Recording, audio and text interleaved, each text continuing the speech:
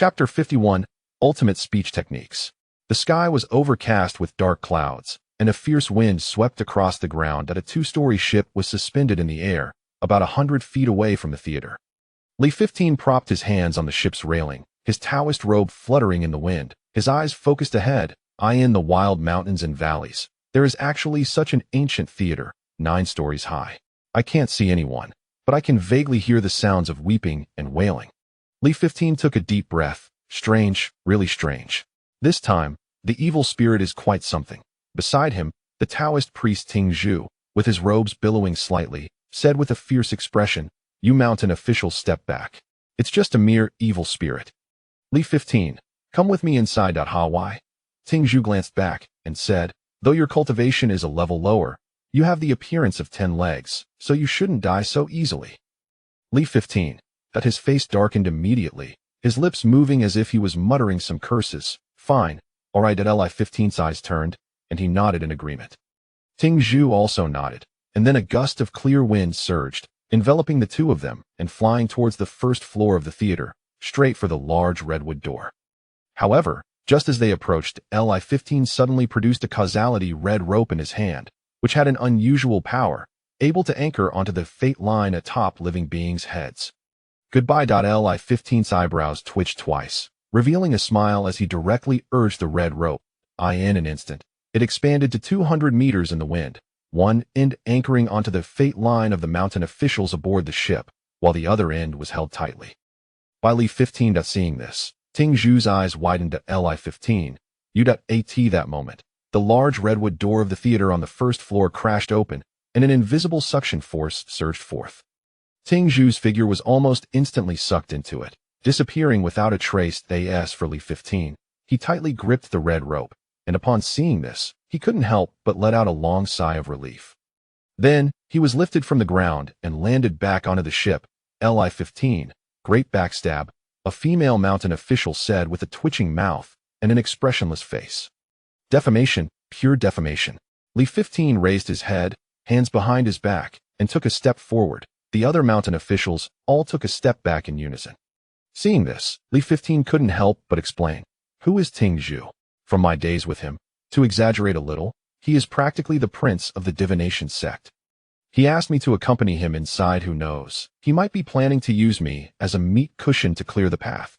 After saying this, Lee 15 turned to the side, looking inward at his spiritual platform, and discovered that the source of the dog appearance had almost integrated about 1/10.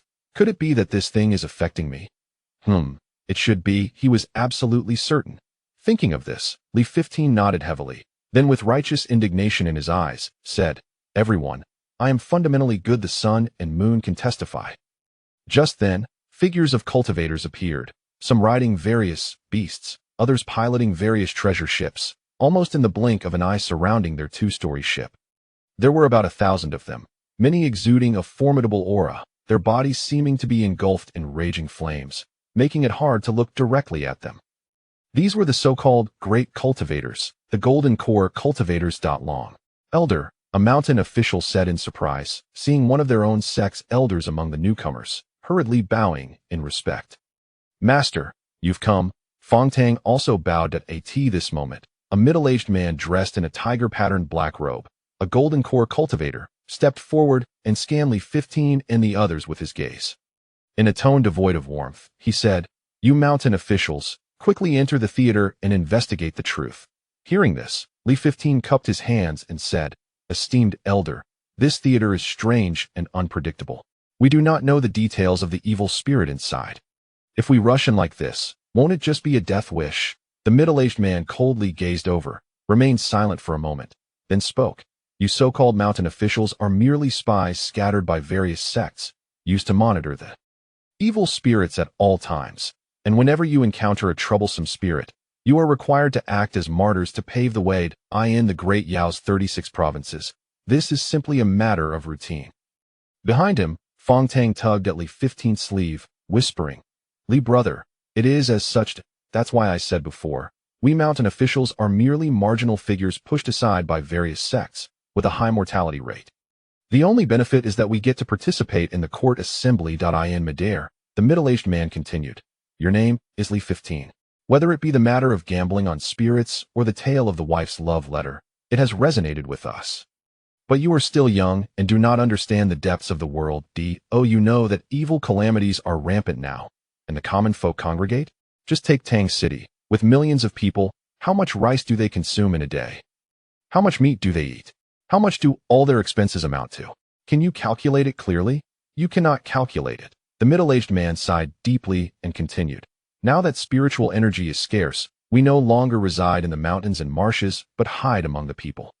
Everything the common folk wear, eat, and live, aside from farming themselves, has the shadow of us cultivators from various sects behind it. We are striving hard to maintain it. In other words, the great Yao Emperor and the three officials of the sun, moon, and stars are merely those high and mighty gods, revered by people, ignoring the mundane world. And we, these inconspicuous sects, are the foundation of the entire great Yao, the true pillars that allow the human race of the great Yao to persist. The middle-aged man looked up at the sky, as if in melancholy. Young friend 15, you do not manage your household, and do not know that even a tiny grain of rice requires the turning of the 4 seasons. You also do not know that this single grain can crush us cultivators and bring down the entire great Yao. With millions of people, everyone struggles. Each person's difficulties are in places unseen by others. The mountain wind blew past, carrying the middle-aged man's words, echoing through the mountains. Li-15 and the others lowered their heads, seemingly lost in thought. At this moment, an old man with a white beard poked the middle-aged man's back and whispered, "Cough, cough. You've probably repeated that speech dozens of times when those mountain officials were acting as martyrs, right? Control your emotions a bit, it's getting a little too intense, making it seem a bit fake." The middle-aged man was taken aback, quickly nodded. "Really? I'll pay attention next time." The mountain officials, that on the ship, Li-15's eyelids kept twitching. Damn it, this guy is talented, it's a pity he doesn't join a cult to recruit people, his brainwashing skills are astonishing. On the other side, the middle-aged man cleared his throat. "Dear friends, though my tone was a bit excessive just now, what I said was all true. Each of us has our own difficulties and responsibilities. So, please enter the theater." In an instant, the mountain officials exchanged glances and, regardless of whether they were willing or being swept along by the so-called righteousness, slowly began to move.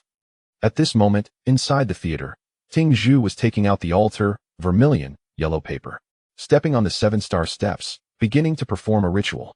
As the yellow paper ignited without wind, he chanted, "Yellow paper burns, vermilion scorches, lonely souls and wild ghosts, come quickly. Outside. Achoo." Li-15 couldn't help but sneeze, feeling a chill around him, causing him to tighten his rope. Of course, he couldn't see that the fire above his head had been blown out. Suddenly, beneath a golden core great cultivator, a 2-horned, 6-hoofed blue bull beast seemed to become agitated, uncontrollably rampaging. Then, by sheer coincidence, amidst the chaotic rush, one horn of the beast struck Li-15 right in the waist. "I'll be damned," he shouted loudly, his facial expression exaggerated to the extreme, and just like that, in front of everyone, he uncontrollably flew toward the entrance of the theater. Of course, he was hit by the bull. Chapter 52. The Flower Dam Performer. In midair, there was a moment of silence. The gathered cultivators stared at the figure, who was holding his waist and fell into the theater, disappearing from view. Their expressions were simply spectacular. A certain golden core cultivator called the bull back, looking puzzled. "My bull, although it has gone mad before, has behaved well in recent years. Should we say that Li-15 is lucky or unlucky?" Beside him, a middle-aged man with top-notch rhetoric restrained his expression and praised, "Still, it's young Li's cultivation is merely qi refining, yet he has such courage and determination that it's both lamentable and commendable. All you mountain officials, it's your turn now, please." On the boat, the remaining 79 mountain officials all showed serious expressions and bowed in unison. "We will not disgrace our mission."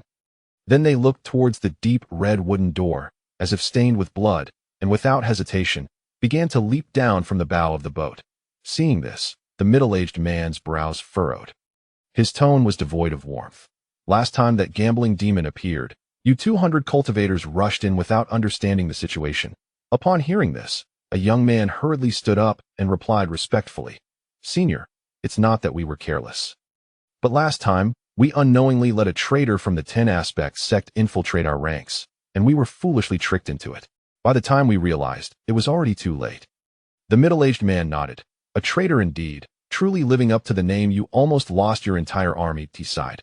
Alas, although the 10-aspect sect is the state religion, who can understand what they are really doing? At this moment, a cultivator, feeling indignant, whispered, Elder, that gambling demon has weaknesses it's easy to kill. The middle-aged man shot him a sharp glance, his tone unfriendly. Shut up, just talking big, you'll have a way to die in the future. Do you want me to carve the word caution into your forehead with a knife? At this moment, inside the theater, Li-15 supported his waist, his features scrunched up, feeling as if his bones were about to fall apart. That bull looked like it was a cultivator transformed by the cultivating man's sect, and its cultivation was not bad. After being hit like this and still being able to stand, he had to praise the sturdy physique cultivated by the seed of immortal view. Is this the inside of the theater? Li-15 adjusted his breathing, focused his mind, and cautiously surveyed the surroundings. What greeted his eyes was a wooden structure in a very delicate gray-black tone. Above him hung several octagonal glass lanterns, arranged neatly and symmetrically. At the very front was a square stage, mostly hidden in shadows, making it hard to see clearly. In front of the stage, facing it, were nearly 100 wooden chairs and several wooden tables. Everything was set up just like an ordinary theater in the mortal realm. However, everything here, from the tables and chairs to the decorations, was exquisitely crafted, with intricate carvings, a blend of antiquity and complexity. Li-15 walked slowly, and as he looked down, he noticed that the pine floorboards had developed a patina, indicating that many people had trodden this place over the years. Strange. These places created by the demons are always quite eerie. Li-15 muttered, his expression darkening, because not far away, he saw the candle listener tidying up his offering table, with cinnabar and a long sword, and had just finished gathering everything. Good. So it was you who cursed me and caused me to be hit by the bull. Talk nonsense. Where's the evidence? What's this pile of black ash on the ground? Nothing. The candle listener kicked the paper ash away, his face impassive. Are you trying to fool a ghost with your fortune-telling? That's right. What do you want? It was at this moment that the other mountain officials burst in. The once quiet and desolate theater suddenly seemed to come alive, no longer cold and empty. Such a strong smell of blood. A mountain official sniffed, immediately becoming alert and on guard. Look over there, a female mountain official exclaimed, her voice trembling. And the direction she pointed to was those 7 or 8 square wooden tables in front. I see. Li-15 slowly nodded, his expression grave. Even though the light in the theater was dim, he still noticed the items on the table the moment he entered. Each table had several white porcelain dishes, and in those dishes were blood flowers, meat seeds, and some viscous blood, nauseatingly shaped like various dried fruits. I remember the star official mentioned that before us. A mountain official had already entered. Yes, I am now taking his place, the candle listener said indifferently. And their brief exchange implied something obvious. Suddenly, it felt like a gust of wind swept through. The glass lanterns above shook incessantly, igniting, casting a flickering yellow light that fell upon everyone. Then, the sound of gongs and the clamor of people erupted. Listening to the increasingly dense drumbeats and the noisy commotion, Li-15 couldn't help but frown. Where were these sounds coming from? He saw no one. It was also at this moment that a sharp theatrical voice suddenly rang out, making one unable to help but clench their teeth. Yeah. The characters in the play, severing souls, watch him gamble with fate, sacrificing at the heavenly gate. Tragic, oh so tragic. Upon hearing the voice, everyone hurriedly looked up toward the stage. There, on the stage, stood a figure resembling a flower dance performer, with a pair of lifted corner phoenix eyes, cheeks blushing red, wearing a ruby crown and a bright red theatrical robe. She was holding a delicate hand gesture, tilting her head slightly, with a wide, exaggerated smile, standing still there, staring at them with a chilling gaze. In an instant, all the mountain officials felt a jolt in their hearts. The stench of blood, the eerie flower dance performer, and the indescribable sense of strangeness made their spines shiver involuntarily. Time trickled by. In such an eerie atmosphere, no one dared to move, and the flower dance performer also stared at them without moving, both sides seeming to be in a stalemate. Until half a stick of incense later, a few sporadic sounds of applause finally broke the silence. Good. Well sung. Li-15 cleared his throat, looking at the mountain officials beside him. Why? Why is the flower dam performer singing so well? Everyone should show some respect. What are you standing there for? Li, brotherly. Fong Tang lowered her head, her tone terrified, seemingly signaling. What's wrong? Li 15 turned his head, his pupils instantly dilating. He realized that the flower dam performer had somehow approached him, standing face to face, separated by only a sheet of paper. Young master, do I look beautiful? The flower dam performer spoke, still in that eerie theatrical tone. Chapter 53. The performance saw. Li 15 let out a strange cry, his body continuously retreating, while his chest heaved violently. The flower dam performer before him was beautiful, extremely beautiful, but beneath that beauty lurked an indescribable horror, seemingly casual, yet making him involuntarily stand on end, chilled to the bone. It was at this moment that the mountain officials finally came to their senses. In an instant, all kinds of techniques and hidden life-saving moves in hand were unleashed without reservation. Even the candle holder held a bagua plate, chanting and with veins bulging on his forehead, as if he were performing some secret divination technique. Li Shiwu also held the causality red string, secretly urging it to see if he could find the fate line above the flower actress's head. Unexpectedly, in the next moment, all the mountain officials collectively gasped in cold air, for the techniques they cast, though fierce in appearance, could not even get close to the flower actress, and even the tables and chairs in this theater could not be damaged in the slightest. The candle holder also stopped his actions, staring intently and muttering. Today's evil spirits seem to be even harder to deal with than before, and it's even more difficult to fathom why. Just then, the red-clad flower actress had already approached Li Shiwu again. With her fingers poised like an orchid, she lifted the causality red string in her palm. After taking a glance, she gently placed a finger on her lips, stepping back with delicate steps, moving in the exclusive flower step of the actress at the same time. Her eyes sparkled with emotion, her gaze fragmented. As for her voice, it still carried that theatrical tone. Young master, do you wish to bind our destinies with this red string? Little girl, I am just an actress in this building. People often say that actors are heartless, but little do they know that heartless people are not without feelings. Young master, I am deeply grateful. The flower actress turned her head away, seemingly trying to hide her tears, while her last lingered on, as if she wanted to sing on indefinitely. However, this sound was truly a source of discomfort for everyone, making their scalps tingle and their eardrums ache. Li Shiwu, quickly make her stop singing. It's giving me a headache. The candle holder couldn't help but urge. Me, Li Shiwu was taken aback and shook his head, saying, what can I do about it? This theatrical demon is simply nonsensical. If you can, then go ahead. At this moment, a mountain official beside him nudged Li Shiwu's arm. Li brother. It seems the flower actress wants you to take over the role and continue the performance together. Why don't you give it a try? Li Shiwu. At this moment, his face was filled with an expression of disbelief. What? What is this? Am I supposed to sing with this flower actress? The mountain officials nodded in unison. Yes. Seeing everyone staring at him, even though Li Shiwu felt awkward, he was already on the arrow and had no choice but to shoot. Fine, I'll give it a try. He took a deep breath and straightened his posture. In an instant, a young scholar's demeanor presented itself before everyone, perfectly mimicking the role as if he had practiced for a long time. The mountain officials were all stunned by what they saw. Li Shiwu, did you used to perform? Li brother, why did you learn this? Li Shiwu helplessly said, do you think I wanted to? I once had a cruel master who loved to listen to operas. I often sang that segment, Tang Seng performing for the Queen Mother, with Hua Erling, where I played the young scholar Tang Chonglao, and he played the flower actress. If you don't sing well, my master would chop you with a knife and send you to meet King Yama. Li Shiwu spoke with a tone of resignation. Why don't you try?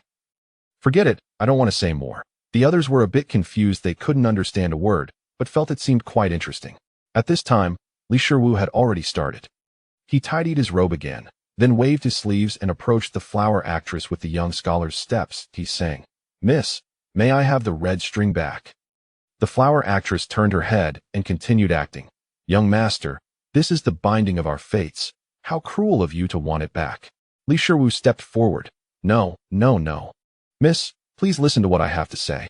I was born in the countryside, raised in the Lus, without parents, brothers, or sisters since childhood.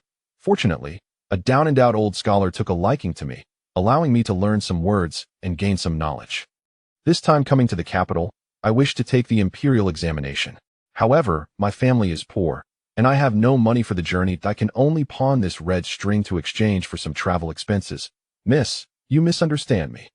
Li Shiwu turned his head, the lyrics flowing beautifully, as if he was immersed in the performance. The flower actress, however, appeared tearful, her voice becoming even more melodious. Young master, it was my fault for delaying your examination. Take this red string. Seeing this, Li Shiwu hurriedly took it and sang, Miss, do you perform here in the theater for a living? Young master, what is it? I just thought, since you live and eat in the theater, you must have some money on you. Could you lend me a little? Li Shiwu made a gesture of a young scholar, bowing. I will never forget your kindness, Miss, the mountain officials. Hearing this, the flower actress nodded and indeed took out a red handkerchief, revealing a shiny gold bracelet. Young master, do not mislead this lady. The flower actress sang. Li Shiwu quickly took it and sang, Miss, I must meet the examiner and interact with other students. With so many expenses, I'm afraid it won't be enough. I'm not being greedy. It's just the way of the world, and I am powerless. Li Shiwu's eyes narrowed, continuing to sing. Miss, if you have no money, if you have any cursed treasures on you, I am not picky. At this moment, all the mountain officials held their foreheads, unable to bear to watch. The candle holder also twitched his lips, silently uttering two words, shameless. However, something unexpected happened. The cursed flower actress actually pulled out a small knife-like object from her bosom, seemingly wanting to hand it to Li Shiwu. Not to despise, Li Shiwu sang excellently, full of emotion, worthy of praise. No way. Some mountain officials were incredulous. Li Shiwu, this works? The candle holder was dumbfounded, but in the next moment, the cursed flower actress unexpectedly took back the cursed treasure into her bosom, her figure disappearing. When she reappeared, she stood on the front stage. At this moment, her gaze was cold and even cruel. Staring fiercely at Li Shiwu, she mocked. Kid, you tricked me out of my bracelet and wanted to deceive me of a cursed treasure? With a gentle wave of her theatrical robe's flowing sleeves, the 100 empty wooden chairs in front began to shake.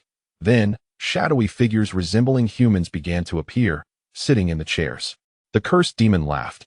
Earlier, I sang for you. Now, it's your turn to sing for them. If you don't sing well, you might die. Chapter 54.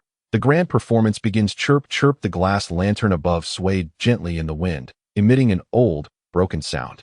Under the lantern, on over 100 wooden chairs, figures wrapped in gray mist were quietly sitting there, exuding a nauseating smell that mixed the stench of rotting flesh and fragrant ash. The audience had arrived. Everyone, it was time to take the stage. On the stage, the theater demon no longer used the tone of a performer, but spoke in an increasingly eerie voice. Meanwhile, Li Shiwu, feeling a shiver run through him, realized it was a male voice. He pointed and asked, Is this flower performer a male demon? Hearing this, the flower performer on stage simply pinched her fingers and replied, Young master, why distinguish between male and female? Besides, it's a demon. Li Shiwu nodded. He didn't mind. After all, Hua Erling was also male. And yet he performed as a flower performer. Taking a deep breath, he took out a golden bracelet and tossed it onto the stage. The performance is over. This belongs to you. He didn't lack such things, but the officials had urged him to take the stage, so he did. He didn't even know what he was performing. Just based on the ancient saying that scholars were often heartless, while performers were the true romantics, he acted out a piece about a heartless scholar. At this moment, Tingzhu stepped forward and coldly said, You just said we should take the stage. On what basis should we listen to you? At the same time, he used his divine sense to transmit a message into Li Shiwu's mind. Delay it. I will use the divination method to see if I can find this demon's weakness. But as soon as he finished speaking, the officials' pupils widened in horror as they realized their bodies had become completely numb, like wooden puppets, unable to move. Simultaneously, the Taoist robes they wore began to transform. Invisible figures appeared, drawing their eyebrows, applying red to their eyes, and rouge to their cheeks in the blink of an eye. The 81 officials in the theater had transformed into figures wearing exquisite purple gold crowns adorned with pheasant feathers, wearing scales of fish armor, and holding flower spears. They looked like martial performers. What do you mean by this, theater demon? Li Shiwu's eyes darted around as he too found himself unable to move. The theater demon merely covered her mouth and laughed, her tone chilling. Gentlemen, look at these gray mist figures on the wooden chairs. They are the theater gluttons, born for performance and dying for it. After death, they turn into gluttonous ghosts. What you will do next is to take the stage and perform. But if you fail to satisfy these gluttons, be careful. On the table, the white porcelain dish held blood melon seeds, meat peanuts, and longans made from hearts and livers, which would be your fate if you failed. Hearing this, panic surged through the officials, spreading like a tide through their limbs. And even though their bodies were immobile, beads of sweat formed on their foreheads. On stage, the theater demon pointed her pale finger, touching each official's head. Hey, it's you. But soon, she looked up and gazed outside the theater. There are still so many spectators outside. Since that's the case, let's open the theater today and let them enjoy a grand performance. In an instant, the red doors of the theater swung wide open. The square stage, along with the 100 or so gluttonous ghosts, appeared outside, exposed to the bright daylight. The stage is set, and the star performer takes the stage. The theater demon sang out loudly. As the drums began to beat, the crowd erupted. The selected official's body was uncontrollably propelled out of the theater and landed on the stage. In the air outside, a young cultivator exclaimed, "Look, the demon has come out." He couldn't help but shiver. The senior cultivator nodded gravely and said, "The demon is strange. Do not act recklessly. Watch closely to see what trick it is playing." As for the stage, it was a completely different scene. The theater demon, still dressed as a flower performer, stood in one corner of the stage. The official transformed into a martial performer stood there dazed, utterly at a loss. Suddenly, dozens of robbers dressed as clowns appeared on stage, wielding long knives and glaring menacingly, constantly pacing around. How do we perform this? The official stammered, panicking to the point of struggling to breathe. The theater demon sang in a weeping tone. This little girl is a deposed princess, unfortunately captured by robbers, but fortunately saved by a young general. The official immediately understood. This was to perform a scene where the young general displays his skills to rescue the deposed princess from the robbers. However, he still asked, "What about these robber clowns?" The theater demon explained, "These robbers are just little ghosts conjured by the theater. Their cultivation is comparable to yours. Don't worry, just kill them boldly, after all. For the performance to be genuine, the more these gluttons below enjoy it, the better." Hearing the theater demon's mocking words, the official looked down at the audience and felt a chill run down his neck. He realized that the gluttons had opened their eyes. Their egg-like bulging whites were filled with dense, bright red veins, staring at him intently, cruel and savage, as if they wanted to swallow him whole. At that moment, the official suddenly found that his body was free again. Seeing this, the theater demon laughed and said, "Young master, don't run around. If you dare to flee, your death will be very tragic." The official resigned himself to his fate and suddenly had a fierce expression, his internal powers surging wildly. He clasped his hands together and muttered incantations. Suddenly, a fierce wind erupted on stage, and the official's body was hidden within the wind, appearing and disappearing at will, each time striking with a wind blade aimed at the throats of the robbers. After 3 successful strikes, the official was overjoyed. So easy to kill? He discovered that although these robbers had similar cultivation to him, their bodies were sluggish, like lifeless beings, and under his wind technique, they were no match for him. In the distance, in the air, a golden core cultivator stroked his beard and praised, "This disciple's wind technique is quite good. It's a pity to send him to be a dead man's spy." Time passed, and after about half a stick of incense, all the robber clowns were slaughtered. Below, over 100 gluttons were munching on blood melon seeds and meat peanuts, watching with great interest. On stage, the theater demon, still in flower performer attire, with broken eyes, sang, "Young general, thank you for your hard work. This little girl, a deposed princess, is not worth it." The official playing the martial performer, steeling himself, began to sing, "Princess, as long as you are safe, even if it costs my life, what does it matter?" But he didn't see that the gluttons below were growing increasingly ferocious, seemingly dissatisfied with the performance on stage. After a moment, the theater demon said, "All right, the song is over." Turning around to look at the audience, she grinned coldly, but unfortunately, they seemed to be unsatisfied. "Young master, you're in trouble." Chapter 55. Shiwu takes the stage not satisfied? The martial performer official's eyes widened in terror as he stepped back. "Yes, not satisfied." The theater demon nodded. Immediately, over 100 gluttons, like man-eating demons, roared and charged onto the stage. "Beasts, dare you commit murder before us?" In the distant sky, a golden core cultivator was filled with rage, raising his hand to throw a yellow talisman. igniting spontaneously without wind, invoking a heavenly phenomenon. Boom! Suddenly, thunderclouds surged in the sky, and a silver-white lightning bolt, wide as a zhong, seemed to connect heaven and earth as it struck down onto the stage. Unfortunately, it was still useless. The theater demon, seeing this, fiercely said, "If you have the ability, come up to the stage and kill me. But I fear you will find it easy to come up, but hard to come down." Tension mounted between the two sides. A golden core cultivator exhaled a breath of foul air and slowly spoke. "The current demon spirits are becoming increasingly difficult to deal with. Everyone, let us observe the changes first." As for the stage, it was already a scene of horror. The mountain official's body was broken and could not be pieced together. Over 100 theater gluttons lay there, roaring with their mouths full, greedily chewing on flesh and blood. "All right, you can go down now.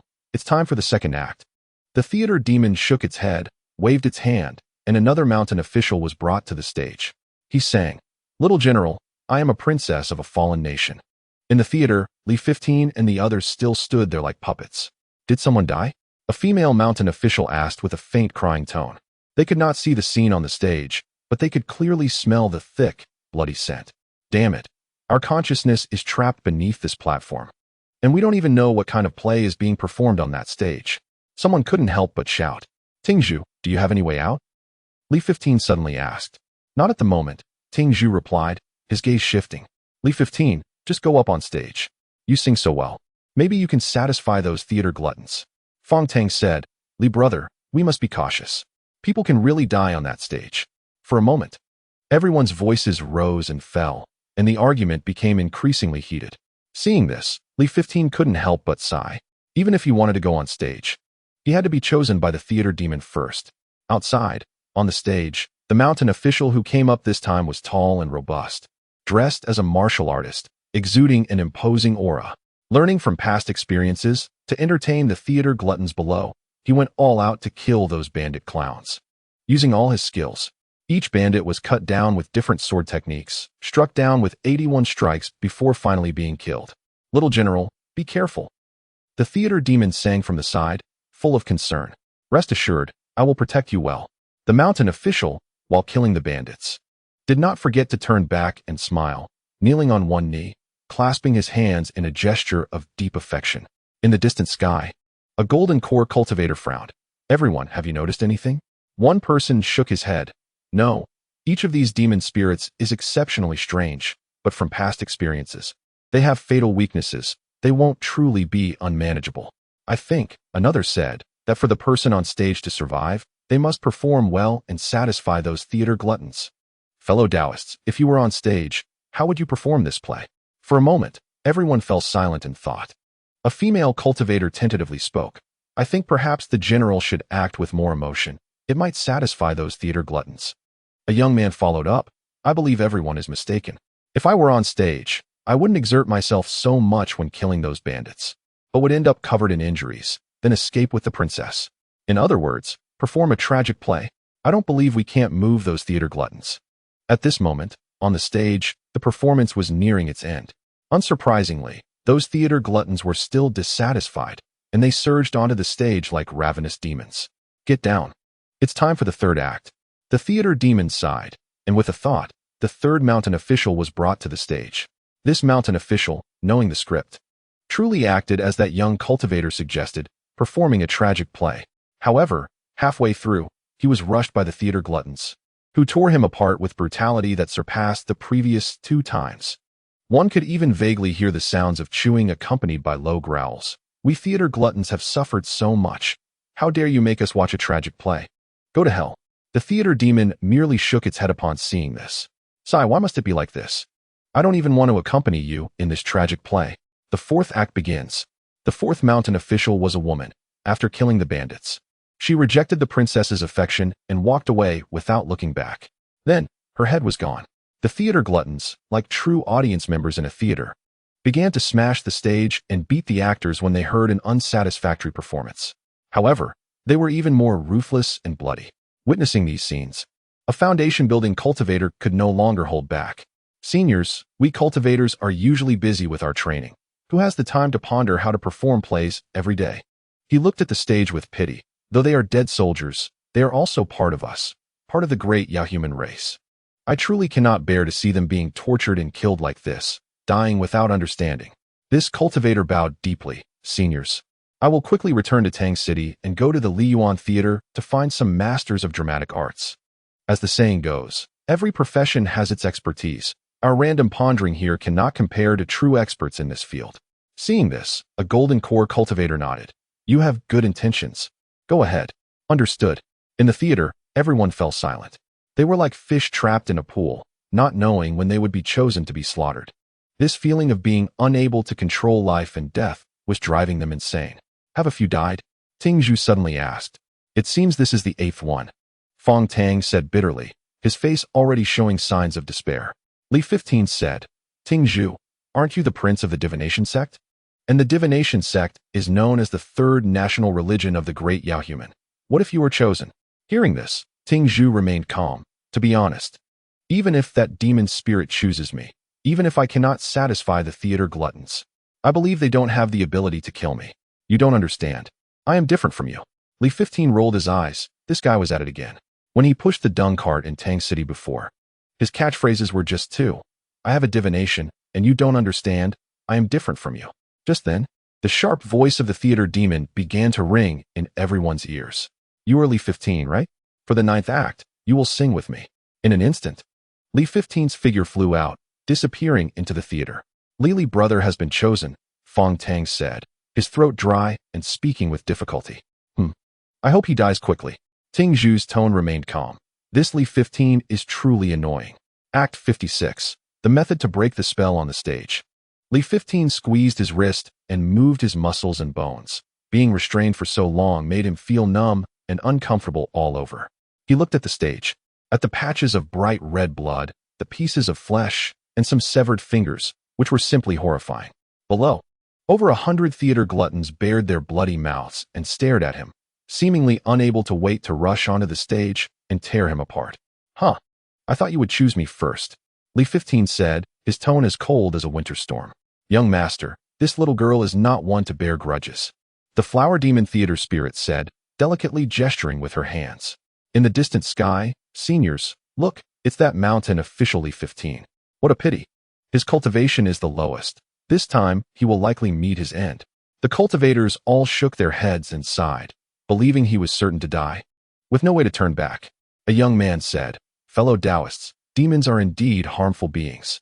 Previously, even after performing 8 shows in a row, the theater enthusiasts were still not satisfied. This is enough to show that no matter how it is performed, the result will be death.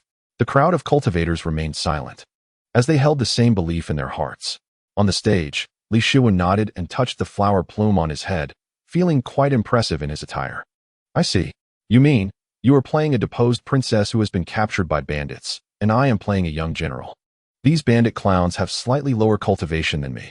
The theater demon said, since the young master understands, it's time to start singing. However, Li Shiwu raised a hand to stop him. Wait, will you really cooperate with me to continue singing? The theater demon replied, yes, after all. Our goal is to satisfy the theater enthusiasts below. As soon as these words fell, the sound of gongs and drums suddenly echoed, and the beat became increasingly urgent. On the stage, dozens of bandit clowns, holding long knives, began to circle around Li Shiwu. Young general, I am just a deposed princess. How could I be worth it? The theater demon instantly got into character, tears streaming down, evoking sympathy. Just then, Li Shiwu widened his eyes and casually threw away the flower spear in his hand. In just a few moves, he broke through the encirclement of the bandits, stepping into the martial arts stance, and arrived at the side of the theater demon. Young general, there are many bandits. You should quickly.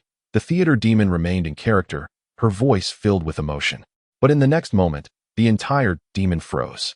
Li Shiwu unexpectedly lifted her over his head by the waist, and then, without any mercy, slammed her heavily onto the ground. Then, he grabbed her collar, and with a huge slap, he mercilessly struck her face, making loud slapping sounds. He cursed, you bunch of bandits, with such trash. Is it worth robbing? No wonder you live your whole life as bandits. You are simply rotten wood that cannot be carved, and a wall of dung that cannot be soiled. Is this unlucky woman worth you bandits risking your lives against me, a general? Li Shiwu spat, cursing heavily. You useless ones do not deserve to live in this world. The world fell silent. On the stage, the bandits' eyes turned visibly red as they picked up their knives and fiercely swung them at Li Shiwu. Below the stage, over 100 theater enthusiasts let out heavy breaths, continuously clapping their hands, feeling that this performance was simply extraordinary. In the distant sky, the cultivators were silent. One person pointed at the stage, stuttering, "How is this possible? Simply how is this possible? Have you ever seen a general who, instead of rescuing a good princess, first beats her up, then mocks the bandits for their incompetence, drawing all the hatred from the audience? This is not something a man can do." On the stage, Li Shiwu's gaze was calm. He stared at the theater demon and said, "You said you would cooperate with me in the performance." The theater demon's anger surged, but seeing the excitement of the theater enthusiasts below, she could only nod stiffly. Yes. Li Shiwu also looked down at the audience, a flash of doubt crossing his eyes. Then, he kicked the theater demon in the abdomen. After that, he drew his knife and beheaded a bandit. Killing without beheading is equivalent to killing for nothing. "You worthless scum, you can't even rob a woman. Come and take your lives." His figure moved like a ghost, wielding the knife as he wandered on the stage, each strike taking a head while mocking. "Useless, this slut is the only one you can admire. Short-sighted, lacking ambition. You spineless thing, even cutting you would dirty my blade." Seeing this absurd performance on the stage, a cultivator in the distance could no longer hold back. Angrily, he said, "You are acting this way, although there is no problem. It is a disgrace to manhood." Li Shiwu turned around and glanced at him coldly. He said, "What is this? When my master and I encountered bandits who kidnapped a woman to the mountain, just as they were about to commit an improper act, my master stepped forward to stop them. The woman thought he was there to save her and was just about to express her gratitude. But in the next moment, her head was chopped off by that old man and flew into the sky, blood splattering all over me. Yet that old man was still flaunting his power, mocking those bandits for their lack of vision, saying he could pick women, and in the end, he slaughtered all those bandits. So everyone, I am very familiar with this performance." Li Shiwu took a deep breath, adjusting his breathing as if he did not want to recall the past. This speech left the crowd of cultivators in silence. In just a few short sentences, they seemed to vividly see what a true villain looked like. As for the performance on the stage, it was gradually reaching its climax. With Li Shiwu's final strike, it was completely declared over. However, below the stage, over 100 theater enthusiasts continued to clap and stir, indicating they wanted an encore. Perhaps for a long time, they had only seen the performance of the general rescuing the princess. And suddenly seeing a general start by beating the princess and mocking the bandits was so fresh that they naturally wanted to watch a few more rounds. Sure enough, the fallen bandit clowns rejoined their heads and stood up one after another. Seeing this, Li Shiwu couldn't help but smile. "Theater demon, let us continue." In an instant, he rushed towards the theater demon, fists like the wind and kicks like rain. At the same time, he continued to swing his knife and slay the bandit clowns. Time passed, and this play continued one after another, not knowing how many times it had repeated. Li Shiwu's eyes were already red, swinging his knife more fiercely, seemingly completely immersed in the role he was playing, becoming a villain like Qian Yuanzi. However, gradually, he began to realize that he seemed to have truly become the leading role on this stage. Moreover, he began to develop a connection with the stage beneath his feet, which was growing increasingly tight. After a long while, Li Shiwu suddenly opened his eyes. The blood-red color in his gaze disappeared, replaced by an unusually clear brightness like a full moon. At this moment, he had seemingly gained nearly half of the control over the stage beneath his feet. "I understand. The stage is determined by the roles on it. So after so many performances, I gained the recognition of the theater enthusiasts and became the leading role, mastering half of the control over the stage." Li Shiwu faced the theater demon, his smile becoming more evident, and continued, "As for you and the theater enthusiasts, you are born from this stage, and as an actor, you must cooperate with me to perform this play over and over again." At this moment, Li Shiwu grinned, a smile spreading across his face. With a thought, the connection between the 100 or so theater enthusiasts and the stage was severed. Li Shiwu faced the distance and shouted, "Fellow seniors, the stage is the cornerstone of this theater. Now the theater enthusiasts can be killed, please act quickly." Meanwhile, on the stage, the theater demon merely held a mirror, painting and fixing the flower dan makeup that had been ruined by Li Shiwu earlier. Then, a sharp long knife appeared in its hand. It sang in a theatrical tone, "Young master, you have indeed found the way to break the theater. I admire you seeing this. Li Shihua's expression became strange. You, a flower dan, use a knife? The theater demon nodded, holding a delicate posture, a smile shimmering between its pink brows. Young master, I am indeed a demon, and I am indeed a flower dan. But who says a flower dan cannot use a knife? Chapter 57 The great battle begins in the world. A sudden storm arose. Hearing Li 15's roar, more than a dozen golden core cultivators stepped forward, their eyes swirling with wind and snow, their entire bodies resonating with magical power. Li Yan, an old man, waved his fingers, and the 1,000-mile twilight clouds instantly ignited into a crimson gold, a vermilion bird avatar resembling flowing lava, its wings obscuring the sky and sun as it howled away. Star Rain, a middle-aged man, lightly exhaled, condensing drops of water that shot forth like countless stars falling from the sky. Qi Xiao. There were also others whose swords sang in their fingers. More than a dozen golden core cultivators unleashed their killing moves, almost instantly submerging the theater and the external stage.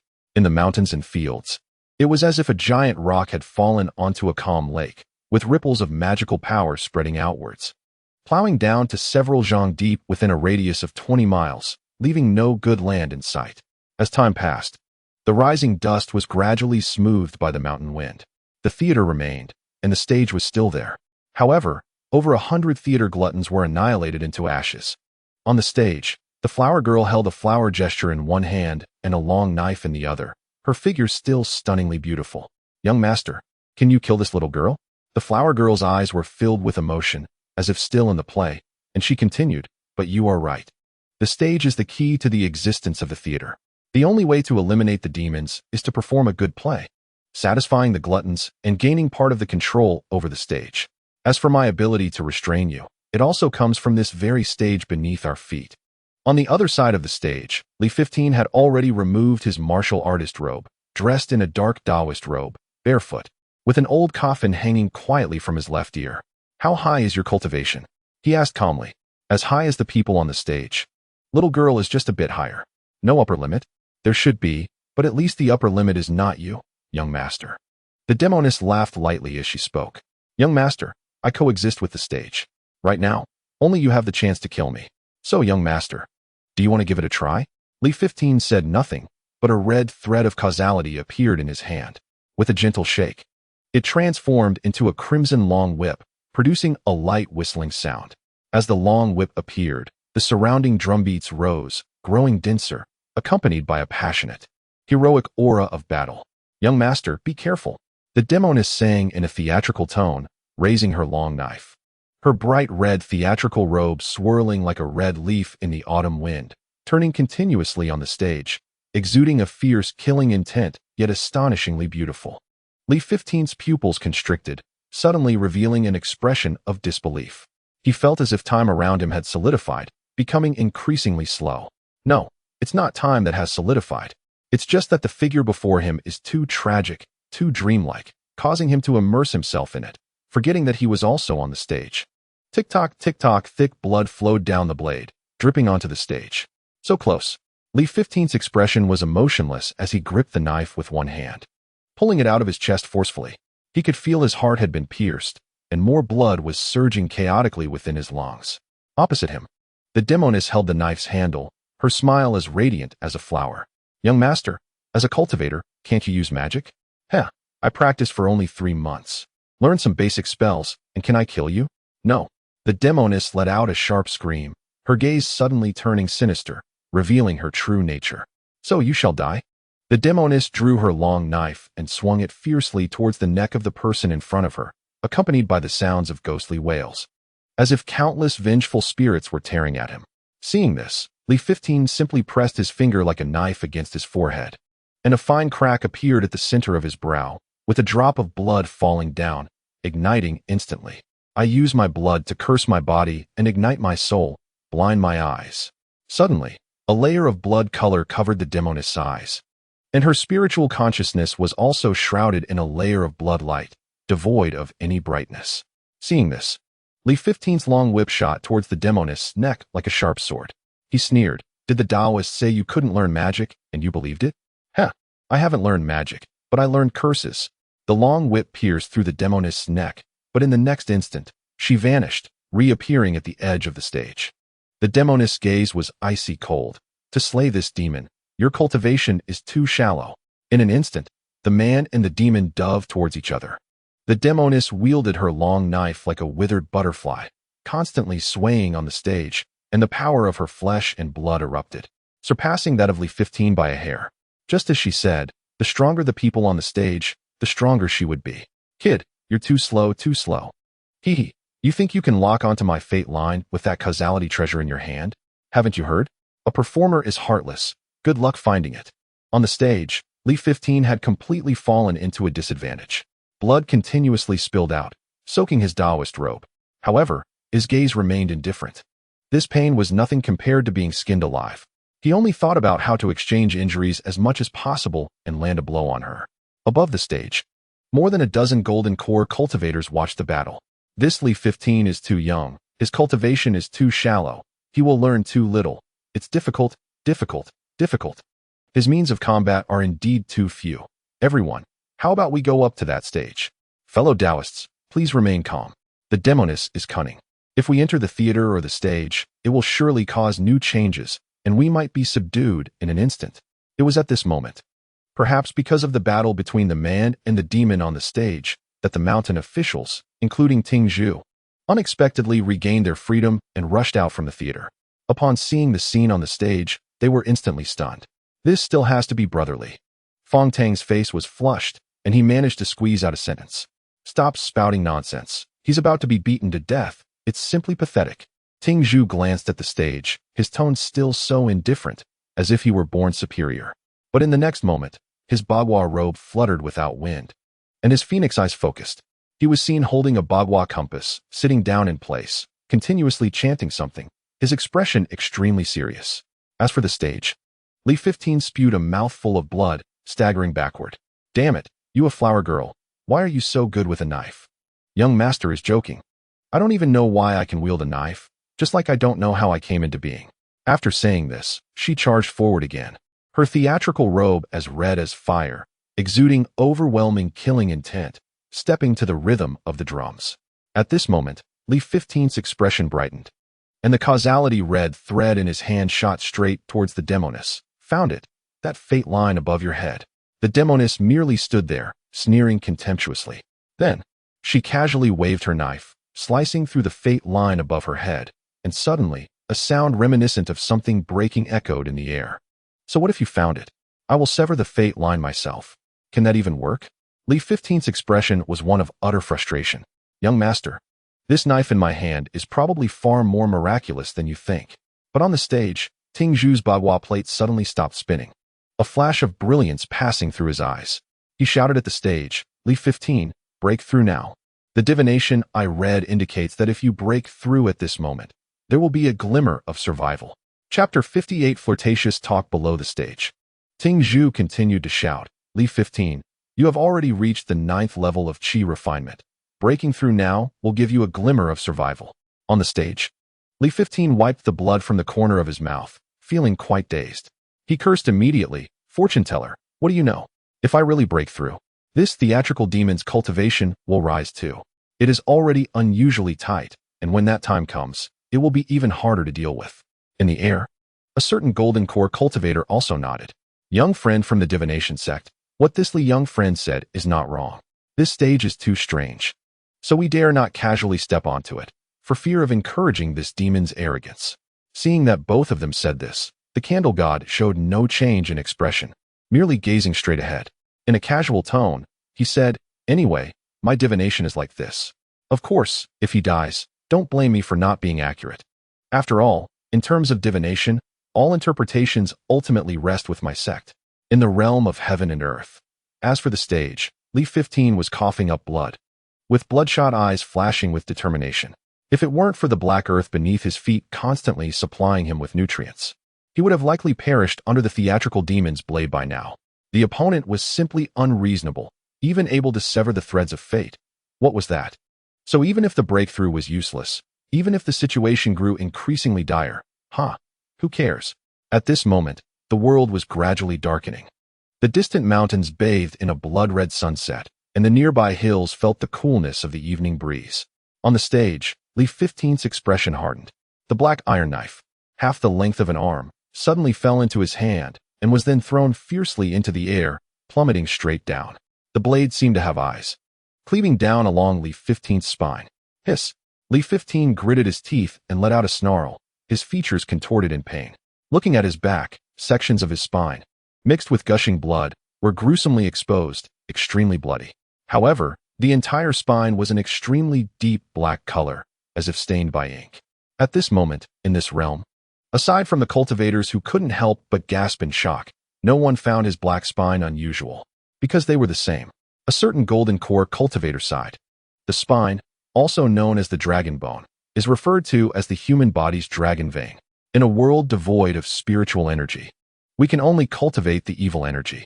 Yet, as we cultivate, our own dragon veins gradually become tainted black as ink. Beside him, an old man nodded in agreement. Indeed, ancient texts record that in the era of spiritual energy, those cultivators could break through with just one foundational pill. How could we be as difficult as we are now? However, they had their methods, and we have our own. After the old man finished speaking, he looked towards Li 15. Li, young friend, since you have decided, listen well. Nowadays, for us cultivators, foundational cultivation emphasizes reshaping the dragon bone, reconstructing the human body's dragon vein. You need to use fierce fire to burn your own spine, completely awakening it. On the stage, Li 15 didn't hear a word. The technique that by she provided him had everything that needed to be said and paid attention to. He only saw a flame gradually growing from his fingertips, attaching itself to his entire spine as if doused in oil, instantly igniting into a fierce blaze. From a distance, the sight of Li 15's back ablaze was surreal and cruel, yet it also exuded a strange beauty. Young master, even if you break through temporarily, I will only be stronger than you then, and even harder to fathom, so why bother? The theatrical demon sighed. So this play? I don't want to continue acting in it. A person and a demon clashed once more. With the cursed demon in front and the pain of the spine burning behind, Li 15 found it even harder to cope, barely maintaining his stance to evade the lethal strikes from his opponent. In the distance, a foundational cultivation youth couldn't help but gasp, is he crazy? When we undergo foundational cultivation, we also reshape the human dragon vein, but we only burn and train one segment of the spine each time, and we are careful enough. The pain is unimaginable for outsiders.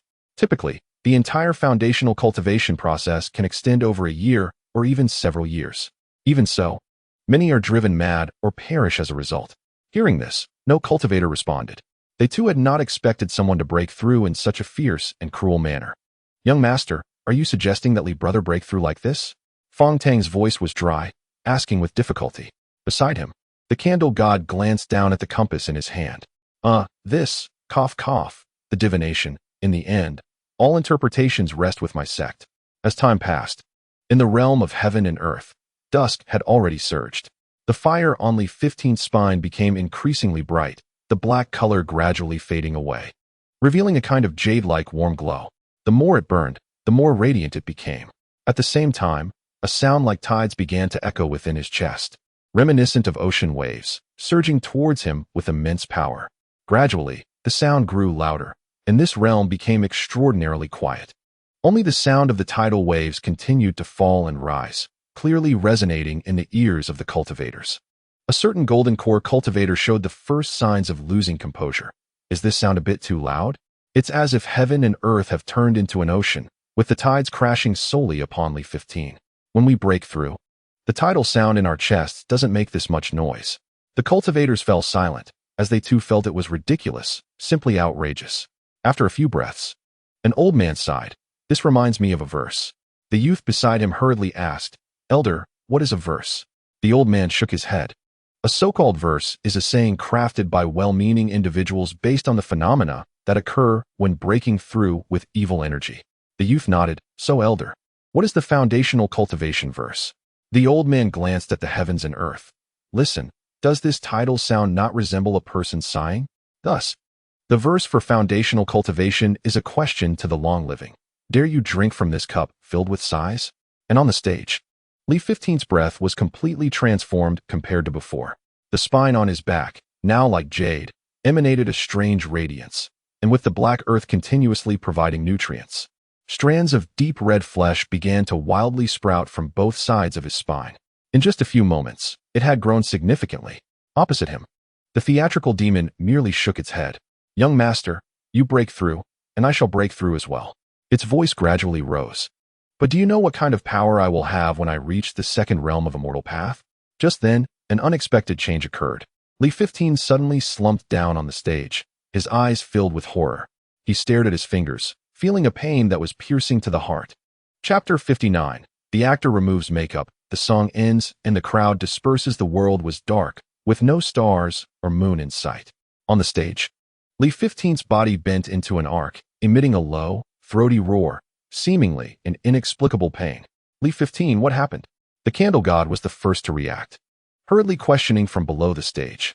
The other cultivators also wore expressions of surprise, as they had not seen the theatrical demon using any spells to harm him. As for Li 15, he merely opened his palm, staring intently at his fingers. He had once cultivated to the 9th layer of chi refinement overnight and had discovered 2 dark patterns on the first segment of each finger. As his cultivation became more stable, the 2 dark patterns gradually became raised, even becoming distinctly touchable.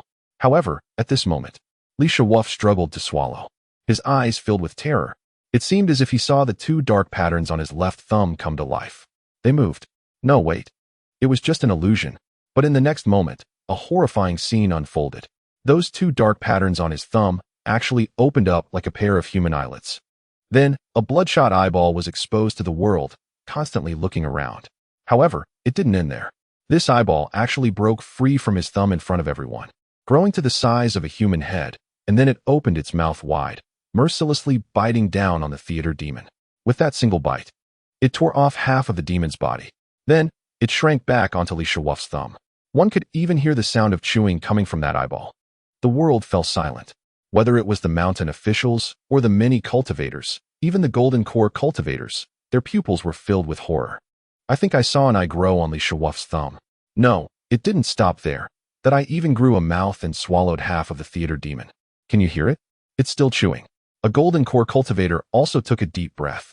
"Fellow Taoists, according to our cultivation of malevolent energy, the body begins to undergo transformation after reaching the nascent soul stage, but he is clearly at the foundation establishment stage." Another person shook his head. "No, that is not right. Even if there is a transformation, I've never heard of anyone being able to devour a demon. Do you know that Li Shuwaf has another title, the 10-legged frog?" He stared at Li Shuwaf with a suspicious gaze. Could it be that he has a demon hidden within his body, a great demon? On the stage, Li Shuwaf's expression was ferocious, his right hand tightly pressing down on his left thumb, feeling the finger with an eye, even sensing it moving and chewing. This feeling was so terrifying that he couldn't even describe it. Meanwhile, the theater demon had fully restored its body. But it was evident that it had become much weaker than before. Even its flower-like makeup now appeared dull and lifeless. How could this be? It spoke in a tone of disbelief. Throughout this entire performance, it had maintained a confident attitude, believing victory was assured. It thrived on the stage, growing stronger alongside its performers, and had no reason to fear. But now it was afraid. "Young master, please proceed," the theater demon said, swinging its weapon with a strange arc, the blade light condensing into a line, carrying an unpredictable power. As for Li Shuwaf, he felt a sharp pain from the eyeball on his thumb and instinctively tried to dig it out. However, no one expected what happened next. The eyeball didn't come out. Instead, a sharp blade was dug out inch by inch from within. "Get lost." As Li Shuwaf was momentarily stunned, he grasped it and slashed backward, the attack akin to a divine brushstroke, light and airy like a dragonfly skimming the water's surface. Boom! With a muffled sound, the theater demon crashed to the edge of the stage. It was only then that Li Shuwaf came to his senses. What he held was also a knife. Compared to a regular knife, it was straighter and a finger wider. The blade was cold and lethal. Most importantly, on each side of the blade were half of a vividly painted flower girl's face, the patterns clearly distinguishable and vibrant in color, or one might say, mesmerizingly beautiful. What the hell is this? Li Shuwaf was completely stunned, because this face was unmistakably that of the theater demon. Is this a knife? A flower girl's knife? A theatrical knife? But why does it have this thing growing in my eye? Just then, the theater demon charged again without hesitation. Without any delay, the man and the demon collided. Almost in an instant, the small stage was filled with the afterimages of the two, moving so fast that it created thunderous sonic booms, stirring up the surrounding winds. Both the man and the demon showed no mercy, colliding with their physical bodies, intent on killing each other. Li Shuwaf didn't realize that. Unknowingly, the trajectory of his knife mirrored that of the demon's. The demon's movements were beautiful yet unpredictable, while his were more direct and ruthless. In the distance, a Foundation establishment cultivator scoffed. Li Shuwaf is too reckless. He doesn't even know how to use techniques. Beside him, another said, perhaps he hasn't practiced long enough to learn, or he just has no opportunity to learn. On the stage, the battle was gradually reaching its conclusion. The theater demon had been half devoured by the eyeball, and with Li Shuwaf's series of strange transformations, it truly had no strength left to resist. Young master, please stop. I concede, the theater demon said, elegantly retreating to the side, its pink eyes now carrying a smile of relief. Why aren't you using the techniques you mentioned before? Li Shuwaf asked, standing there. You don't know, having been half devoured, I am now heartless and powerless, the theater demon replied with a bow. For a moment, there was silence between them. Li Shuwaf was about to say something. Young master, don't ask why I have that knife or why it bears my face. I know nothing of it, the theater demon said. Its bright red flower girl costume and flowing red sleeves fluttering in the night wind, appearing like a painting. It continued, but I can tell you why I possess this knife. Li Shuwaf nodded. I would like to hear more. The theater demon nodded in acknowledgement and said, as a performer, once you step onto the stage, the drums sound, the crowd roars, and the audience comes and goes, while the performer remains for years. Often, one becomes a puppet of their own making. Hence, this knife can sever emotions. The theater demon smiled and added, for some performers, they grow weary of life on the stage, yet cannot escape. Therefore, this knife can sever oneself. Young master, don't laugh. I too do not know why I understand these things, yet I just do. After finishing, the theater demon glanced at the stage, then took out a copper mirror and slowly, carefully began to remove the flower girl makeup from its face. Before long, a very handsome young man, resembling a handful of clear water under the moonlight, appeared before Li Shuwaf and the other cultivators. He cautiously removed the flower crown from his head and placed it beside the stage. What are you doing? Li Shuwaf was taken aback. Hearing his voice, the theater demon spoke in a male voice. Naturally, it is to perform the final act, though I find this play quite boring. Shaking its head, how should I put it?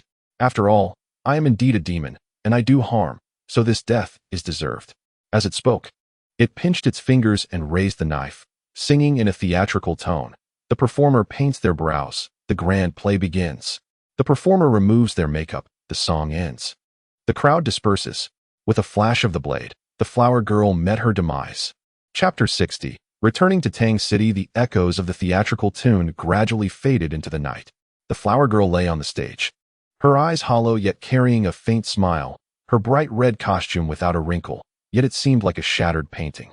The performer, severing souls, watching him gamble with fate, sacrificing himself at the heavenly gate. Tragic, tragic, Li Shuwaf murmured, recalling the lines sung by the flower girl during her first appearance. Was this line sung casually, or did it hold some special meaning? At this moment, gazing at the flower girl's youthful yet exceptionally clear face, Li 15 took a deep breath and firmly committed it to memory. For he had a vague feeling that this flower performer might not just be a spirit, but had truly existed at some point in the past. At that moment, the nameless blade in his hand, engraved with the face of the flower performer, transformed into specks of light and vanished with a loud crash. Suddenly, Li 15's pupils trembled violently, and the piercing pain in his thumb returned. He could distinctly sense that the eyeball seemed to want to struggle out again, and it wanted to devour the remaining half of the theatrical spirit on stage. Get lost, Li 15 shouted angrily, a fierce light flashing in his eyes. He didn't care how many theatrical spirits this eyeball consumed.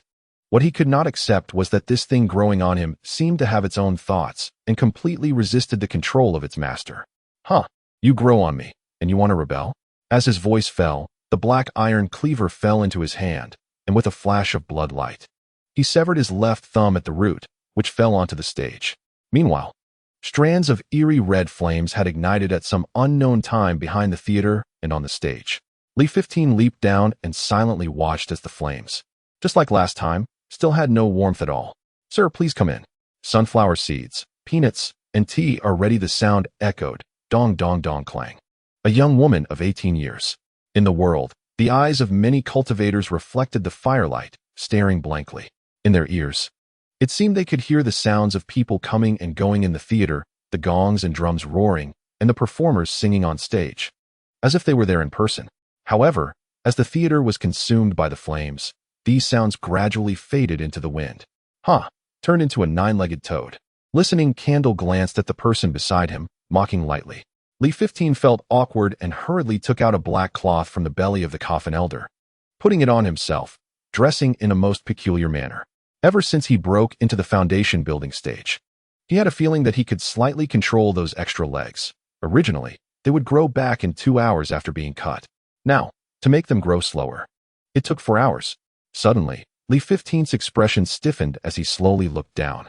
The thumb he had just cut off on stage had grown back, and that eyeball was indeed there, blinking at him, staring intently. Moreover, the perspective of the eyeball also appeared in his mind. I see my hand, and my hand is looking at me. The strange feeling of two perspectives and two images constantly intertwining made Lee 15 feel dizzy. Are you a scallion? Can it grow back after being cut? Listening, Candle casually remarked. Well, you guessed it right. Lee 15 sighed and continued. It's like pruning a fruit tree's roots and branches. It's not much different, just don't be surprised. As for you, that divination was quite accurate, knowing I could break through. In the distance, a streak of light was rapidly approaching. After a few breaths, a foundation building youth, accompanied by a few terrified old men, appeared before the crowd of cultivators. Elders, I have not failed my mission. These elderly men were all masters of the pear garden. The youth saluted, but soon after, he saw the theater that was almost reduced to smoke and clouds, and he froze all over. Gone just like that? Did I miss something? Brothers and sisters, can anyone tell me how the last performance on stage went? My heart is itching to death. However, the expressions of the cultivators were strange, and no one spoke, tacitly leaving him in suspense. It was Lee 15 who twitched the corner of his eye and looked towards a corner on the edge. There were two small cultivators at the 9th level of chi refining, carrying a jade bed, on which two elderly men holding a character were still spirited and difficult to evaluate. What are you doing here? Lee 15 asked as he approached. Reporting to Lee Mountain official, we heard that there were spirits appearing here, so we brought the jade bed over, hoping to find a way to separate them. One small cultivator quickly replied with cupped hands.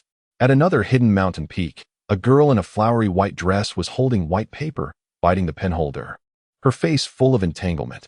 Who should I let be the anti-character in my writing? The theatrical spirit? It's so beautiful, I don't want to.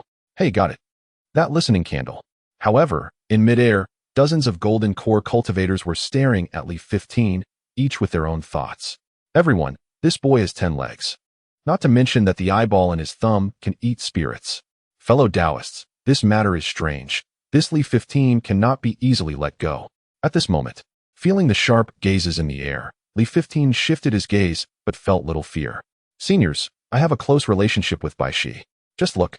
This red rope in my hand is a spirit treasure given to me. A certain golden core cultivator shook his head. One spirit treasure. That relationship may not be enough. After all, you displayed too many doubts tonight. Hearing this, Lee 15 remained calm and casually said, I wiped his ass. For a moment, the cultivators looked at each other, shocked and uncertain, while simultaneously deeply stunned. The next day, in Tang City, at the Star official's residence, Baishi sat in front of the hall, his eyes slightly narrowed, with several wisps of pine incense, smoke rising straight and slowly burning. I have already learned of what you mentioned. What I can say is that there is definitely no spirit hidden on Lee 15, and it is impossible for there to be one. This matter need not be mentioned again. You may leave. Upon hearing this, more than a dozen golden core cultivators bowed and exited the hall slowly. In an instant, only the mountain officials remained sitting in the hall. You all may go down. Leave Lee 15. Yes, Star official. Watching everyone leave, Lee 15 took a deep breath and looked up to ask, Sir, I really don't have a spirit hidden on me? Over these days, he had often doubted whether it was possible that the immortal temple was just a spirit. Baishi shook his head, his tone still firm. No. And do not question my judgment. Then, sir, what about this eyeball on my thumb? Baishi stared at it for a moment, his expression gradually becoming serious. After a long time, he finally said, I don't know what's going on, but I seem to feel that your eye is not just an eye. Forget it. You may also leave. After Lee 15 departed, Baishi gazed out the window into the distance, his gaze profound. The theater, the flower performer, The theatrical knife. The performer's knife technique. Why do I feel an inexplicable familiarity? Chapter 61. Again assembled at the entrance of the Star official's residence. Lee 15 slowly raised his head, seeing the rain like mist, and the begonia flowers blooming brilliantly all over the city in the rain. Oh, what happened? Lee 15 raised an eyebrow as he saw a listening candle pushing a dung cart, expressionless, passing right in front of him. The Star official punished me to push dung for 2 months. Now that a month has passed, he wants me to push for another day, listening candle said casually. As dusk approached, in Tang City, beneath the city gate, a group of mountain officials were saying their farewells, their expressions tinged with a faint melancholy. 8 people had tragically died in the theatrical spirit incident, and they wondered how long they could hold on. It was at this moment that listening candle, dressed in a divination robe, walked out of the city. It was supposed to be an unremarkable event, but he suddenly froze, his expression tightening. As the compass in his hand spun, he lowly shouted, "I have a divination. Your 8 characters do not match." In an instant, several beams of light shot out from his palm, followed by several strands of blood light falling, the rich smell of blood instantly filling the air. The crowd stared blankly as 3 men and 2 women lay on the ground, blood gushing from their throats, their lives cut short. Ting Zhu, what do you mean by this? A mountain official shouted angrily. Ting Zhu, however, maintained a calm expression and replied, "My divination sect has always acted this way. Everything is determined by the hexagrams." A female mountain official could no longer bear it and scolded, "But they are all mortals. If you really have the ability, explain the hexagram you calculated to us." Upon hearing this, Ting Zhu turned around and fixed his gaze on the woman, muttering, "I have a hexagram. And you. The woman instantly recoiled, trembling uncontrollably, her body cold. "Do you dare to question my divination skills?" Ting Zhu sneered contemptuously and shook his head, saying, "You don't understand. I am different from you." With that, he soared into the sky and vanished into the clouds. Li, they are really just ordinary people." Fong Tang pointed at the corpses on the ground. Li 15 looked down, seeing some scattered fruits and various broken items, all muddied on the ground, which was quite distressing. "I know. The first time I met Ting Zhu, he also killed suddenly, using the reason of incompatible 8 characters, didn't he?" Li 15 gazed into the sky, wondering why this divination sect acted this way. With his current perspective, he couldn't see through even a fraction of it. The mountain officials, however, were all filled with anger. "In my opinion, this divination sect's actions should be classified as a cult, just like the arson sect." "Huh, is saying this useful? The great hexagram has tacitly allowed them to act this way. What can you do about it?" That night, Li 15 returned to the small temple in Jewel Town. A red candle flickered continuously, casting shadows on the wall, stretching and shortening. This eyeball. Li 15 stared at the eyeball on his thumb and then at the 2 dark lines on the other 9 fingers. "No way. Does this mean that an eyeball will grow on each of my fingers? 10 legs, 10 eyes on the fingers, a celestial view," Li 15 muttered, feeling an inexplicable wave of panic, as if he were facing an endless abyss filled with countless evil beasts, all waiting to devour him as he took a step forward. Ultimately jumping in. "Qian Yuanzi, Huianzi, what on earth have you 2 old geezers done, and what have you found?" Li 15's gaze grew increasingly fierce, but there was nowhere to vent his frustration. Suddenly, his furrowed brow relaxed. He took out stack after stack of yellow paper from the corpse's belly and walked to the temple door to set them on fire. At the same time, using his finger as a knife, he took a drop of blood from his forehead and began to chant. This was a soul-calling method he had specially learned during this period. He was trying to see if he could summon the soul of Qian Yuanzi. Unfortunately, everything was useless. Just then, an old man in a gray robe, towering over him, approached. It was the faceless man Li Yi. "What are you doing?" Li 15 glanced at him and stopped the soul calling. He faced the blazing fire and said, "All you wandering souls and wild ghosts, consider this paper money a gift for you. If anyone happens to encounter a ghost named Qian Yuanzi, just kill him. I'll take all the blame." The faceless man found this rather boring, thinking that wandering souls and wild ghosts had no such ability. Li 15 then looked up and asked, "Your face in gold. Weren't they all taken by Ting Zhu? Where did this face come from?" The faceless man shrugged. "Li Yi, in such a big city as Tang City, how many people die in a day? Just peel a face off a corpse.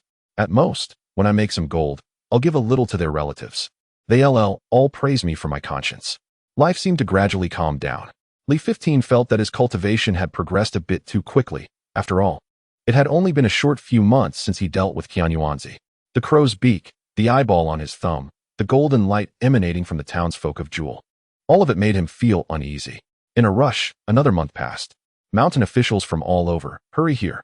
In the small temple, Li 15 stared at the Shanha Ding pan in his hand, his brow tightly furrowed. Could it be that another curse had appeared? Humph. This mountain official identity is a hassle. At first, he had no way out and was dragged by the 10 legs, like a homeless dog on a rainy night. It was GMO who made him take on the role of this local mountain official. Plus, he didn't understand the stakes. So he foolishly accepted such a hot potato. Forget it, it's a mixed bag. After all, having experienced that great hexagram meeting and knowing some secret matters, he obtained the cursed treasure. Li 15 let out a long breath, focused, and looked at the extra legs under him. His hand moved, and the knife fell. In Tang City, the star official's residence. In a spacious courtyard, Bai Shi did not show up, and only a golden core cultivation official appeared. At this moment, Li 15 glanced around and found that the 8 mountain officials who had previously died had been replaced. However, who were these people? Ting Zhu, why are you back again? Li 15 frowned, feeling confused. Not far away, Ting Zhu, dressed in divination robes, stared straight ahead and said, I have a hexagram. Humph. He paused. Why should I tell you about my divination sect's actions? Seeing this, Li 15 ignored him and focused his gaze on one person. That person was wearing a blue Taoist robe, with eyes like stars. It was actually Luo Yang from the Arson sect, who had lost 200 years of life to gambling with the demon, and somehow had it all restored. Sir, I want to expose. Li 15 suddenly shouted, his voice resonant, filled with righteous indignation, pointing and saying, Sir, this person is from the Arson sect. Moreover, his status is definitely not low. He may even be extremely important. Li 15 clasped his hands. Sir, this person has now infiltrated among us. He must be hiding a great conspiracy. I ask you, sir, to swiftly eliminate the evil. His words immediately caused a stir among the 81 mountain officials. They had not expected someone from the Arson sect to be so bold as to mix in openly. However, Luo Yang appeared relaxed, yawning, and said with a smile, I heard that among this group of mountain officials, there is a backstabber. Now, at least I am your colleague. So, Li 15, that dog wouldn't be you, would it? Chapter 62. Outside the study Li 15, you are the backstabber. Luo Yang emphasized each word, his gaze fixed, seeming very certain. Seeing this, Li 15's face fell. He urged, Sir, quickly apprehend him. This is a great achievement. In the courtyard, the 81 mountain officials were arranged in a 9x9 formation, with Li 15 in the front row, naturally seeing Luo Yang in the second row. Meanwhile, Fong Tang, who was in the back, hearing the accusation, hurriedly came forward, took a look, and nodded, saying, Sir, what Li brother said is not false. This person is indeed an evil member of the Arson sect. I encountered him at the gambling demon's place before. At this moment, seeing the scene so chaotic, the middle-aged official simply raised a hand, signaling for calm while looking evasive. He lowered his voice and hesitated. Everyone, don't panic. This young friend Luo Yang has been approved to join by the star official. Just keep this in mind and don't speak carelessly outside. Upon hearing this, Li 15 couldn't help but shiver. Why did Bai Shi allow someone from the Arson sect to come in? While pondering, he continued to observe. That woman with the basket, who had betrayed the sheep faction to join the Arson sect, was also there. And there was a chubby person, whose Taoist robe sleeves faintly revealed a silver fat character pattern, grinning widely at him. With the surname Fat, could it be that this person is from the pet cult? Li Shiwu murmured to himself, feeling a sense of foreboding. Sure enough, in the next moment, he saw the woman in the white dress, who possessed 80% of the power of the pen, holding a strange pen and writing something on a piece of paper. There were also 3 newly appointed mountain officials who, at first glance, seemed quite extraordinary. Seeing this, Li Shiwu couldn't help but gasp. Listening to Zhu, Falling Sun, the Demoness, and the Huanin sect, something was off. There was definitely something unusual at play. Immediately, he felt emotions surge in his eyes and spoke. My lord, my master has raised me with great care, and his life has only lasted for 3 decades. As his disciple, I am heartbroken and cannot share this sorrow with outsiders. However, in private, I plan to pay my respects for 3 years at his grave, burning incense and reciting scriptures daily to see him off. Li Shiwu lowered his head, each word filled with sorrow. I ask you, my lord, please do not make things difficult for a junior's filial piety. Behind him, listening to Zhu's voice came softly. Remember the time of the wife-eating letter? You just taught me how to kill my master. I was originally pure-hearted. You must have mistaken me for someone else. Li Shiwu slightly raised his chin and replied firmly. It was at this moment that the woman in the floral white dress, Huang Xiyu, seemed to have written something on the paper, starting with the 3 characters Li Shiwu. She then asked Li Shiwu, do you really intend to burn incense and recite scriptures for your deceased master? Of course, if there is any falsehood, may heaven strike me with lightning. Li Shiwu's voice was somewhat wooden but exceptionally loud, clearly expressing the truth from his heart. Seeing this, the mountain officials shook their heads. Although Li Shiwu was hard to read, his character should not be in question. As for listening to Zhu and Falling Sun, they looked puzzled. Could it be that they really misjudged Li Shiwu? At this moment, Huang Xiyu continued to ask, then let me ask you, what incense will you burn? Soul-extinguishing incense. Li Shiwu answered without hesitation. Then let me ask you again, what scripture will you recite? The scripture of never rebirth. The crowd present, listening to Zhu and Falling Sun, both breathed a sigh of relief. Thankfully, everyone was not particularly virtuous. And he too should not expect to be an exception. After answering, Li Shiwu suddenly became clear-headed, realizing he had fallen into Huang Xiyu's trap. But he did not dare to vent his anger directly at this person or the pin in her hand, which he avoided like a viper. My lord, last time I faced the demon, I suffered serious hidden injuries. Li Shiwu continued to talk incessantly. He did not know the purpose of this gathering. But since these people were involved, he instinctively did not want to get involved in this muddy water. All right, since you insist on making excuses, then don't go. After all, whether it's gambling with demons or acting with them, you have made significant contributions. The middle-aged official nodded. Thank you, my lord. Li Shiwu bowed, letting out a long sigh of relief. The 10 Aspects Gate, the Huanin sect, the Divination sect, and the Arson sect all had people involved. And if he added his own immortal view, that would be the 5 major sects of Dayo. Just thinking about it made him feel uneasy. In the courtyard, the middle-aged official waved his hand, and a piece of green leaf transformed into nearly 100 meters, floating in the air. Everyone, let us go. With a call, the mountain officials jumped up one after another, landing on the leaves. Li Shiwu, are you really not going? Listening to Zhu asked in response. Not going, not going. Li Shiwu hurriedly shook his head. Then, with a beaming smile, he clasped his hands and said, everyone, have a safe journey. After all, if I went and that old thing underground found out, I would probably be the butt of his jokes, saying I hadn't learned an ounce of his cleverness. Watching the green leaves disappear, Li Shiwu finally calmed down. But soon, he seemed to think of something, and his expression changed instantly. That dog, listening to Zhu, not only kills indiscriminately, but also casts curses. Last time, I was cursed by him. Suddenly, his expression brightened. Got it. I'll go to Baishi. I don't believe there will be any accidents. As he spoke, Li Shiwu hurriedly walked past pavilions and towers, arriving at the study where Baishi first met him. Upon arrival, Baishi was indeed in the study and did not hide his movements, seemingly conversing with someone. Seeing this, Li Shiwu dared not get too close. After all, his cultivation was low, and in the eyes of these beings, he was like an ant, so maintaining a sense of boundary was very important. He simply found a place near 100 meters away, closed his eyes, and sat cross-legged to regulate his breathing. In the towering heights, 80 mountain officials stood on the green leaves, which did not feel crowded, and this leaf was extraordinary, automatically blocking the surrounding strong winds, making it no different from the ground. In front of listening to Zhu, there was a 3-meter-high offering table on which 3 tall incense sticks were placed, and he took out yellow paper, vermilion, a long sword, and a copper bell. Young Master Ting, why has your ritual table changed? Fong Tang asked in confusion. Listening to Zhu calmly replied, since Li Shiwu's cultivation has increased, naturally, I must cast a stronger curse and change to a larger table.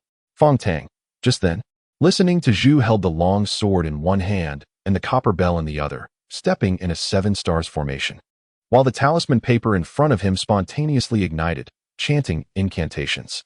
Yellow paper burns, vermilion scorches, the souls of the earth come to report, misfortune arrives. The god of decline approaches, calamity flames burn fortune. Nearby, Falling Sun's eyes brightened at this sight. Interesting. Since that's the case, I'll add some fuel to the fire. In an instant, his left and right eyes, both with dice-like pupils, began to spin continuously. In the Star Official's mansion, Li Shiwu continued to sit with his eyes closed, wearing a faint smile. At this moment, He could clearly sense the cold, sinister auras approaching him and understood that listening to Zhu was casting curses to harm him. A small divination sect, I am not afraid. I don't believe you can harm me under the nose of a star official. Just then, in the study, a fierce argument seemed to erupt. Why she? This is the greatest chip that my arson sect can offer. A rough voice shouted angrily. Humph, I do not accept your chip, Why she replied mockingly, adding, Do you even deserve to draw blades against me? Get lost. As soon as Bai Shi's words fell, a wave of magical power surged, as if several oceans poured down from the 9 heavens. A bearded, burly man immediately spat blood, flying out of the study, and along with him, a weapon resembling a long spear with a long hook at the end flew out. By coincidence, this weapon snagged Li Shiwu's neck robe, dragging him away and transforming into a beam of light, instantly disappearing into the distant sky. Only a heart-wrenching scream echoed in the place. Listening to Zhu, I curse you. Chapter 63. Unique lava in the study. Bai Shi stood with his hands behind his back, showing no emotion in his eyes. Huanin, 10 aspects. Arson, divination. The 4 major sects of Dayo. What is the difference between righteousness and evil? It's merely differing ideologies, different paths, and different pursuits. Bai Shi's gaze slightly narrowed. It's just a pity that I am different from you all. As he finished speaking, he turned to look outside the study, his expression wonderful, then shook his head. This Li Shiwu is rather interesting. He can even get caught up in this. Well, he probably won't die, let it be. In the towering heights, the sound of the copper bell and listening to Zhu's hand became increasingly urgent, and the incantation he chanted grew faster. The 3 tall incense sticks on the offering table in front of him were almost burned out. Beside him, Falling Sun's dice-like pupils continued to jump. Young Master Ting, is this really effective? Fong Tang asked in astonishment. Well, I can't say for sure, but that Li Shiwu is exceptionally cautious. I suspect he will definitely look for a place to guard against my curse. On the side, Luoyang smiled and said, You can't do it? Aren't I here to support you? Anyway, regardless of the outcome, that kid shouldn't expect to have a good time.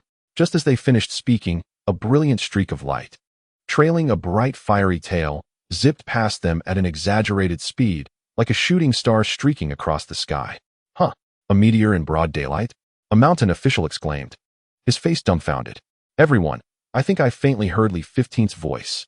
That's impossible, you must have misheard. That guy might be at some tavern, watching a show and listening to music.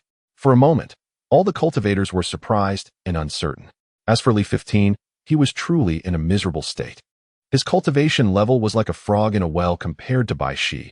Even a casual strike from the latter would affect him significantly, just like now. Stop. At this moment, his face was extremely contorted, wanting to take off the Taoist robe on him or make that strange weapon stop. However, under the overwhelming pressure of Bai Shi's might, he couldn't even move a finger. The strange thing was that this weapon seemed to possess a peculiar protective power, as its tail dragged on his neck robe, preventing any harm even at such high speeds. Listen, Zhu, you wait for me, someone shouted, startling the birds in the woods, which all raised their heads to look up. As time passed, from day to dusk, the mountain officials appeared anxious and uneasy on a green leaf. They weren't foolish and knew this was anything but ordinary. It might not be easy to get through. Finally, just as the sky was about to darken, a vast expanse of black mountains appeared before them. Looking around, the land was barren, covered with thumb-sized sharp black stones, resembling an abandoned mine, which was quite peculiar. Have we arrived? Fong Tang jumped down to the ground, stepping on the black stones, which let out a series of crisp crunching sounds. Everyone, come down. The middle-aged official leading the group nodded, then put away the green leaf and proceeded in a determined direction. The mountain officials exchanged glances, and in perfect harmony, quietly followed behind. About a stick of incense later, a circular volcanic crater about 100 feet in size appeared before them. Standing at the edge and looking down, they saw the crater filled with bright red, bubbling lava, occasionally splattering out with a rumbling sound. The visual shock and suffocating beauty of this scene left even the mountain officials, as cultivators, momentarily lost in thought. Strange. Why does such a large lava pool not feel hot at all? One mountain official's face turned red from the reflection of the lava, unable to help but ask. The others were equally puzzled. Not only was there no heat, but they even felt a chill around them, as if a cup of ice water had entered their stomachs in the dead of winter, making their teeth chatter involuntarily. However, the newly appointed mountain officials like Ting Zhu and Luoyang remained calm, as if they already knew the reason behind it all. It was at this moment that a tragic cry for help suddenly rang out, which felt bizarre given the current situation. The mountain officials' hearts trembled, and they all turned to look. The cry for help echoed again. Is anyone there? Friends, can anyone lend a hand? Lee, will be immensely grateful. About 200 meters away, a blurry figure could be seen crying out. This place was tens of thousands of miles in radius with no signs of human presence. Could it be a curse? My divine sense is blocked by something. I can't probe it. Let's go take a look first. Agreed, let's go. As the mountain officials moved, they quickly surrounded that figure. They then saw a young man in a black Taoist robe, his neck robe caught by a strange weapon, face down, firmly pressed into a big pit, unable to move at all. He looked comical, lying in a big character shape. The mountain officials' mouths twitched. This scene was rather difficult to evaluate. Friends, can someone help me pull this weapon off? It's a rare treasure. Consider it a reward. Lee 15 hurriedly said. He truly had no way to express his frustration, being completely suppressed by a weapon, calling out to the heavens and earth, but receiving no response. However, upon reflection, since its owner dared to confront Bai Shi, it was understandable that his mere few months of cultivation was insufficient. Ting Zhu's gaze sharpened, revealing a hint of subtle amusement. He changed his tone and asked, Why are you here, Taoist friend? We were just heading to Tang City. Lee 15's expression brightened. Taoist friend. I am an official from Tang City. Bai Shi sent me a message saying that at the morning assembly, I would have a presence, and Yao Di knows my name. Yao He will ask me questions. Ting Zhu sneered. So you're a lackey of the great Yao. To be honest, I'm from the arson sect. Prepare to die? Wait. Taoist friend, does your sect have someone named Luoyang? At that time, he was like a stray dog, his lifespan nearly gone. I felt pity for him. So I went against my inner loyalty and let him go. At this moment, Luoyang's voice rang out, also changing his tone. I am from the divination sect. I have long been displeased with great Yao. Lackey, prepare to die. Wait. Ting Zhu is known for being dull and lacking the means to kill his master. I am very worried. Seeing this, a chubby figure in a loose Taoist robe stepped forward. I am from the taming sect. Lee 15 was taken aback, but quickly responded. Fatty, you sold me 5-fingered horses. My name is in Huang Shiyu's writings, 2 major national sects. I am very familiar with this. Seeing this, everyone was somewhat speechless. The saying, speak of ghosts to humans and humans to ghosts, was nothing more than this. Chapter 64. Reincarnation Ghost Monster in the Big Pit. Lee 15's thoughts were racing. He wanted to use his thumb to peek, but his fingers were also pressed down by the sharp aura of the weapon, unable to move. However, these people were surprisingly mixed together. Vaguely, he realized something, and his face turned somewhat ugly. Lee 15. If it weren't for the seniors in the sect coming to rescue me last time, you would have definitely caught me to claim credit. And what let me go? You're a dog. Luoyang scolded without reservation in his original voice. All right, I guessed it was you. Lee 15 also spoke with anger. Ting Zhu smiled lightly. You said you wouldn't come, but what about now? Ting Zhu, stop talking nonsense. I just felt that the green leaf was crowded and slow. So I asked the star official to send me a ride. It was at this moment that a tall figure with a bushy beard, barely visible under a black cloak, appeared out of thin air, and the pressure that followed instantly quieted the surroundings. Little gadget, you just said you wanted to give my treasure away at will? Third elder. Upon seeing the newcomer, Luoyang and the basket woman hurriedly saluted respectfully. Seeing this, the mountain officials immediately fell silent. It turned out to be a big shot from the arson sect. Do not listen, do not look, do not examine, for fear of attracting fire. Fortunately, this so-called third elder casually pulled the weapon off Lee 15. Thank you, senior. Lee 15 stood up and bowed. Although this guy was knocked down by Bai Shi, he still had to maintain face. Suddenly, however, he froze. His eyes were filled with fear. Lee 15, what's wrong with you?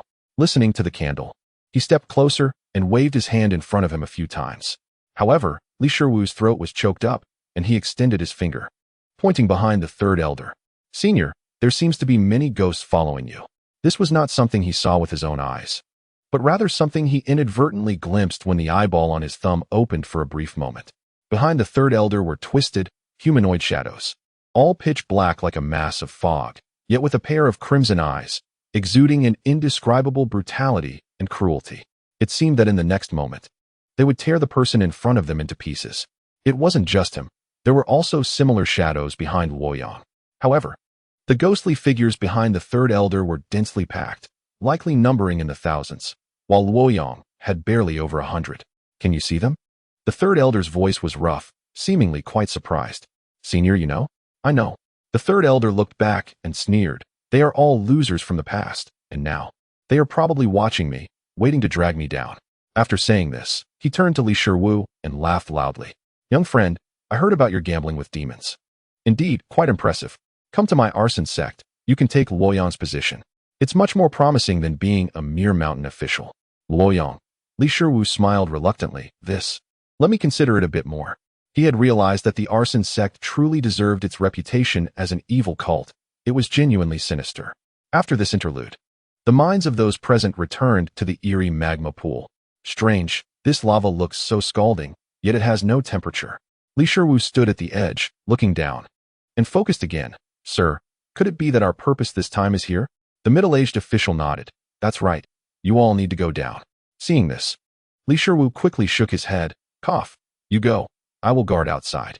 Beside him, Ting Zhu was staring intently. That cursed treasure inside. My divination sect must have it. Everyone, do not underestimate yourselves. Luoyang shook his head. The arson sect is here. Why don't you try? The stout man from the Huaran sect scratched his head and said in a deep voice, I also want that thing. And there was Huang Xiyu, hiding behind the cultivators, holding a pen and leaning down, focused on writing something incomprehensible. Seeing this situation, Li Shiwu shrank his neck and wisely stood behind the official. With a cheerful expression, he casually said, My cultivation is low, my words are light, and my ambition is small. Any treasure, you can take. Ting Zhu glanced at him. Really not going? If you really don't go, then you're a dog. Let heaven strike me if I'm lying.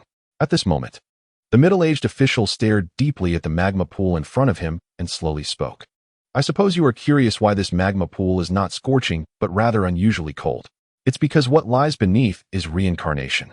Upon hearing this, all the mountain officials were stunned, their eyes filled with disbelief and doubt.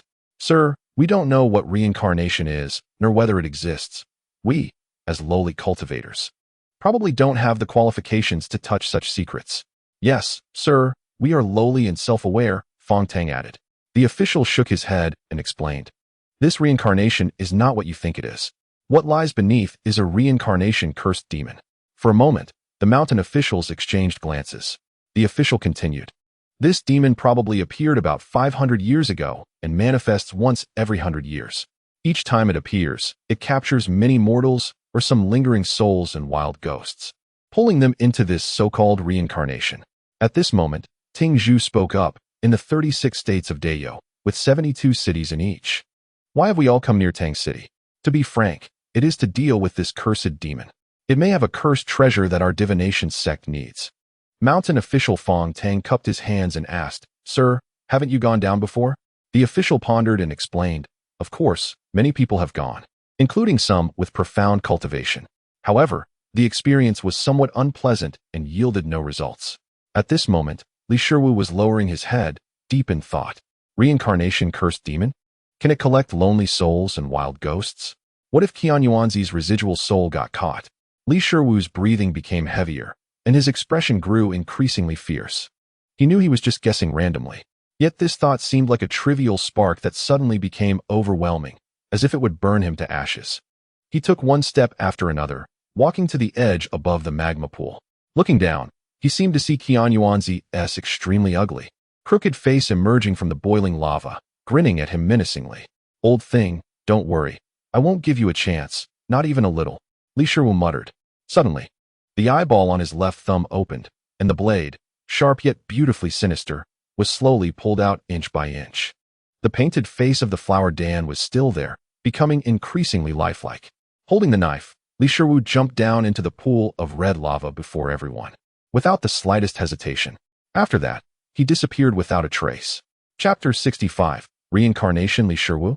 This fellow is simply outrageous. At this moment, everyone's expressions were fascinating, yet they couldn't understand what he was ranting about. You all heard it. He swore like a dog before, and now it's confirmed. He really is a dog, Luoyang shrugged, feeling surprised but not too concerned. As for Ting Zhu, who was not far away, he had initially planned to take out the tribute table, but then quietly released his hand. His expression relaxed. This way, he wouldn't need to personally cast the spell. The middle-aged official, seeing this, shook his head and said to the mountain officials, "Rest assured, any cursed demon is a harmful being. Yet this reincarnation cursed demon, though its name sounds imposing, guarantees you can enter and exit safely. So go ahead." Upon hearing this, the cultivators immediately breathed a sigh of relief. They had previously thought this was a certain death trap. Now, looking at the rolling crimson magma in front of them, one figure after another jumped down, until they disappeared from sight. In a grayish world, Li Shiwu held the Flower Dan knife, also known as the opera knife, and stared blankly ahead. He saw countless iron trees, with sharp and twisted trunks, growing on this land. Hanging from the branches was a kind of translucent flesh membrane, or rather, complete human skins. As a gust of cold wind blew by, they began to sway, making a sound like paper rubbing against paper, as if countless people were laughing, terrifyingly eerie. Li Shiwu gradually withdrew his gaze, holding the knife, and walked through the human skin forest. Slowly, he heard dense, piercing screams and pleas for mercy. Could this be the rumored skin-peeling hell? No, this was merely a semblance created by the cursed demon. Li Shiwu shook his head and then looked up to see some figures completely naked, pierced through the chest, hanging from the branches. The other branches had transformed into sharp blades, cutting and separating their human skins. Skin peeling. How meaningless, he snorted softly, feeling not the slightest emotional fluctuation. However, soon after, Li Shiwu's whole body, even his soul, couldn't help but tremble. "Tuer, Shiwu, is that you? Come quickly and save your master." The hoarse cries for help echoed in his ears. This voice had reverberated in his dreams countless nights, waking him instantly. Old thing. Li Shiwu's gaze locked onto a spot. Stopping in an instant, then he looked up. He saw a thin, crooked-mouthed old Taoist priest hanging on a tree full of thorns, slowly being skinned alive. "Master, what a coincidence. We meet again," Li Shiwu sneered and leaped onto the tree. Before long, Ting Zhu, Luo Yang, Huang Xiu, and many mountain officials arrived at the scene, all with puzzled expressions. "What's he doing? I can't understand." "Li, don't scare me." Fong Tang shrank his neck, looking fearful. On a tree trunk of iron gray, Li Shiwu had a mysterious smile on his face as he stared at a tree branch, muttering, "Master, in the past, my fellow disciples all said your heart is blacker than the bottom of a pot. I didn't believe it. I had to see for myself. TSK. Your heart is indeed black. Even dogs would dislike it. Old thing, did you see? Your disciple has become an immortal. You sought immortality for a lifetime. Do you understand?" As Li Shiwu spoke, he swung his knife and chopped off one of his extra legs. "Master, look. This is called the Immortal's divine ability. The technique of rebirth by severing a leg. I'll teach you. Come on, let me chop off one of your legs first." Ting Zhu saw this, his expression unchanged. Silently clenched his fists, then punched out. After a few breaths, Ting Zhu's gaze froze, muttering, Qianyuan, this is the first time I've heard you mention this name. Are you sure he is your master? Is there a problem?" Li Shiwu adjusted his robe and casually replied, "Is he immortal?" "Yes." "Who gave him this title?" "According to him, he found a fortune teller by the roadside, then gouged out the fortune teller's eyes and forced him to name it." "Why gouge out someone's eyes?" "A blind person reading fortunes can attract more business. He's doing a good deed." Ting Zhu nodded. "I see. In our divination eyes, this title is not bad.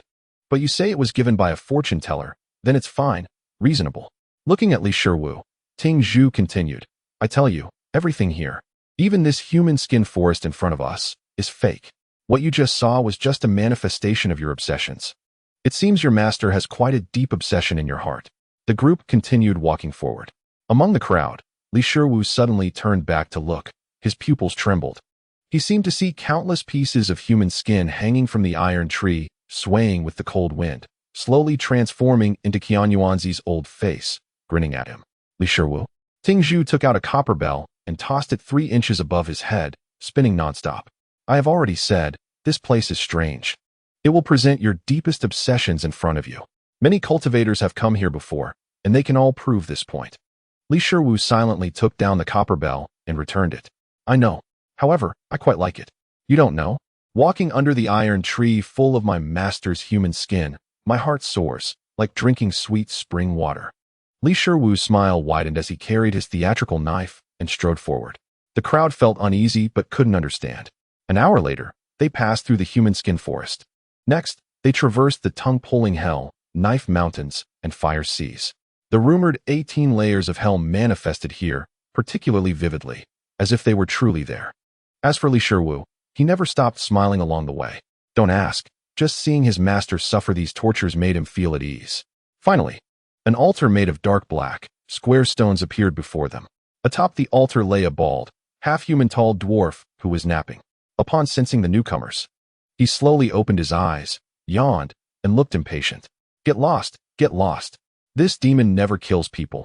In fact, every time I catch someone, I personally let them go. You are a curse. How could you not kill? I don't believe it. A female mountain official couldn't help but murmur. Upon hearing this, the bald dwarf actually patted his knees and laughed loudly. Haha, this demon just doesn't kill, but that doesn't mean I want to harm people. If people believe in reincarnation, they will become complacent, living day by day waiting to die, putting their hopes in the next life, dreaming of being reborn well. If people believe in the 18 hells, when they face bullying, they want to think of retaliation, but rather comfort themselves that the other party will suffer retribution. If those immortals from the legends believed in reincarnation, TSK. In short, there are too many similar things. So you don't understand, I am the great demon, the most harmful of all demons, and my reliance is on the word reincarnation. Chapter 66, the so-called Six Paths.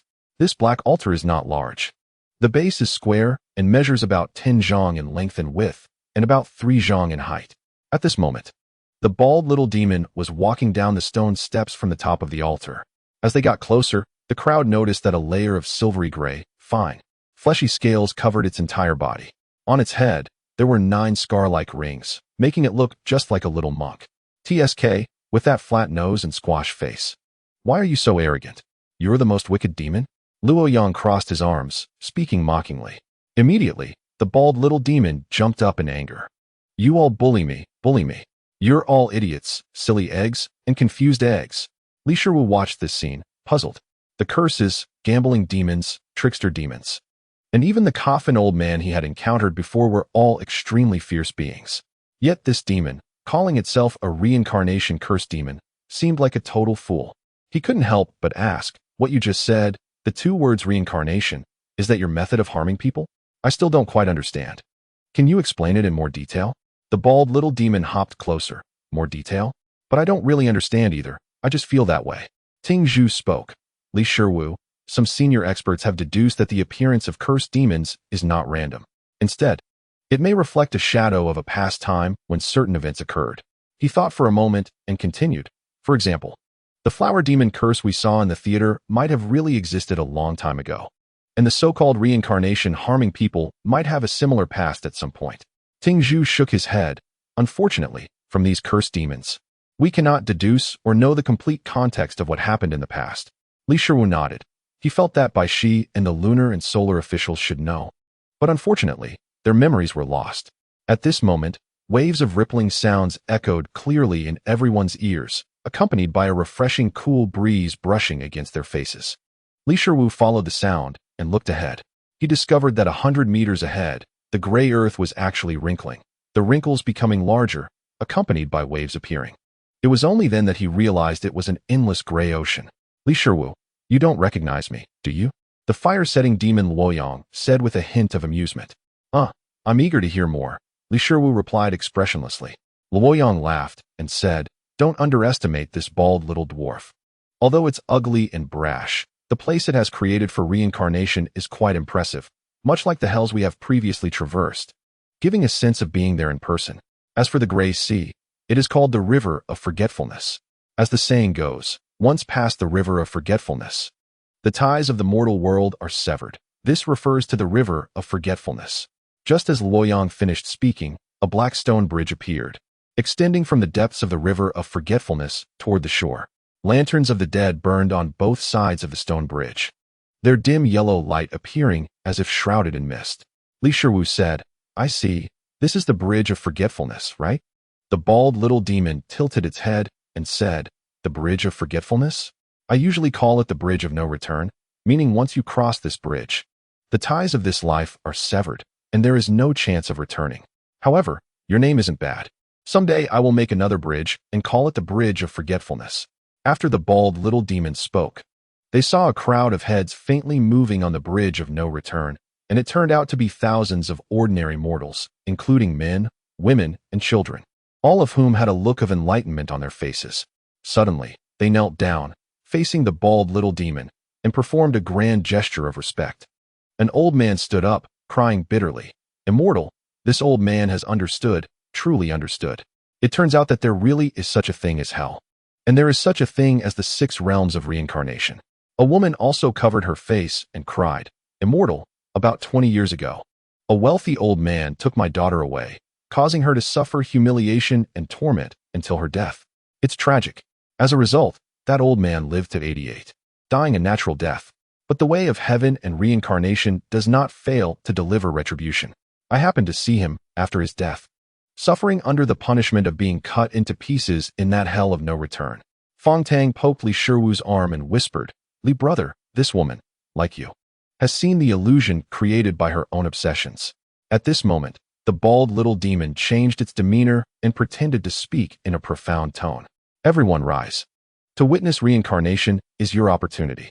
Once you go out, remember to focus on doing good and do not commit sins."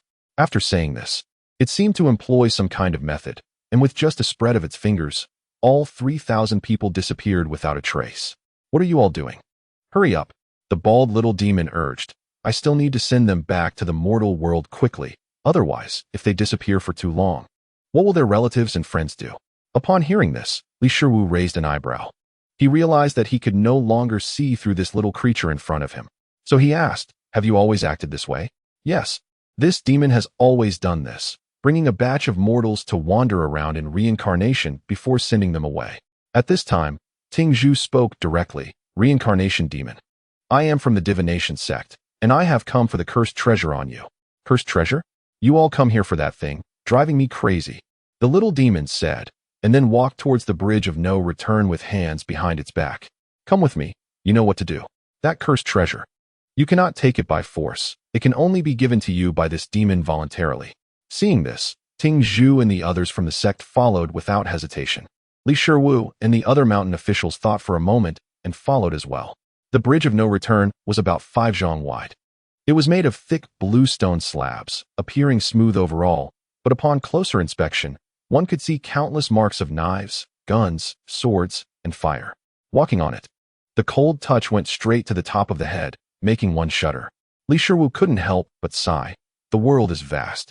There is no end to its wonders. Just a cursed demon has arranged this reincarnation so impressively. As the group continued walking, the waves of the river of forgetfulness churned below, and from time to time, the sounds of snakes and scorpions, as well as the cries of ghosts and wolves, echoed eerily. About an hour later, a stone platform, roughly 100 meters in circumference and in a regular circular shape, appeared before them. This place was also the end of the bridge of no return. Li Shiwu looked up. 6 dark and deep openings were lined up in midair, resembling black holes. Although they looked similar, their auras were vastly different. Some gave a sense of peace and holiness, while others exuded a chilling, evil aura. And one opening even emitted the sounds of pigs and cattle. The bald little demon shouted, "Don't stare at them. Those 6 openings are the so-called 6 realms of reincarnation: the heavenly realm, the human realm, the hellish realm, and the realm of evil spirits." The little demon pouted, "If you want the cursed treasure, you can, but you must follow my rules." Chapter 67. The Scale of Good and Evil. "All right." Ting Zhu nodded and added, "Our divination sect has had predecessors come here, so we naturally know your rules." Luoyang urged as well, "Hurry up, make it snappy." The bald little demon rolled its eyes, then waved its hand, and a large scale appeared prominently before everyone. This scale was nearly 10 meters long and had an overall ancient bronze color, consisting of a scale pan, a scale beam, and weights, similar to those used by small merchants in the mortal world. The bald little demon shook its head. Good is represented by white, evil by black. Good can also be extended to mean merit and blessings. Evil can be extended to mean calamities and karmic retribution. The scale in front of you is called the scale of good and evil. It can clearly present your good and evil in a weighty and obvious manner. Seeing this, Li Shiwu asked Ting Zhu, "You all have been coming to this Tang city for some time. Is it for this scale of good and evil?" Ting Zhu shook his head. "No, the reincarnation demon has 2 treasures. This is just one of them. We are after the other one." At this moment, the bald little demon was holding the scale of good and evil in the air. Calmly, it said, "You all, one by one, come up and let me see your good and evil, merits or sins." A mountain official inquired, "Once we get on the scale, then what?" The bald little demon pointed to the 6 mysterious black holes above and said, "Once the good and evil are divided, you will naturally enter the 6 realms of reincarnation." As soon as these words were spoken, the mountain officials were immediately filled with fear. The little demon began to explain, "Don't worry, everything here is fake. When you enter the 6 realms of reincarnation, it is not true rebirth. You are merely trapped in a dream similar to reincarnation." At once, the cultivators all breathed a sigh of relief. The bald little demon urged, "Hurry, who will go first?" "This demon is busy," Luoyang said nonchalantly. "Let them go first. I have done too many wrongs and fear that if I get on your scale, it will break your beam." "Kid, don't be so arrogant." The little demon bared its teeth, extremely dissatisfied. A female mountain official timidly said, "How about we go first?" "All right, hurry up," the little demon urged again. "Good." As the woman stepped forward, a gust of clear wind rose, and she landed steadily on the scale pan. Interestingly, the ancient bronze-colored scale beam began to show a pale white color. The hanging rope on the weight adjusted its position on the scale beam, clearly weighing the weight. Pale white. Good. Merit weighing 1 tael. But to enter the human realm, to be reborn as a person, the bald little demon glanced at the scale beam and said straightforwardly, waving its hand, "It took a small bowl of water from the river of forgetfulness." The water in the bowl was murky, showing a gray-yellow color. "Drink this, and you will complete the dream later." The woman took it, her eyes filled with a sense of satisfaction. He murmured softly, "Hey, I've killed before, yet still have merits. It seems guarding the people has its rewards. And participating in the extermination of evil spirits counts too." The woman pondered for a moment, then discreetly pointed at the crowd and said, "Little demon, can I drink this river of forgetfulness water later? I want to see their good and evil. You don't know, among my colleagues, there's a backstabber, quite terrifying." Upon hearing this, Li Shuwaf raised his head slightly, his expression resolute. He had eradicated the great evil of Qianyuanzi and cleverly killed the drama demon and the gambling demon. Although he was a bit too insane at the time, he had saved nearly 200,000 people in Jewel Town after all. I want to see today who has more of my goodness and merits. Kindness can connect with the divine, and high virtue can subdue demons. How can you wicked people understand the profound meaning of a family that accumulates good deeds will surely have blessings? Li Shuwaf spoke with conviction, his face showing a chill from being high above, certain that he would win this round. "What are you looking at?" "The wicked person refers to you." Li Shuwaf faced the setting sun, glaring fiercely. At this moment, the eyeball on his left thumb clearly saw over 100 twisted ghostly shadows behind the opponent. Their eyes blood-red and extremely fierce. "Humph, you think you're amazing, you're so lofty." The Taoist robe's water sleeves of Luoyang waved, turning away his head. Out of sight, out of mind. Next, it was a mountain official on the scale. Without color, good and evil balanced, blessings and karma dissolved. Able to enter the human realm and be reborn as a human. One by one, the mountain officials stepped onto the scale, none of them drinking the river of forgetfulness water, just waiting on the side to watch the excitement. This kind of scene, perhaps only once in this life. They certainly did not want to miss. Light white, minor goodness, blessings weighing 2 taels, entering the human realm, can enter a prosperous and good family. Light black, minor evil. Karma weighing 2 taels, entering the Azura realm, can abandon evil for good and reform. Medium black, major evil, karma weighing 1 caddy, entering the beast realm, punished for past sins. Deep white, extreme goodness, blessings weighing 10 caddies, entering the human realm, can go to a family of bells and feasts, enjoying blessings. Upon hearing this evaluation, Fong Tang hurriedly cupped his hands to the crowd, smiling. "Hey, my blessings aren't much, only 10 caddies, all thanks to my colleague's support. Please forgive me." Li Shuwaf gave a thumbs up. Not bad, giving us mountain officials some face. At this moment, the woman with the sheep basket also stepped onto the scale. The voice of the bald little demon sounded at the right time. Light white, minor goodness. Blessings weighing 3 qian, can enter the human realm. Hearing this, Li Shuwaf was taken aback. What the hell? She is actually good. How is that possible? The woman covering her lips laughed. Taoistly, "You don't know. Every time I do something evil, I transfer the karma, shifting the blame onto others. Perhaps This scale of good and evil only recognizes karma. So, I must be good. Everyone listened, pondering their wariness of the sheep basket, or the entire 10 aspects sect. Heightened a level. Gradually, all the mountain officials took their turns. The best among them was none other than Fong Tang, with a full 10 caddies of blessings. While the rest were not much different, Li Shuwaf stated confidently, "Everyone, please, I believe it must be that extreme goodness. If there truly is reincarnation, I will be a marquis in my next life." At this moment, the chubby member of the Huaran sect stepped forward. "Friends, I'll go first." Li Shuwaf nodded. "This fat brother is quite courageous." The chubby one made a strange face. "My surname is Pang. My name is Pang Ying, not Fei." "Huh. Isn't there a character for Fei embroidered on your Taoist robe sleeves?" "That's just because I like the character for Fei. The Huaran sect only has the surname Pang." "Don't get it wrong, Taoist friend. Also, Taoist Li once bought a 5-fingered horse from Fat to High. He is my uncle." Li Shuwaf awkwardly smiled. "It was a misunderstanding. My apologies." Then his eyes brightened. "Since you are uncle and nephew, please convey my gratitude to Senior Dahai for me. That horse he sold me was quite useful." Pang Ying nodded, then took out a tall red hat and put it on. White robe, red hat. This is how they all dress in the Huaran sect. After that, he leaped onto the scale. Deep black, 1,000-year great evil, karma weighing 500 caddies, can enter the beast realm, suffering the pain of being slaughtered and eaten. Chapter 68. Cut, cut, cut. TSK, the people who came in this time have some serious issues. The bald little demon shook his head and sighed. 500 caddies of karma. How much evil must one do to reach this level? Hard to imagine, hard to assess.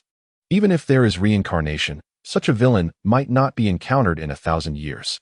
Hearing this, all the mountain officials took a step back in unison, their eyes evasive, distancing themselves from Pang Ying, for this was 1,000-year great evil, and they must not get involved. Li Shuwaf, however, looked on with scrutiny. This fat guy hides his strength so deeply? Everyone, forgive me. Pang Ying stepped off the scale, his expression indifferent, as if this was an ordinary occurrence. At this time, Luoyang stepped onto the scale. Extremely deep black, 5,000 years of great evil, karma weighing 800 caddies, can enter the ghost realm.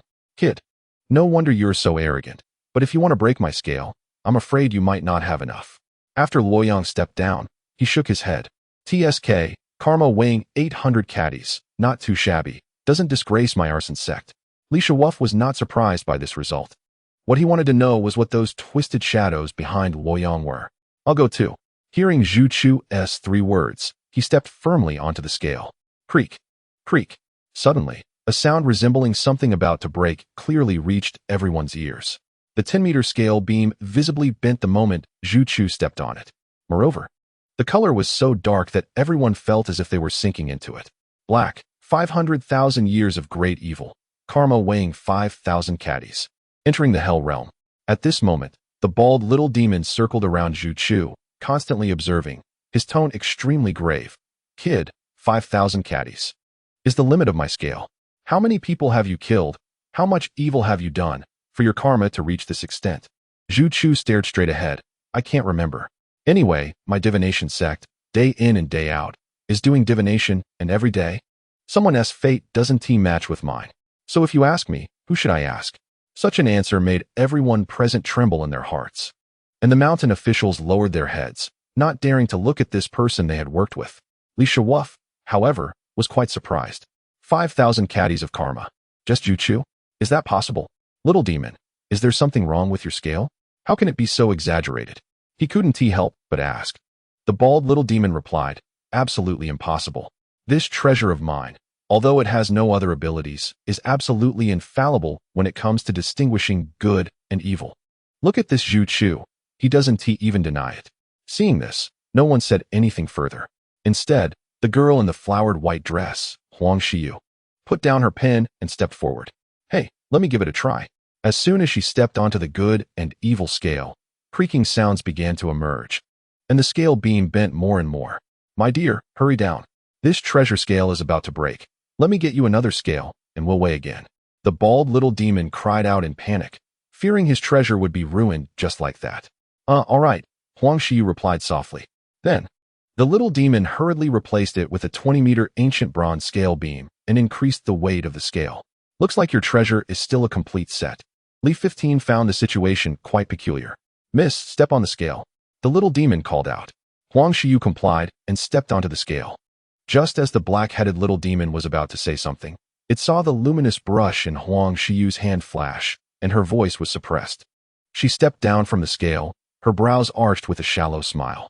Don't tell anyone, just let me know.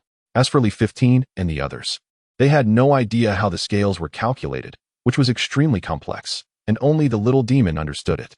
At this result, everyone present fell silent for a moment, seemingly with a deep taboo. All right, now it's my turn to make an appearance. After watching you all do great evil, it's time to show everyone what true goodness looks like. Li 15 declared confidently, feeling no panic. After all, he had accumulated quite a bit of good fortune through his accidental actions. Brotherly, it's up to you now. Fong Tang nodded in acknowledgement, seemingly optimistic about Li 15. Don't worry, it's a sure win. Li 15 raised an eyebrow, presenting a reassuring expression. The little demon was quite impatient. Quit stalling, just get on the scale. Everyone, open your eyes wide and pay attention, Li 15 said in a low voice as he stepped steadily onto the scale. But the next moment, all the cultivators present were stunned. Crack! A crisp sound echoed, and the 20-meter-long scale rod actually broke cleanly in half, not even lasting a breath. The cultivators looked down to see that the scale rod had turned from ancient bronze to pitch black, the depth of its color indescribable. The cultivators exclaimed. Li 15 was even more furious on the spot. You little reincarnation demon, do you dare to use this broken treasure to frame me? Why, she passed me a message. The Yao Emperor knows my name, and the Yao Empress asked me questions. Do you understand whose head you've provoked? Fong Tang added. Reincarnation demon, brotherly stepped on it, and the scale rod broke directly. How is that possible? He has only been cultivating for a few months. Listening Candle also shook his head. There's something wrong with this scale. Luoyang said, change the scale rod and start over. I now have reason to doubt that my karma is not just 800 gene. As for the bald little demon, its head was buzzing. And it also couldn't believe that Li 15 could break its 20-meter scale rod. But perhaps my treasure has a problem. It muttered, and after a few moments, it replaced it with a new 30-meter scale rod. All right, now let's do this. However, Luoyang jumped up first. Deep black, 800 gene of karma.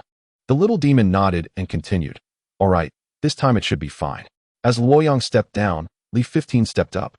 Crack! Another crisp sound echoed in the ears of the cultivators. The scale rod broke in two again, falling to the ground from the air. And the black color representing evil was the same as before. Good. The hemp rope only breaks at the thin parts. The evil demon only traps me. Li 15's expression darkened. Demon, what exactly are you plotting? On the other side, the bald little demon's eyes glistened with tears. My treasure. However, it was also growing increasingly puzzled. This thing, it doesn't make sense. Wait, I'll change it for you. It replaced it with a 40-meter scale rod and called out, get on. But when Li 15 stepped onto the scale, the crisp cracking sound came as expected. You're back? Li 15's chest heaved, already feeling the urge to draw his sword. Just wait, I'll change it again. The bald little demon gritted its teeth and directly replaced it with a 50-meter scale rod. Creak. After another sound, it broke again. Don't rush, I still have. Crack. Wait a second, I have a 70-meter scale rod. Crack. No, let's try an 80-meter one. Crack. And the cultivators present, witnessing this scene, transitioned from disbelief to numbness.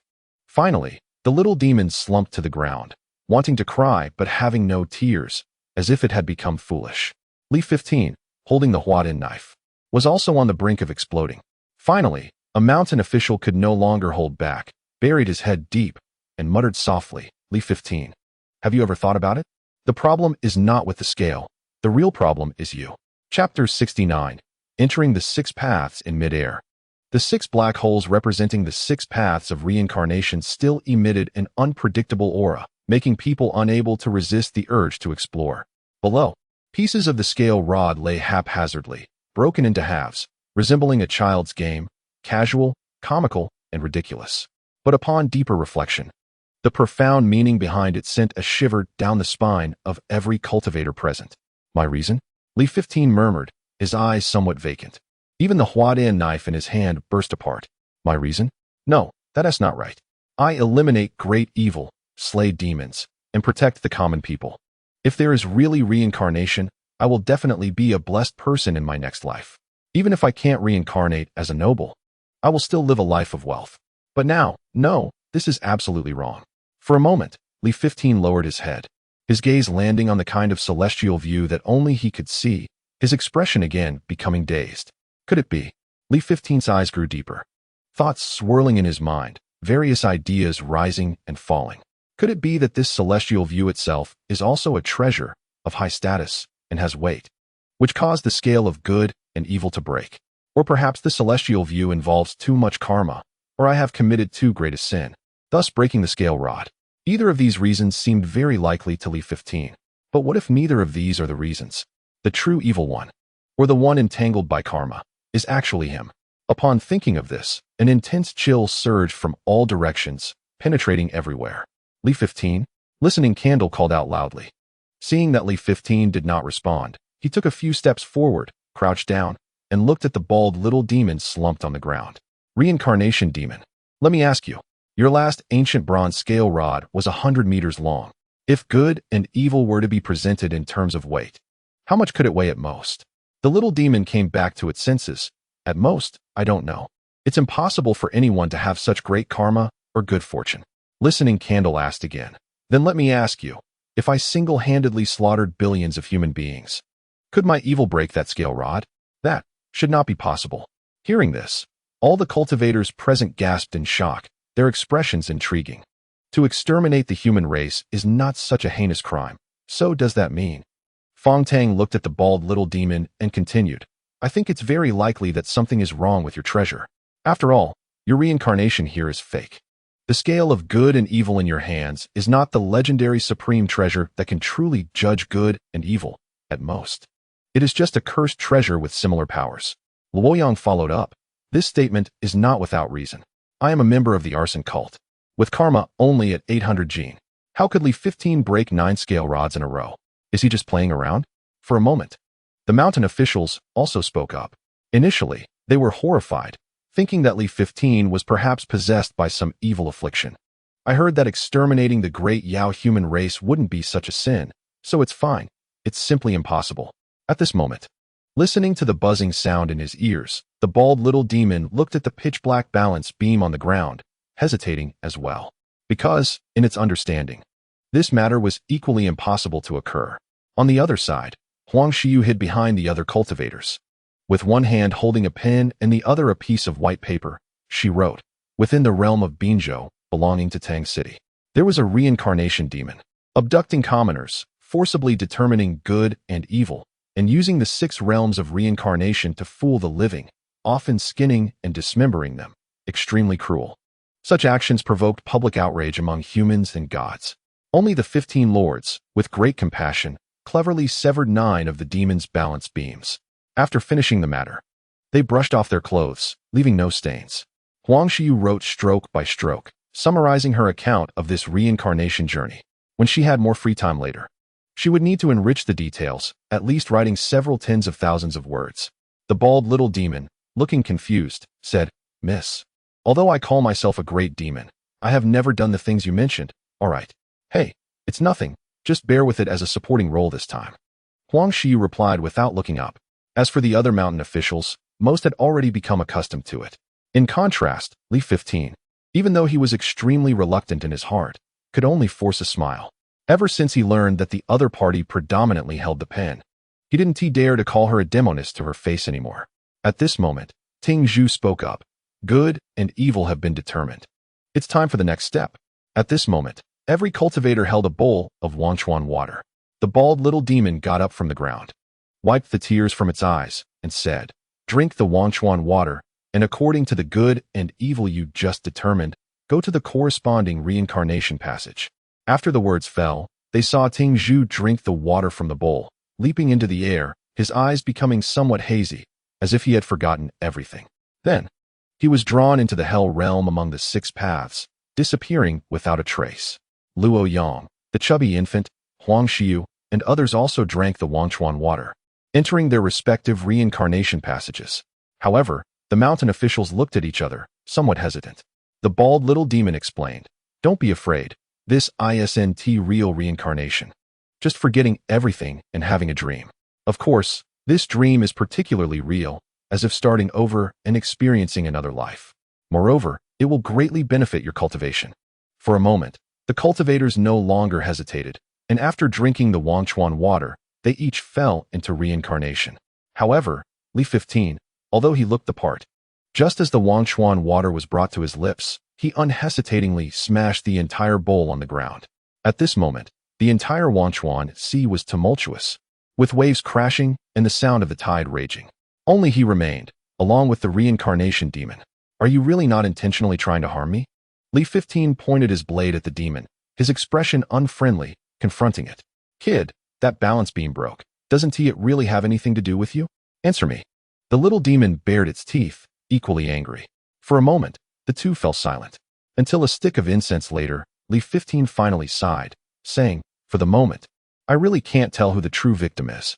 Your balance beam is indeed broken, that is true. But from now on, I'm afraid I will also be plagued by nightmares. Every time I recall today's events, I will shudder in fear. So what do you want to do? On the other side, the bald little demon hung its head, also letting out a sigh. Alas, I now only have the shortest balance beam of 10 meters left. Actually, I'm quite easy to talk to. How about this? When you have the ability in the future, give me a good balance beam, okay? For a moment, Li 15 looked quite surprised. He nodded heavily. All right, I agree. Then, as if thinking of something again, he said, how about I first introduce you to a demon companion? It's called the Faceless Man, can change many faces, can sing and dance, quite capable. Chapter 70, Dual Mastery of the Blade, unmatched in the world. Forget it. I'm a great demon. That faceless man you mentioned, just hearing about it seems unworthy of the stage. I don't want it, the bald little demon said disdainfully. Seeing this, Li 15 didn't know what to say. The faceless man might not even want to accompany him. In the next moment, he saw Li 15's expression gradually become serious. A painting was pinched in his hand, and then unfolded, depicting a crooked mouth, small-eyed old Taoist, rendered particularly vividly. Little demon, I ask you, it is said that you can capture some wandering souls and wild ghosts. Have you ever seen him? The bald little demon looked at it, and shook its head. I do catch wandering souls and wild ghosts, but they have all been thrown into Wangchuan by me. After all, the true Wangchuan is also full of ghosts, or monsters and spirits. As for this evil Taoist, or the ghostly beings related to him, I have not seen them. Li 15 pressed further. Are you sure? Naturally, I am the master here. I know everything like the back of my hand. The little demon thought for a moment, and then said, aren't you going to reincarnate? Even if it's just a dream, it's beneficial for cultivation. Not going. I came here specifically for the person in the painting, not for anything else. After Li 15 finished speaking, a thought crossed his mind. By the way, have you ever heard of the cultivator's view? No, what is it for? Nothing. Then, he saw Li 15 pick up a broken balance beam from the ground, tie a causal red string to one end, and then take down the coffin old man from his earlobe, using it as bait to hang on it. Silently, he walked to the edge and tossed it into Wangchuan. The rod, line, and bait were all ready-made. He couldn't help but shake his head. Then, using one hand to form a seal, he chanted, 9 nether mystical evil, heed my command, Wangchuan reverse surge, soul return to the proper court. He hadn't practiced for long, focusing on some incantations, particularly the soul-calling technique. At this moment, perhaps worried that the bald little demon remembered incorrectly, he preferred to use the coffin old man. This item once belonging to Qianyuanzi, to call the soul, rather than enter the 6 paths to benefit his own cultivation. Seeing Li 15 like this, the bald little demon also stood by, mimicking him. It laughed. I usually like to fish on Wangchuan. Those captured ghostly beings are like the fish I raise in my pond. Li 15 glanced over and casually asked, do you think there is really reincarnation in the world? No, don't believe it. I've said it's harmful. Why are you still so stubborn? The little demon said seriously, and then continued, manage this life well. Don't expect the next. Li 15, do you know why reincarnation harms people? I just remembered something. Ultimately, it's to make people resigned to fate. Li 15 frowned. Resigned to fate? Yes, that's right. The little demon looked up at the 6 black holes above. You see, I have determined good and evil for them, and they enter different passages respectively, as humans or livestock. If you believe in reincarnation, would you not also think that the pain suffered in this life is to repay the sins of the previous life? The little demon thought for a moment and then said, it's like an ox or horse, working hard every day, if someone tells it to stop struggling. The suffering it endures now is merely repaying the debts of the previous life. Isn't that equivalent to forcing it to resign to fate? Li 15. If one day you find yourself trapped, then I ask you, will you resign to fate? The little demon took a deep breath and shook its head. So, I say reincarnation is harmful, and you don't believe it. Its greatest harm is, after all, making people resign to fate. One person resigning to fate is not scary. But what if an entire group or a world resigns to fate? That would be chilling, truly chilling. Beside him, Li Shiwu remained silent for a long time. Then he spoke solemnly. Understood. Thank you. The bald little demon scratched his head. Hey, my mind is quite sharp today. By the way, where's that knife you had just now? I want to take a look. Li Shiwu hesitated for a moment, then drew out the Huadan knife and handed it over. The little demon reached out with both hands, seriously accepting it, staring at the lifelike Huadan face on it, momentarily lost in thought. After an unknown period of time, it suddenly said, "This kid is remarkable. A dual master of theatrical knives, unmatched in the world." Then, both the little demon and Li Shiwu were equally stunned. Strange. Why did I say that? Li Shiwu quickly asked. What you just said, is it that this Huadan, singing and wielding the knife, is called unmatched in the world? Seeing the little demon remain silent, Li Shiwu gradually calmed down. He felt that what Ting Zhu had said might not be wrong. These demons might indeed reflect a past experience. It was at this moment that Ting Zhu, dressed in snow-white divination robes, walked out from the reincarnation cave and stood in midair. Then, he drank a bowl of Wanchuan water. The entire person was once again sucked into the path of hell. What does this mean? Li Shiwu was puzzled. The bald little demon explained.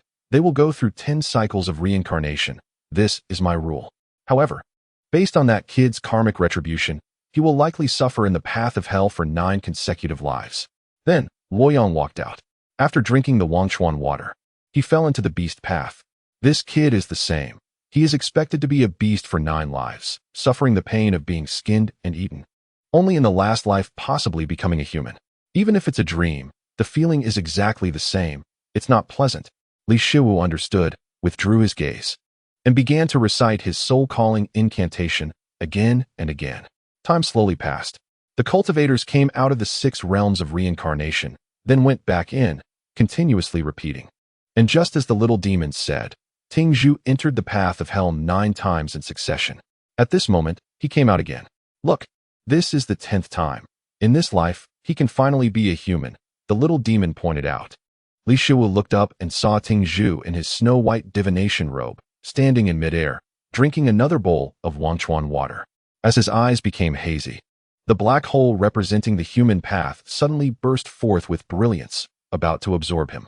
Just then, Li Shiwu shot up into the sky. Go! With a single kick. He sent Ting Zhu back into the path of hell. He then landed and clapped his hands. You brat, like to cast spells to harm me. But earlier, it seems you spoke on my behalf. So this favor must be repaid. As for this human path, it must also be exploited. After speaking, Li Shiwu looked at the bald little demon. Little demon, he should have been a human in this 10th life, but I kicked him back into the path of hell. What now? The little demon said. Originally, he was supposed to be a farmer, toiling with a hoe for a lifetime. But now, having entered the path of hell, he might become that hoe, being wielded by someone for a lifetime. Chapter 71. Fong Tang has a wife. The Wanchuan water flowed continuously before him. Li Shiwu held the balance pole, and his expression was one of pure relaxation. Indeed, very good. To become a hoe and be wielded for a lifetime, huh? It was at this moment that Luoyang walked out from the beast path, having gone through 9 lives as a beast. This was the 10th life. As he drank the Wanchuan water and was supposed to enter the human path, Li Shiwu appeared again. Give me that one. With a sweep of his leg, Luoyang's body uncontrollably fell into the path of hell. TSK, this Wanchuan water is excellent. Taking advantage of their dazed moment, it's truly effective. This kid, I guess, must have used arson techniques to harm me. Li Shiwu descended from the sky, saying, if I guessed wrong, then it's his bad luck. By the way, what does Luoyang become in this 10th life? The bald little demon closed his eyes, seemingly sensing the situation in the path of hell. After a few breaths, it said, in this 10th life, he was supposed to become a resentful man, living and dying in loneliness. But now, you've also sent him into the path of hell. Let me see. In this moment of the dream, he has become a temple that specifically seeks marriage with a door inside.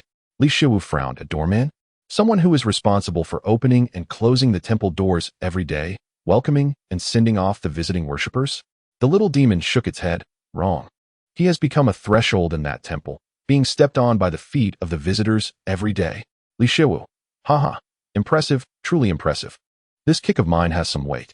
Just then, Huang Xiyu walked out from that cycle, also drinking a bowl of Wangchuan water. Li Shiwu recited the incantation, focusing on the Wangchuan before him, seemingly not noticing at all. Why don't you kick her? Seeing Huang Xiyu re-enter the reincarnation channel, the bald little demon casually asked. I am a man, of course. I walk in harmony with the dust, traveling the path. How could I lower myself to the level of a woman? Really? Li Shiwu lowered his head, his expression sighing. False. This woman, I avoid her like the plague. How could I dare to provoke her actively? Gradually, one figure after another returned after experiencing the 10 cycles of reincarnation. The scene was no longer desolate, but rather became increasingly lively. Brotherly, you don't know. 10 lives as a human are truly exciting. Although it's a dream, it feels as if it really happened.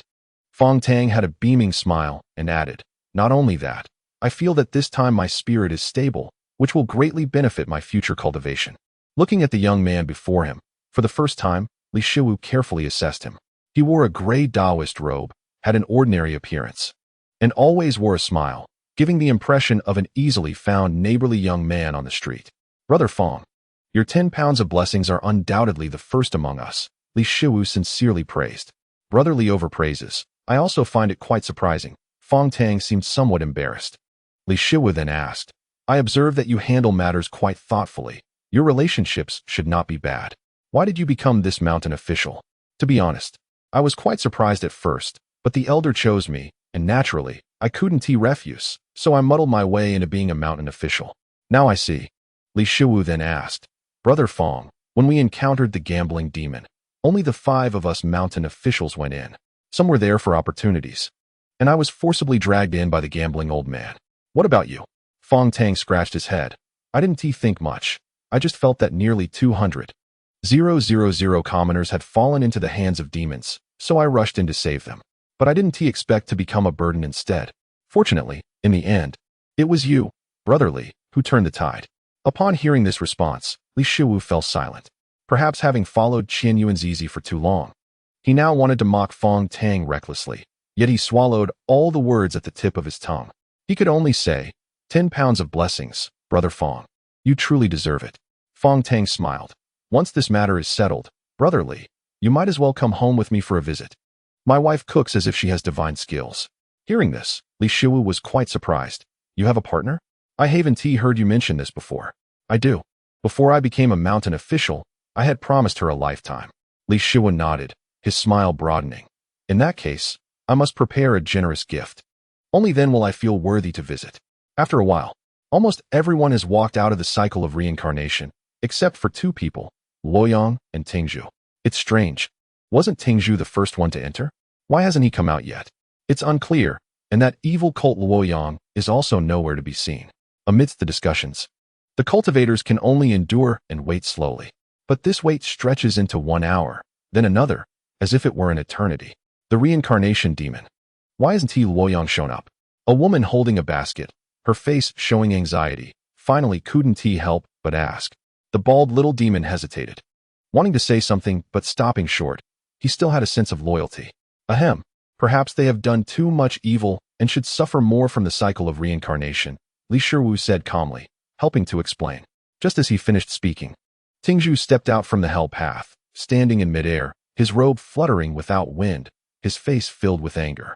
Reincarnation demon. Why in my 10th life have I turned into a hoe? That farmer has wielded me for decades, passing me down to his son, then to his grandson. Even if I wake up now, I still feel dizzy, as if I am still a hoe, ready to be swung into the ground at any moment. Reincarnation demon. Shouldn't you explain this to me?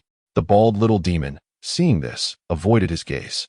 It was at this moment that Luoyang, in a deep blue Taoist robe, also stepped out from the hell path, his pair of pupils rolling restlessly. What is this? In my 10th life, I have become a threshold in a marriage Taoist temple. Who knows how many people have stepped over me every day? He took a deep breath, his tone filled with rage, and continued. Just like this for 100 years, 200 years, 300 years, until the human dynasty changes. And the Taoist temple is buried in dust. Only then will I finally wake up. Luoyang held his waist, gritting his teeth. Even now, I feel like my waist is about to break.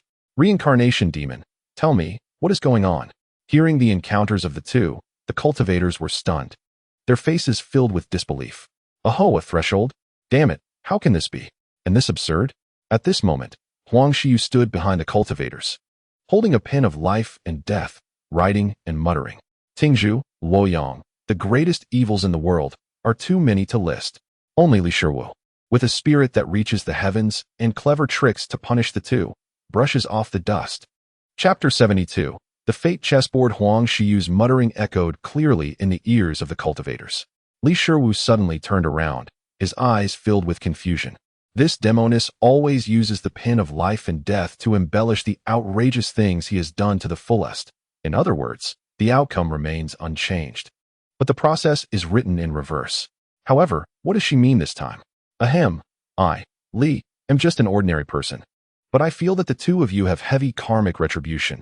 Perhaps enduring another lifetime of suffering is necessary to create some serious title. Li Shiwu raised his chin slightly, speaking with confidence. Yes, it is me, what about it?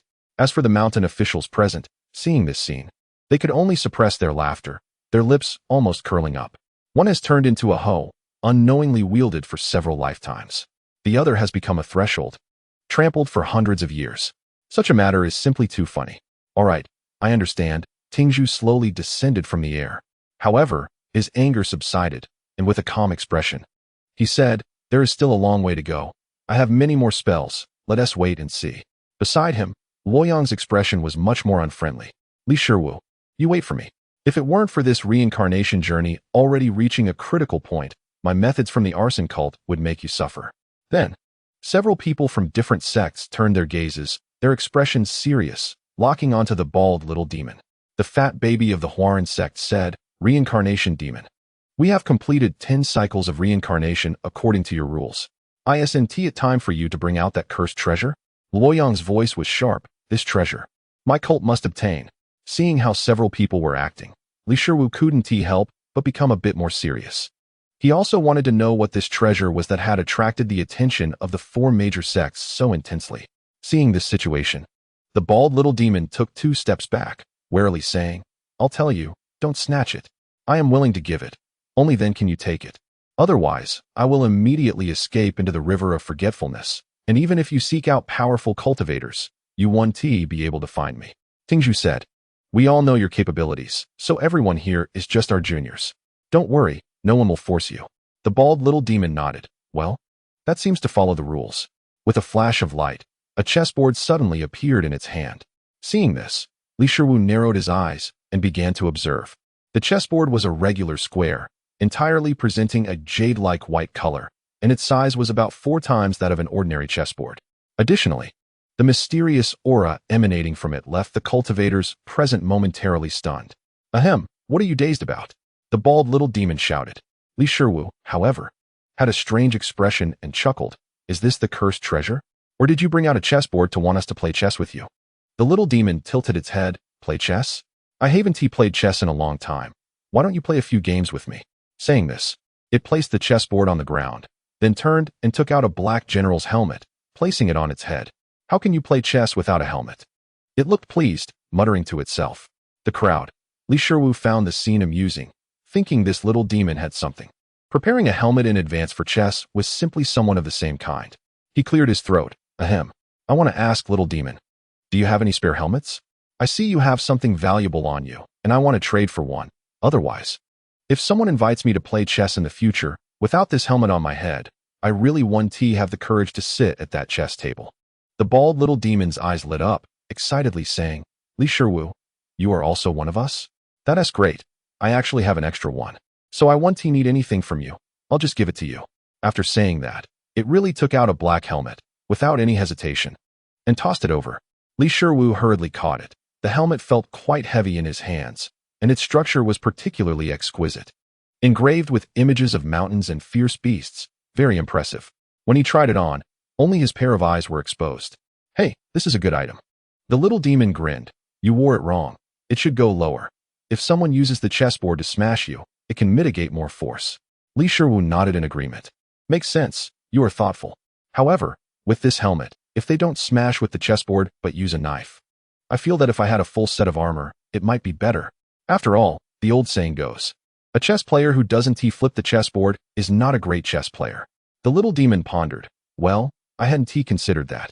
The cultivators, at this moment, seeing a person and a demon deeply engaged in discussing the correct way to wear a helmet and whether armor was needed while playing chess, Tingzhu, Luoyang, the fat baby, and others couldn't help but clench their fists, a wave of dark energy surging on their faces. Finally, Luoyang shouted angrily, enough. You two, are you going a bit too far? I came here to contest the ownership of that chessboard, not to watch how you play. On the other side, Li 15 held that armor with both hands, wiped it with his robe, and after breathing on it, it was extremely precious, and then put it into the coffin. Little monster, I live in Jewel Town, Tang City. If you are bored, you can come find me. I will definitely find a way to repay you for this armor. Finally, the cultivators present focused their minds and returned to that nameless chessboard. The bald little monster said, you all came for this item, so you should know what it's for. Luo Yang scoffed. It's a destiny chessboard.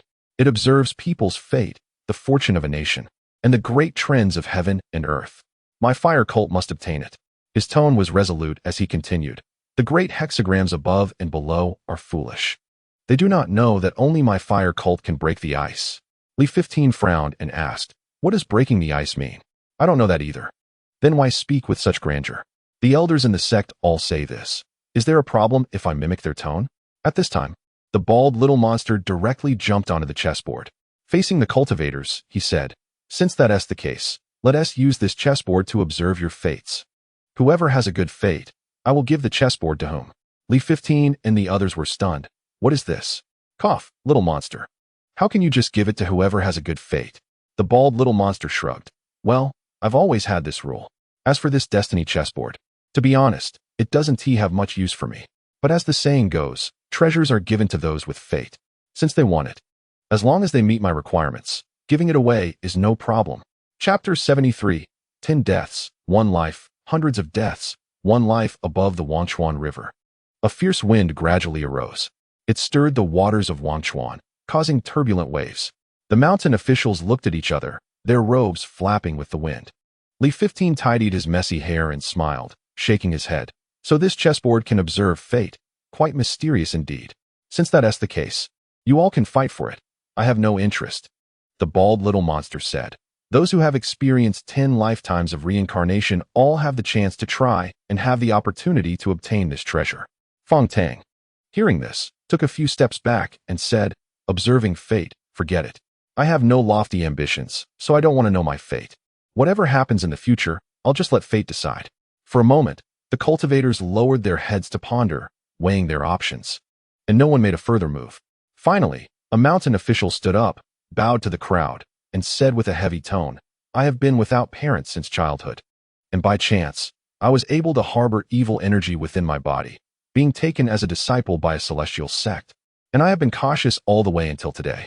I don't want to elaborate on why I became this mountain official, so I want to see this fate. Reincarnation demon, how do I use this item?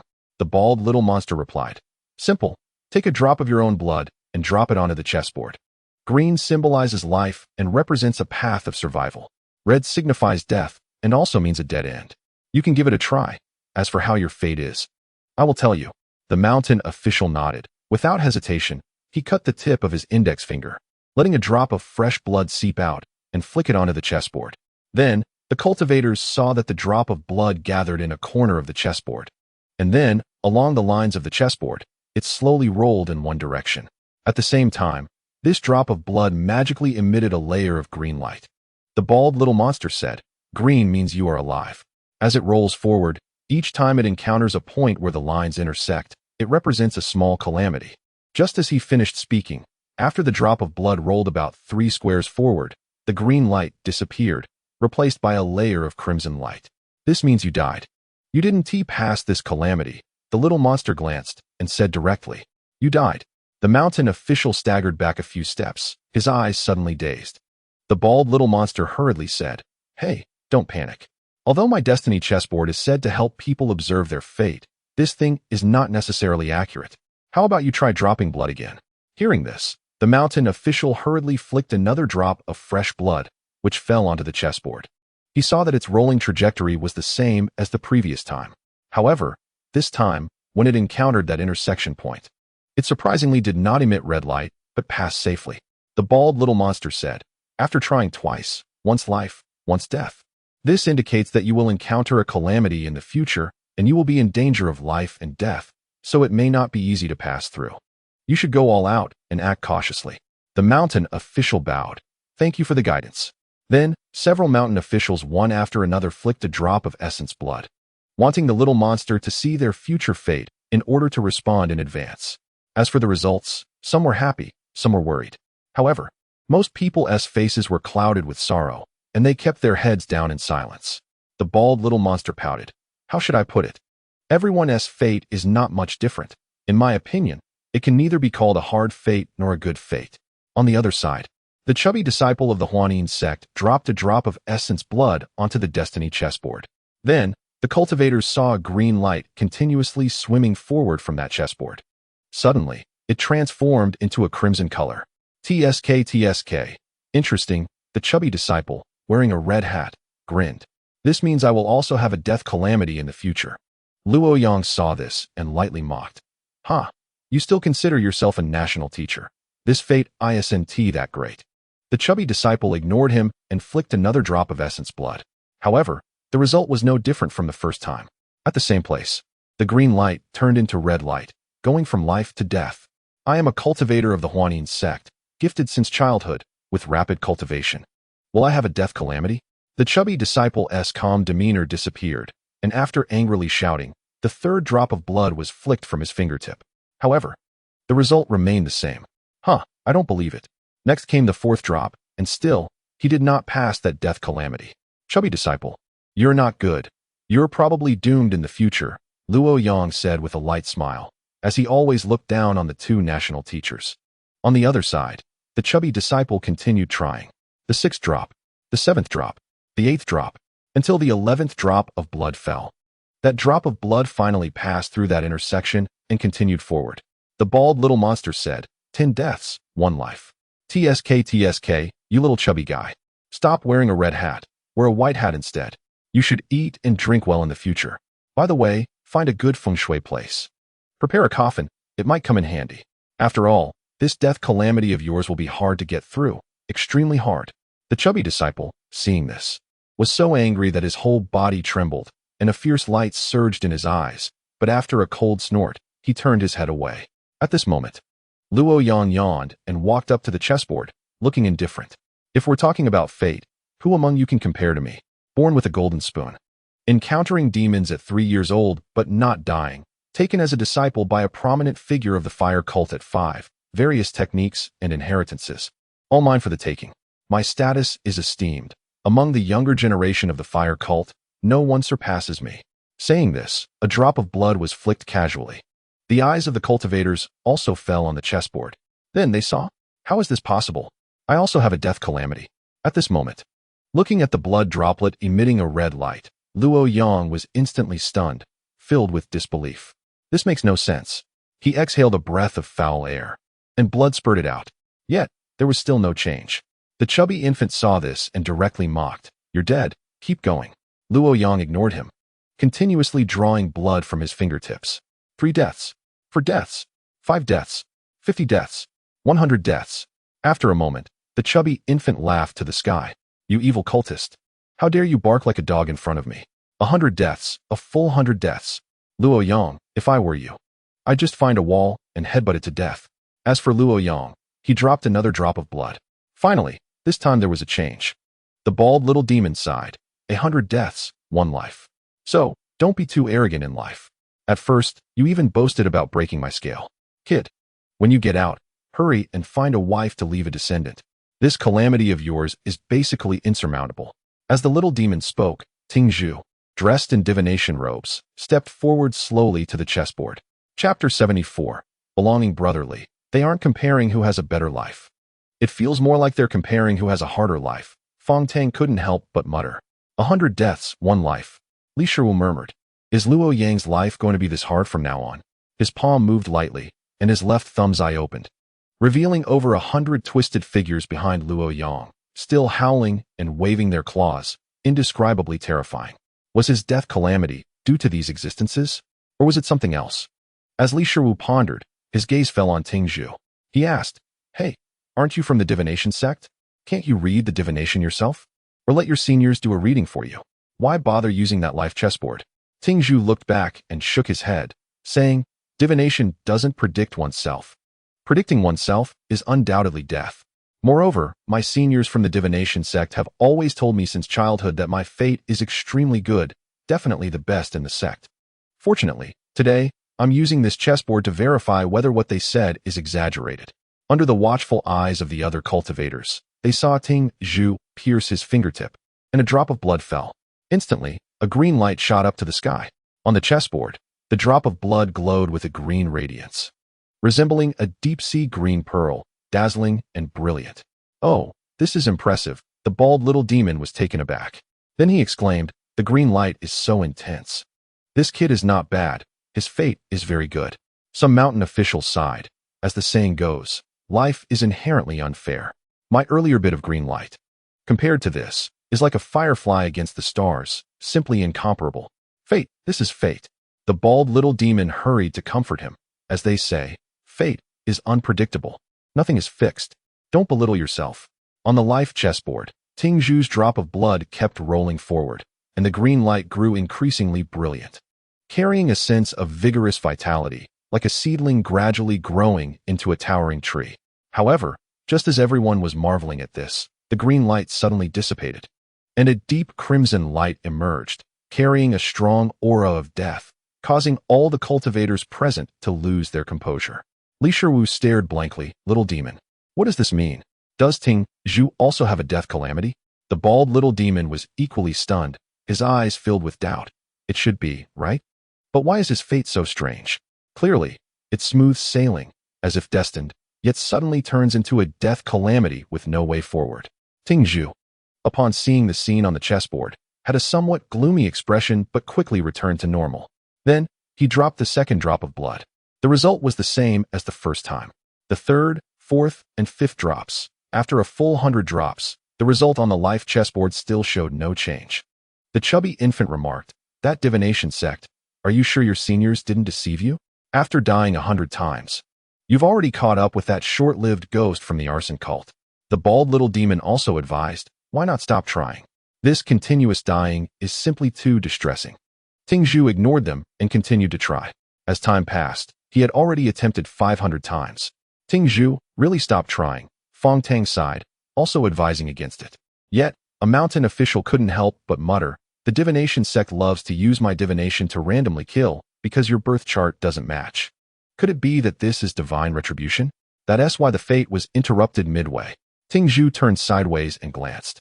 If it were usually, he wouldn't let such words go lightly, but today, he had no intention of seeking accountability. Another drop of blood was flicked out by him. On the other side, Li Shiwu rubbed his chin, thinking randomly. He felt that whether it was 10 deaths for one life or 100 deaths for one life, it seemed like there was a glimmer of hope, yet in reality, the chances were slim. "So I forget it. At least we met. If there's a chance in the future, I'll pour a cup of wine on your grave." With such words, Luo Yang naturally didn't have a good expression. He angrily said, "Li Shiwu, who are you cursing? What if the arson cult's method of 100 deaths for one life works? I have confidence in finding that path to life." The chubby infant also said, "So-called cultivation is just walking on the edge of a precipice. 100 deaths for one life is quite normal. Li Daoist friend need not be so surprised." But in the next moment, everyone heard Li Shiwu exclaim, "You're definitely dead, definitely dead. Li Shiwu, you?" Luo Yang pointed at him, his eyes filled with killing intent. "Do you really think I won't dare to act now? Li Daoist friend, when speaking, don't use harsh words, and don't be too assertive." The chubby infant said expressionlessly. Li Shiwu's face showed a sense of suffocation because that sentence was not what he said at all. It was from the crow's beak above the immortal view beam that had not spoken for a long time. "I apologize, both of you." Li Shiwu looked up at them, and then sincerely apologized. "My earlier slip of the tongue was my fault. I wish you both a safe survival from calamity and a smooth path ahead, with no further obstacles." Seeing this, the two didn't dwell on the matter, but instead looked towards the life chessboard. On the contrary, Doubts began to grow in Li Shiwu's heart. He didn't know the origin of that crow's beak, but its speech seemed to be enlightened, something he had witnessed before. Now, looking at Luo Yang and the chubby infant from the arson cult, he took a deep breath, his expression growing deeper. On the other side, the bald little demon was counting. 999 times dead, 1,000 times dead, 1,001 times alive. The little demon was excited, saying, 1,000 deaths, 1 life. Thank goodness, you still have hope. The road ahead isn't completely dark. That's good. Ting Zhu smiled upon seeing this. 1,000 deaths for 1 life. That's still acceptable, not too bad. Li Shiwu said, you can still laugh? You really are something. Ting Zhu spoke casually, you don't understand. I'm different from you. The bald little demon looked around at the other cultivators. TSK, I'm looking for a fated person with good luck to give me this treasure. Why is your fate all so miserable? That girl, why don't you give it a try? It looked at Huang Xiyu. Not trying. Huang Xiyu smiled and refused. Li Shiwu, you really not going to try? The little demon asked again. Li Shiwu showed hesitation. At first, he didn't want to try. But seeing everyone else trying one by one, and that immortal view seemed to envelop him like a lingering shadow, he thought, forget it, let us give it a try. With that, he flicked out a drop of crimson blood, landing on the life chessboard. In the next moment, an incredible event occurred. A green light shot up into the sky, its brilliance so intense that it dyed the entire forgotten river green.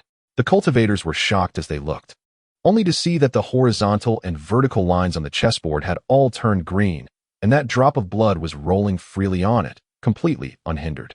Reincarnation demon. What does this mean? Luo Yang hurriedly asked. This represents that from now on, no matter what choices Li 15 makes, no matter which direction he walks, his path ahead will be smooth sailing, without tribulations or worries. The little demon was so excited that it jumped up and down. Li 15. It turns out you have the best fate. This chessboard is yours, don't be polite. Li 15, feeling a bit confused, accepted it, his head buzzing. The best fate? Could this celestial vision really plant immortals? Put it away, don't let others steal it, the little demon warned, looking at everyone with vigilance, urging him.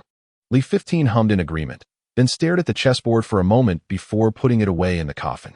However, no one noticed that the moment the chessboard was put away, the previously green horizontal and vertical lines instantly turned red. A red so eerie and shocking it made one's heart tremble. Chapter 75. Loyalty. Li 15. Make sure to keep this treasure safe.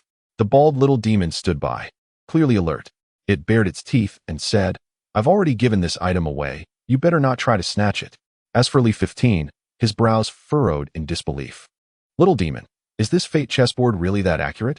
It suggests my fate is excellent. The little demon pondered for a moment and replied directly, it's not accurate. Fate is like seeing flowers in the fog, or the moon in the water. Who can say for sure? However, to say it's not accurate, it can still hint at some things.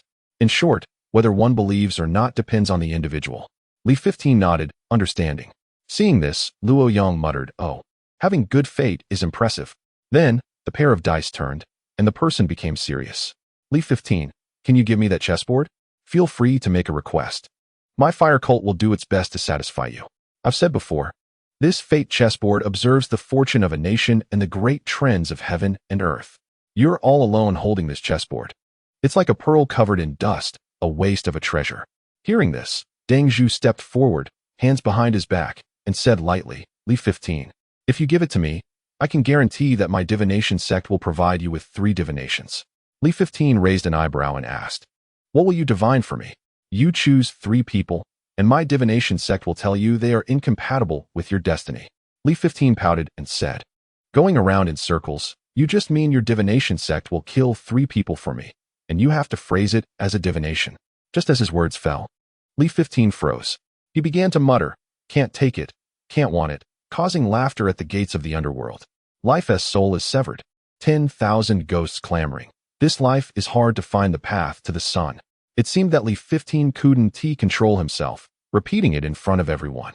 Luo Yang lightly scoffed and shook his head. Li 15, you can't keep this treasure, don't pretend to be crazy here. Only Deng Zhu watched this scene. His expression dark and contemplative. He knew that the crow beak he had caught earlier was now on Li 15. Moreover, he himself was the first victim after that crow beak appeared in the world. What are you doing? The bald little demon tugged at his waist robe. After a dozen breaths, as the cultivators grew increasingly suspicious, Li 15 finally stopped, exhaling deeply. With a straight face, he said, "Nothing. Just making up some rhymes to entertain everyone." Fong Tang frowned. "Brotherly, although everything here is fake, this is still considered reincarnation. What you just did was quite eerie."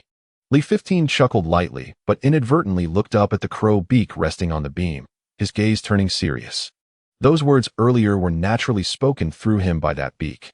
The meaning contained therein. Could it be warning him not to take this so-called fate chessboard? "Little demon, it seems other cursed demons only have one cursed treasure. Why do you have two?" he asked nonchalantly. "I feel like I've had two since I was born. What's wrong?" The bald little demon scratched its head. Nothing." Luo Yang hurriedly said. "Li 15. You really can't use the chessboard, and my fire cult's third elder is guarding outside. Do you really think you can take it away?" The chubby infant from the cult of human domination also said anxiously, "Li 15, you're a big official. In other words, we are on the same side." But just as he finished speaking, a figure dressed in a sky-blue robe appeared, around 30 years old, exuding an air of elegance and calmness. This person was Bai Shi. "We meet again, Star Officer." In an instant, aside from Huang Xiu, who was focused on writing, the other cultivators all bowed. "As for the fate chessboard of the fire cult, do you really think I can't take it away?" Bai Shi smiled, his tone rather playful. "Star Officer." Luo Yang lowered his head. Then, he said somewhat discontentedly, "But I was placed in the mountain official team by you, and you discussed it with the third elder. So you can't go back on your word." Bai Shi heard this, but did not respond. Instead, he faced the other mountain officials and said gently, "You all hold this mountain official position. Your fate is inherently weak. Now that the reincarnation demon has appeared, and with this being the 10th reincarnation, it can help stabilize your souls and enhance your cultivation potential. This is a rare opportunity." Upon hearing this, the mountain officials hurriedly bowed in thanks. At this moment, the bald little demon hopped closer, scratching its chin and circling around Bai Shi. It even rudely lifted his robe, sniffing here and there. "I feel like I've seen you before. Have you seen me?" it asked suspiciously. "Also, do you know what we cursed beings are? How were we born?" Seeing this scene, Li 15 pondered. Bai Shi had existed since the time when spiritual energy was still present and had reached the realm of transcending heaven and earth. The bald little demon corresponded to some events that might have truly happened in the past. So, it could be said that the two might indeed have some intersection. However, unfortunately, one had memory loss, while the other was muddled, unable to even clarify what it was or where it came from. I have no impression." Bai Shi smiled and shook his head. "All right, then forget it." The bald little demon took a few steps back, instantly becoming alert. "You just said you wanted to take the chessboard, so it seems you're here to snatch Li 15's treasure." "Humph, this demon values loyalty. I voluntarily gave it to him, not to cause him trouble." After saying that, its remaining 10-meter-long bronze scale rod shrank down and was held like a big stick. "What is your name? Come on, let us fight." A comical figure, only half a person tall, with an odd appearance and a bald head, brandished the stick defiantly towards the Star Officer. Yet, no one dared to mock it. The cultivators looked on in shock, realizing that the entire forgotten river had unknowingly transformed into an endless sea, hanging in the sky. The pervasive breath of death, accompanied by the howls of countless ghosts and evil spirits, made the cultivators feel inexplicably numb and filled with despair. Although the little demon was small in stature, to the cultivators, it seemed to be more vast than the land and higher than the sky. "Stop." Bai Shi's gaze was calm as he merely pointed a finger. In this realm of reincarnation, everything, whether it was the suspended river of forgetfulness or anything else, fell into stillness. He sighed. "Little demon, you cannot defeat me." Chapter 76. Return cannot defeat you? The bald little demon roared, its eyes flashing with fierce light. "What are you? How could I be unable to defeat you? Let me tell you, I am loyal, and this treasure cannot be snatched by anyone." It brandished a large stick and slammed it into the ground. The area of reincarnation, which Bai Shi had just stilled, suddenly emitted a sound like icebergs cracking, deafening all around. Instantly, everything started moving again. The inverted river of forgetfulness surged with waves, and giant water spouts appeared, resembling yellow dragons, continuously roaring at Bai Shi. "Come, take this stick." The little demon leaped up, channeling the might of the river of forgetfulness, and brought the stick down hard towards Bai Shi's head. However, an unexpected yet reasonable scene unfolded. Bai Shi calmly pinched the stick, transformed from the balance beam. Between two fingers, and the entire river of forgetfulness fell, splashing water everywhere. He remained unfazed, his tone still gentle as he shook his head and said, "You are merely a spirit, unable to even articulate what you are. Perhaps in the past, there was such an existence as you. But the you now is truly the same as the you before? Even with supreme cultivation, as a mere spirit, how much can you truly exert?" The cultivators were instantly brought back to reality, their faces filled with disbelief. This bald little demon was not just talking.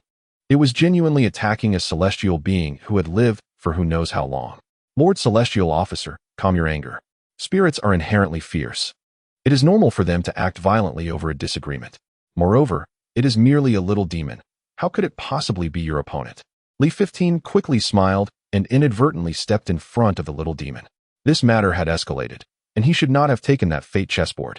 Additionally, he did not expect that this little demon was quite straightforward, but when it came to fighting, it was truly serious. However, Li 15, who had gained the essence of the backstab dog, focused on the shadow of the dog in his spiritual platform. He had already integrated about 20 of this essence. He was one step closer to becoming a true backstab dog. "No worries, I am not angry," Baishi smiled.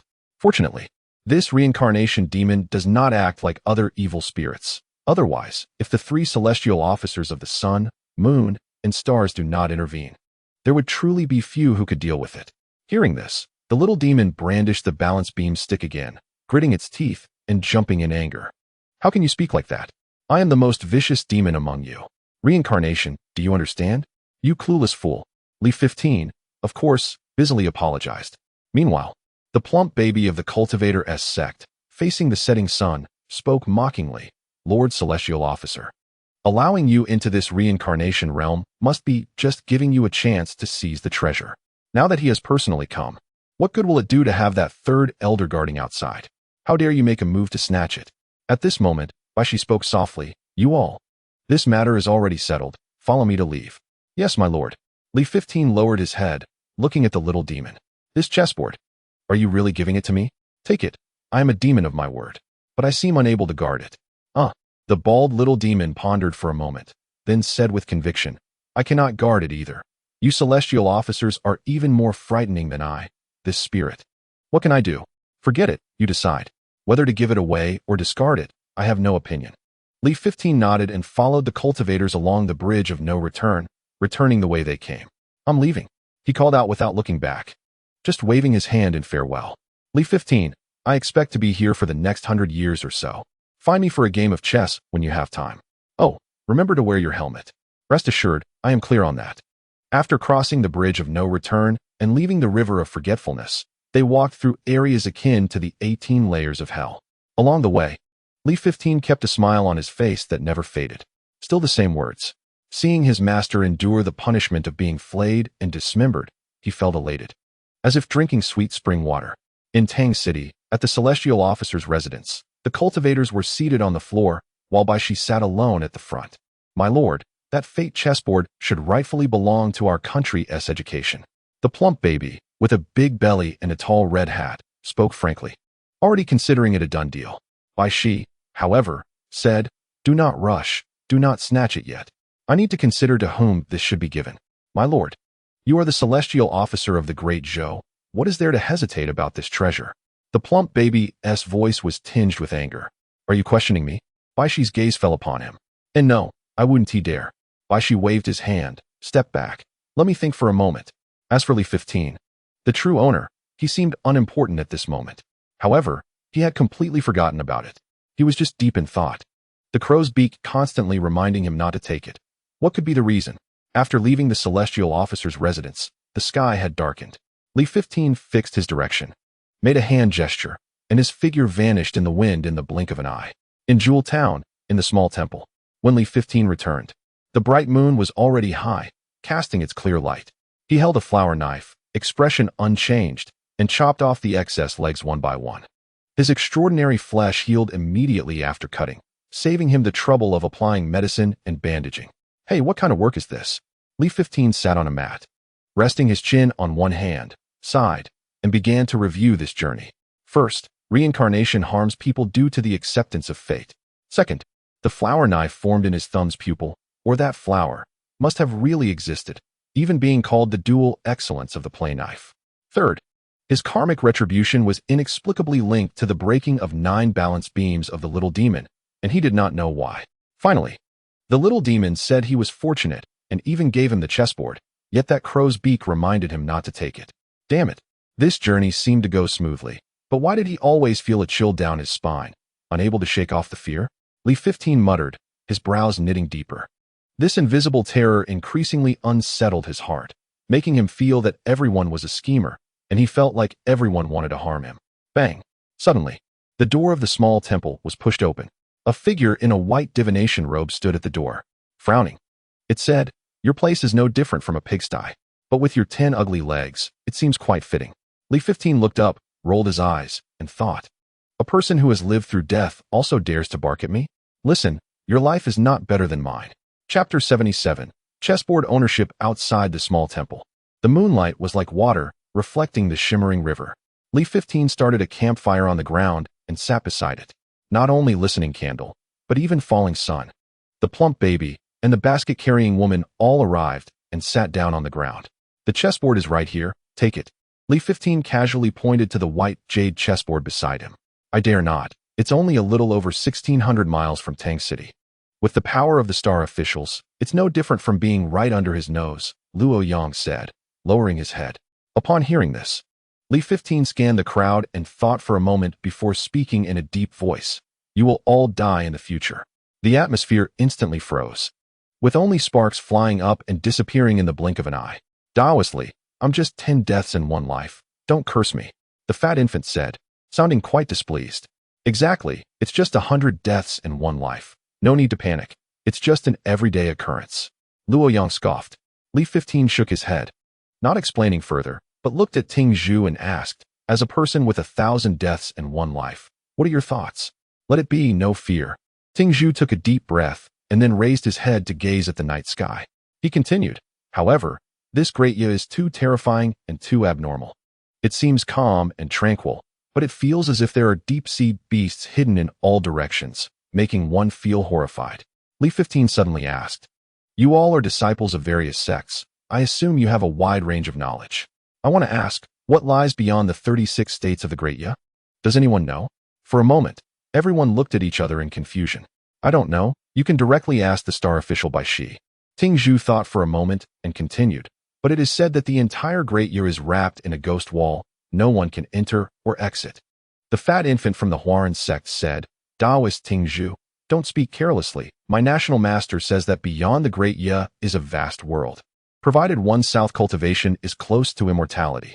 Seeing the two arguing endlessly, Lee 15 shook his head and continued to add firewood. Just then, a figure walked over from the darkness. Upon closer inspection, the figure was quite thin, with long arms and legs, looking rather scruffy, like a monkey. This person was actually GMO, who had a monkey-like appearance. "Brotherly, your fate is so tough, being a mountain official for so long and still not dead," he greeted warmly. Lee 15 remained silent, merely extracting the flower knife from his eye, inch by inch, and stood up, stepping closer. "Come over. Let me chop a few times for fun." No, brotherly, I was in a hurry to leave back then, and you had nowhere to go. It wasn't a mutual agreement." "Heh, I don't want to hear it." "Brotherly, my mother is with me. Please give me some face." Lee 15 was taken aback. "You brought your mother out with you?" The next moment, a plump woman with black spots on her face and thick lips appeared before everyone. "Mother, over here. There's a fire pit here. Come over to warm up." The fat infant's cheeks trembled. "GMO, so it's you. What bad luck." The two seemed to know each other from before. "Fat master, this is really my mother. I've brought her home, burned incense for the ancestors, and followed the proper process." Recognizing my mother is no joke, GMO said seriously. Cough, cough. "Fat master, my mother is at least an elder. Isn't it customary to show some respect for a first meeting?" GMO made a face. "Come on, give some face." The fat infant's face was filled with dark lines. But he still tossed out a jade pendant, maintaining etiquette, a warm jade. "Annie, please accept it." GMO added, "These two friends, and brotherly, don't need anything precious. Just a small token of goodwill will do." The three exchanged glances, feeling it was fine, and casually offered something. Then, they saw GMO pat his waist pouch, and 11 different women suddenly appeared before them. Mo, where are we now? Little Mo, are you hungry? I have some cooked food on me. Everyone, GMO, brothers. My mother is a bit too much, please don't mind. And also, please show more goodwill. Moments later, GMO, with a respectful attitude, led a group of women towards Jewel Town. Ladies, follow me. I'll take you to find a place to stay. Once the people walked far away, Luo Yang could no longer hold back and said, Li 15, what is this? Where did it come from? The fat infant replied, Tinxiang sect, monkey-like cultivators. Don't mind them. Those who cultivate monkey appearances all have some peculiar habits, but I didn't expect this guy to like bringing people as children. Li 15 opened the flour knife in his hand and muttered, damn it. What a calamity. What calamity? Ting Zhu asked. Previously, GMO was looking for a woman to be his wife, but when he found one he wasn't satisfied with, I casually mentioned that thieves don't leave empty-handed. If he can't have a wife, he might as well take her home as a mother. Li 15's eyes twitched. I didn't expect it to evolve into this. And you blame me? Everyone said in unison, it's your fault. However, the fat infant shook his head and said, Li 15, this is related to GMO's monkey origin fusion, besides your nonsense. In other words, it's similar to a backlash. Otherwise, if one could fuse the origin, they would be able to perform all kinds of miraculous techniques. In this world, how could there be such good things? Just then, GMO returned. Familiar and squeezed in to sit down. Everyone, my mother is a bit too much, please don't mind. Li 15 thought for a moment and asked, GMO, I previously saw an old man with a pair of strange characters. Really can't separate them? Right, it was the monkey-like connection technique. GMO shook his head, no? My monkey appearance only has two techniques. One is the entanglement technique, like the one I used on you before, it can be lifted on its own. The other is the connection technique. Once this technique succeeds, it's the same as perishing together, no chance of recovery. It's what we monkey-like cultivators risk our lives to use. Li 15 nodded but suddenly noticed the surrounding scenery changing rapidly, and Ting Zhu and others disappeared one by one. When he came back to his senses, he found himself in a white expanse, and only one person was there, Bai Shi. Star official, you've come. He stood up to salute, knowing that his consciousness had been dragged into a certain space by Bai Shi. Li 15, I want to ask your opinion on that destiny chessboard. Can it be given to the Arson sect? Bai Shi asked. The Arson sect? Li 15 frowned. He indeed hadn't planned to keep that chessboard. He intended to listen to that crow's words once. Sir, why the Arson sect? Bai Shi said, among the four major sects of the Great Ya, in my eyes, there is no distinction between good and evil. As for why to give it to the Arson sect, it's because they are crazy enough, so I want to give them a push to see what happens. Li 15 questioned, crazy enough? Exactly, Bai Shi nodded. They want to reopen the sky of the Great Ya. Chapter 78, Reopening Humanity Surrounded by a White Expanse. Li 15's eyes widened, his pupils shaking with disbelief. Great sir, the Arson sect is reopening the sky? How should I understand the term reopening the sky? Bai Shi smiled and asked, what do you think? Li 15 was taken aback, scratching his head and tried to explain. In my understanding, it's a strong man, wielding a big axe, and then chopping down in front of him. That's pretty much it. Bai Shi had a strange expression. Shaking his head, your understanding of reopening the sky is quite interesting. However, the people of the Arson sect don't want to reopen the sky like that.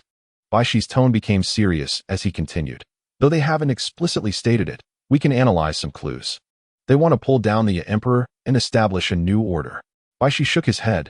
No, it's still not that simple. They seem to want to reopen the human race of the Great Ya. In other words, they want to lead the billions of the Dayo human race from one life level to another. Li 15, you can understand it this way.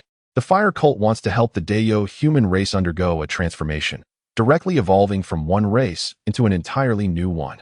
At this moment, hearing these words, Li 15's expression froze, seemingly shocked by this earth-shattering statement. My goodness, the fire cult. They actually want to take the Dayo human race and billions of commoners to undergo a racial leap. But is this really a good thing? I think being human is not bad at all. Li 15's chest heaved, and he realized why the fire cult was defined as the first evil cult of Dayo. They not only want to pull down the emperor and empress from their pedestal, but also want to transform the human race into a new species.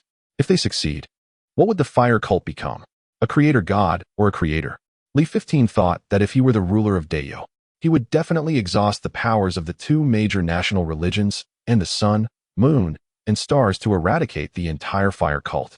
sending them to the 18th layer of hell after death, never to be reborn. Lord Star Official, I think Dayo has been too lenient with the fire cult.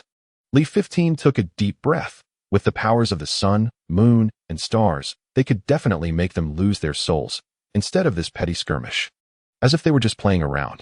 Bai Shi, upon hearing this, stood with his hands behind his back and chuckled softly. Li 15, don't underestimate the fire cult. They have survived to this day, and even have the confidence to reopen Dayo and the Dayo human race, which is naturally because they have great ability, tremendous ability. Bai Shi sighed and continued. You must know that they are not joking. For this purpose, they have schemed and prepared for many years. Even countless followers have sacrificed their lives for it. It's like that fate chessboard of yours, which can predict the trends of the world. They want to obtain it to predict some key nodes of this plan. Bai Shi said, his gaze gradually becoming distant. These insights were drawn from the words of the fire cult's third elder who came to seek me out. I unraveled them like peeling an onion. To be honest, at that time, I was equally filled with astonishment. Their goal was simply too insane. Previously, our common understanding of the fire cult was merely that they wanted to overthrow the emperor and empress and establish a new order in Dayo. Who would have thought, alas? Li 15 lowered his head in silence for a moment, then raised his eyes and said, My lord, since you think the fire cult is so insane, why do you still want to assist them? Bai Shi laughed and said, Li 15, don't you want to see what will happen to Dayo, or the Dayo human race? If they succeed in their plans? Li 15 showed a pained expression and shook his head. I just think being human is pretty good. This so-called racial leap feels too awkward. Bai Shi asked, You want to be human? Of course, but you are not human, Bai Shi said with a half-smile. Adding, After all, which person has 10 legs and thumbs with eyeballs? Li 15 felt embarrassed and helplessly lowered his head. They were right. He really didn't seem to count as a person now. Even he himself couldn't figure out what kind of being he was. Bai Shi continued, The fire cult's goal is to reopen the Dayo human race. But what about the divination sect or the two major national religions? I still can't see any signs of what they want to do. However, the fire cult is still the most insane in its schemes, and at the same time, it is the most. He paused and slowly uttered 2 words, expectation. Then, he looked at Li 15. If you give the fate chessboard to the fire cult, they will remember your kindness. To put it simply, although your cultivation is not high, you have managed to mix in both the black and white paths. Moreover, there is a legacy in the fire cult that surpasses all paths. If you establish a good relationship with them, you might have a chance to benefit from it. In summary, the benefits outweigh the drawbacks. Li 15's heart stirred. My lord, is it turning the pupils into a pair of dice? Yes, Bai Shi nodded. Li 15 pondered for a moment and then said, My lord, if I give the chessboard to the fire cult, the two major national religions won't come after me, right? After all, that fat infant and Huang Xiu from the 10 Aspects Gate seem to be after this chessboard as well. Bai Shi replied casually, No, after all, you are just a small mountain official. What can you do in their eyes? They will only think that it was I who voluntarily gave the chessboard to the fire cult. Of course, that is also true. It probably won't be long before another moon official comes to arrest me and take me to see the emperor and empress. Li 15's expression was strange. My lord, from your tone, it seems you are quite looking forward to it. Bai Shi replied, It doesn't matter. Anyway, it won't be long before they release me again. Of course, you might feel that I am somewhat different from before. Upon hearing this, Li 15's expression trembled. Lord Star Official, are you really the same person as the Star Official Bai Shi I first met? Although both are the same, he always feels there is some difference between the two. Bai Shi smiled and did not respond. He just waved his hand, and the white light in front gradually faded away. Under the night sky, the sounds of insects chirping in the grass were like boiling water, and the river flowed gently. Not far away, in Jewel Town, occasional lights flickered like fireflies. By the bonfire, Ting Zhu, Luo Yang, the fat infant, and GMO were staring intently at Li 15. Li 15, what are you dazed about? Luo Yang reached out and shook him a few times. He continued, I just asked you if you were willing to join my fire cult, and you didn't respond. Li 15 came back to his senses, cleared his throat, and said seriously, Do you know why your fire cult is classified as an evil cult? What is your purpose? Purpose? Only our cult can break the ice. Luo Yang pretended to be calm and repeated the same line. Yes, you are right. Li 15 looked up, gazing at the night sky, momentarily lost in thought. Chapter 79. Monkeys counterattack. Li 15, who are you giving the chessboard to? Ting Zhu suddenly spoke. Naturally, it's 4. In an instant, the people present straightened their backs, their expressions serious, completely unlike their earlier casual demeanor. Obviously, Li 15 is a Deo person. And with the Lord Star official backing him, the chessboard shouldn't he go to the divination sect or this evil cult, right? The fat infant looked expectantly to the fire cult. After Li 15 finished speaking, he casually tossed the fate chessboard into Luo Yang's hands. Then, he said earnestly, "Ahem, remember to mention my name. Li 15, more in front of the cult leader and elders when you go back. Give it to me." Luo Yang was stunned for a moment. Then he was ecstatic, his face full of enthusiasm. "Li 15, since I met you, this is the first time I find you so agreeable. In this way, I, Luo Yang, have also made a significant contribution to the cult." "Good, very good." On the side, the fat infant stood up in anger, his chubby face trembling with rage, completely losing his previous friendliness. "Li 15, do you dare to betray Deo?" Ting Zhu, on the other hand, was much calmer. It was the Lord Star official who decided to give it to the fire cult, right? Luo Yang carefully put away the chessboard. Is there any need to think about it? It seems that the Lord Star official keeps his word. He had promised earlier that if we couldn't obtain this chessboard, he would seek that reincarnation demon himself. As for you, there is no hope. As soon as Luo Yang finished speaking, suddenly, a towering figure appeared in front of him, draped in a black cloak, covering himself very tightly. Li Shiwu clearly saw the countless twisted and hideous figures behind him through the thumb-sized eye. Having met the third elder, he stood up and saluted. His tone neither humble nor arrogant.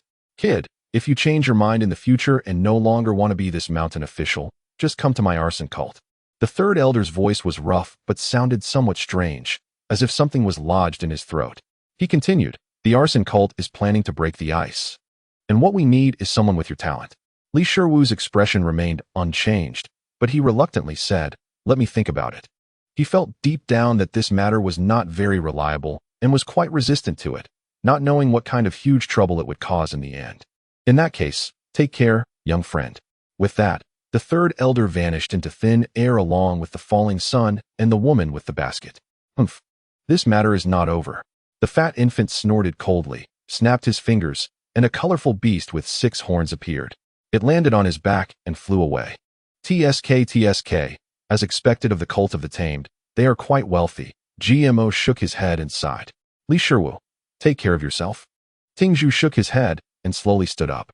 "Our divination sect does not know the purpose of the arson cult, but with such a group of madmen gathered together, what good can come of it? The chessboard predicts the situation of a nation and observes the changes in the world, and it has given them this. This is not good." Seeing Ting Zhu prepare to leave, Li Shiwu hurriedly called him back. Can you do me a favor?" "What?" "I will give you my master's birth date and time, and your divination sect can cast a spell, you understand." "Isn't your master dead?" "Yes. I just want to be cautious. You know, this world is strange and full of weird occurrences." Ting Zhu thought for a moment. "Go ahead." "Gui hai, imao, jiwei bingyin." Li Shiwu looked at the moonlight and continued. "Once, that old man always boasted about his 8 characters, claiming that the fortune teller said he was destined for wealth and honor, a life of becoming an ancestor. Bah, he is worthy of that." Ting Zhu nodded. "Got it." Then his figure shot into the sky, disappearing into the horizon with the wind. The fire pit was still burning, but the people had dispersed. GMO found it hard to believe. "Li brother, only a few months have passed, and you've made such progress? You've met the star official, the elder of the arson cult, and even this high-ranking member of the divination sect." Li Shiwu's expression was calm, and he simply said, "Just good luck, don't be surprised." "Do you know the one called Huang Shiyu? She has a book made of white paper, and every page has your name on it." Jimo's eyes flashed with shock upon hearing this. "That ancestor, Li brother, you are impressive." The night was deep. Li Shiwu leaned against the fire pit, his head buried between his knees, with the firelight reflecting in his eyes, lost in thought. Suddenly, he asked, "GMO, if one obtains the so-called origin, does that automatically make them a member of the 10 forms?" "Not at all." GMO shook his head and sighed. "You have to successfully merge first, and then go to the 10 forms to register your name." "Li brother, you must have inherited something." "Which form?" "I have always kept myself clean, so don't speak nonsense." Li Shiwu's tone was indifferent as he asked again. "The reason you seek so many mothers is because of the monkey form's backlash?" "Perhaps, that's one way to put it." "Why is that?" Faced with Li Shiwu's inquiry, GMO looked a bit embarrassed, took a deep breath, and began to explain. Li brother, this is somewhat embarrassing. You know, the monkey form is often referred to as a sticky plaster, something you can't shake off.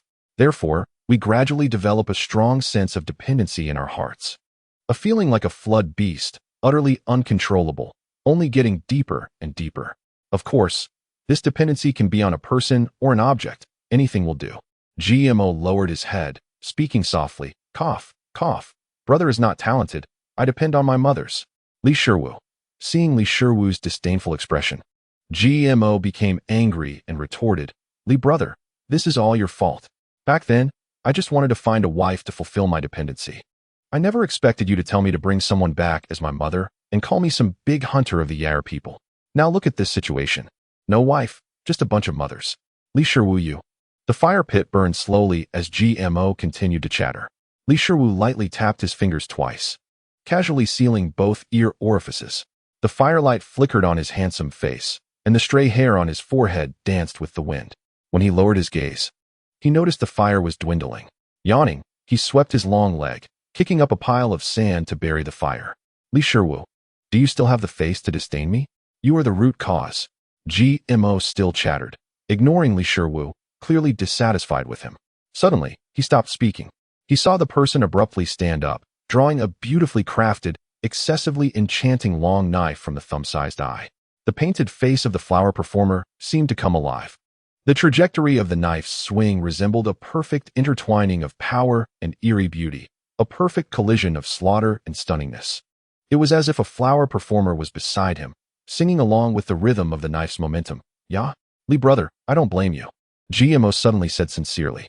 Chapter 80, 3 days later.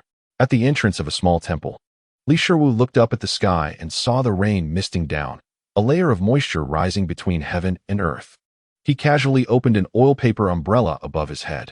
Li brother, as cultivators, how can we use such mundane and inconvenient things? GMO muttered beside him.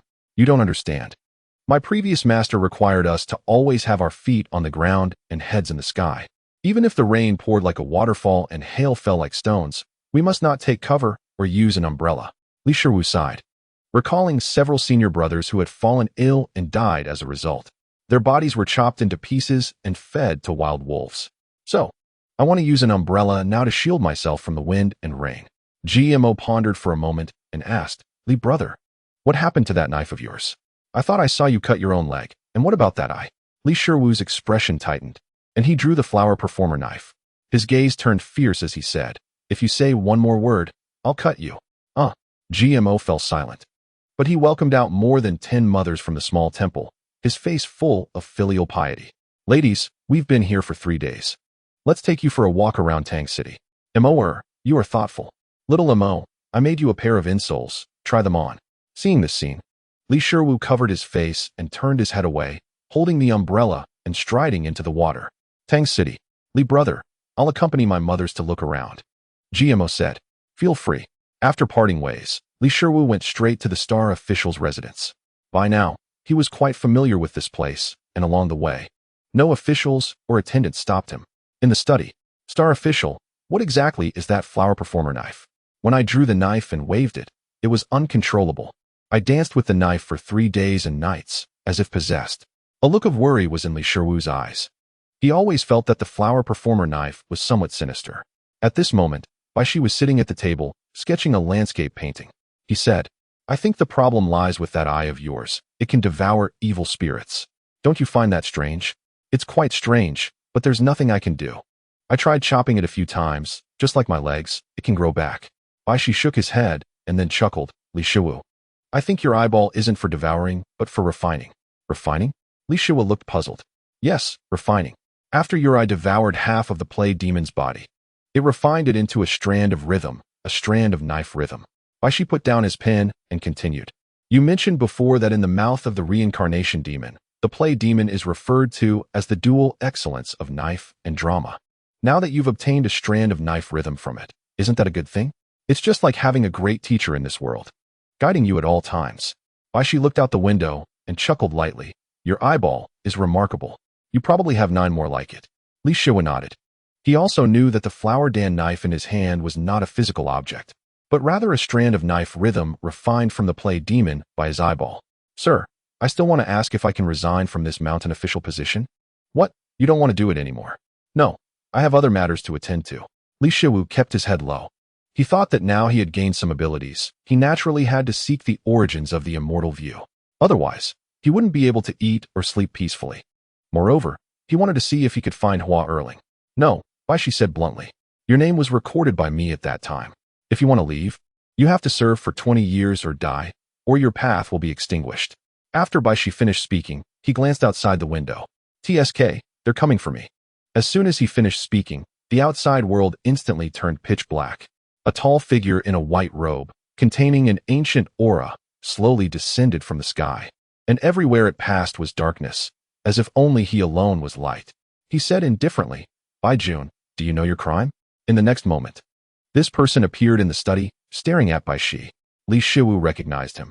He was the moon official from Bingzhou, the one who had come to capture Bai Shi last time as well. Know my crime. Bai Shi's tone was playful.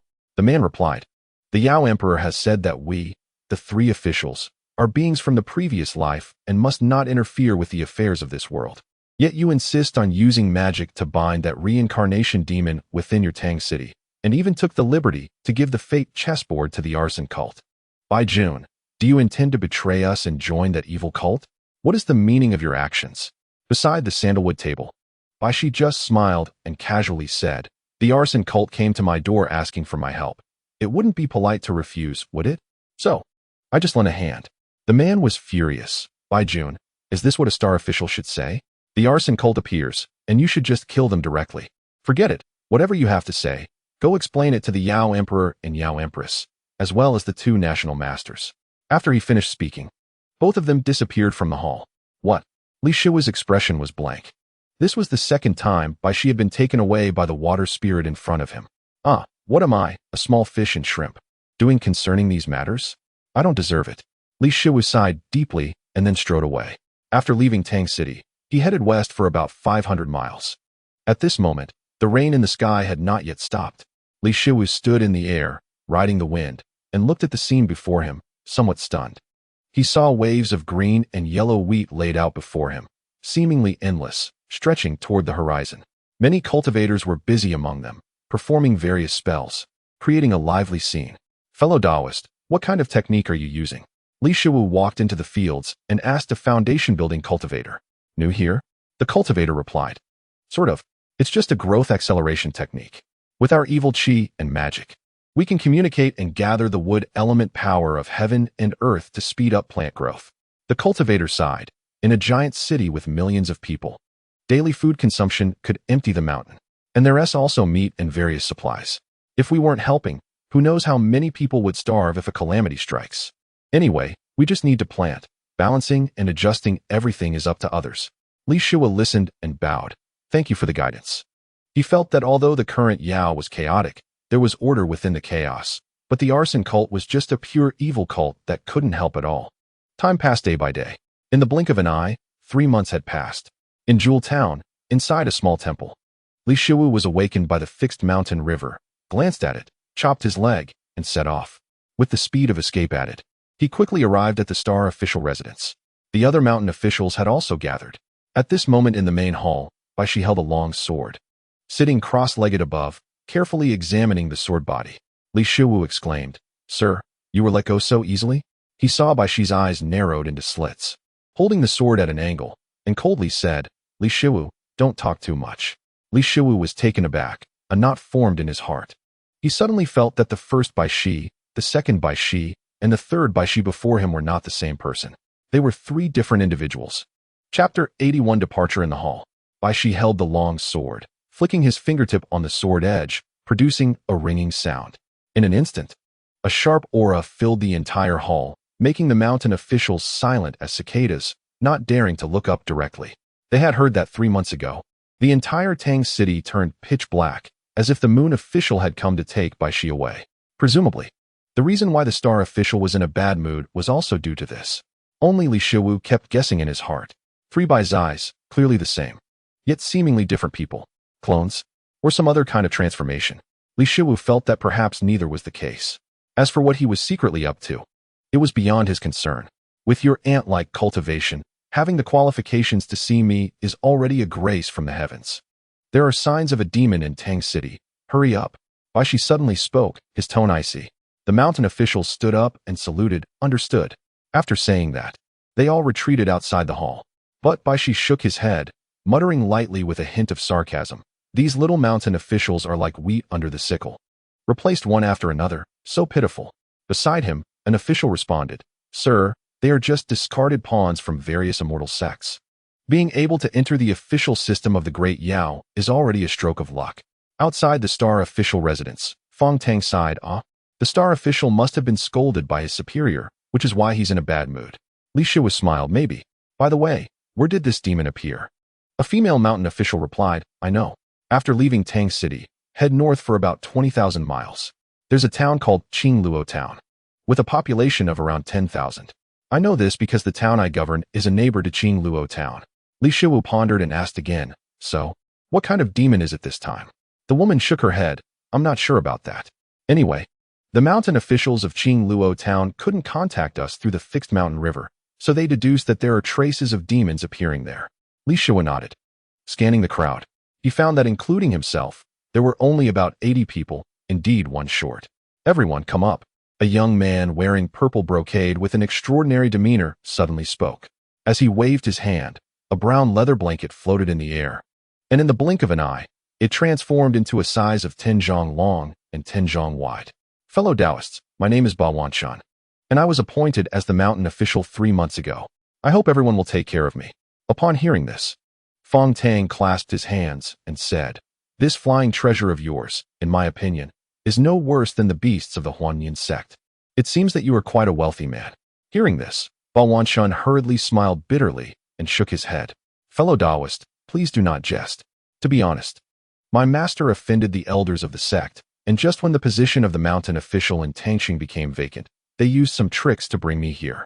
As for this treasure, it might be a parting gift from my master out of guilt, a life-saving item for me. Please do not call me a wealthy man again. Upon hearing this, the other cultivators all felt a sense of empathy. They had all been sent here as mountain officials, and their situations were not much different. They were all unloved. Li Shiwu glanced at the young man named Ba Wanshan, whose cultivation was also only at the foundation establishment stage. For a moment, all the mountain officials began to move. Moments later, high above in the sky, Li Shiwu asked, with a population of tens of millions in Tangxing, why do we need to distribute 81 towns within its borders? In my opinion, merging them into one would not be inappropriate. Beside him, Ba Wanshan formed a hand seal to control the carpet beneath him and said with brightened eyes, walking barefoot, with the coffin master hanging in the air, You must be Li Shiwu, right? It's finally an honor to meet you. Li Shiwu was quite surprised. Oh, is my reputation not small? The 10-legged toad, the gambler among villains, the man-eating fiend, the shame of male cultivators, the crowd remarked. Li Shiwu's face darkened, a black line appearing on his forehead. Hee. So you call me a man-eating fiend? That love letter from a man-eater is still with me. Would you like to see it? No. Ba Wanshan immediately broke out in cold sweat. Li Taoist, I still want to smoothly pass through these 20 years of my term and go back to find a Tao partner, marry, and have children. Li Shiwu asked again, Am I the shame of male cultivators? Taoist, they say you lack grace when singing with that flower girl. Ba Wanshan thought for a moment and then quickly added, However, the golden core cultivators of the various sects have praised you for your actions. It's just that a few younger cultivators are resentful and have smeared your name. Hearing this, Li Shiwu looked at the sea of clouds beneath him and couldn't help but shake his head. You don't understand. The white face of the hibiscus is just a bloody skeleton.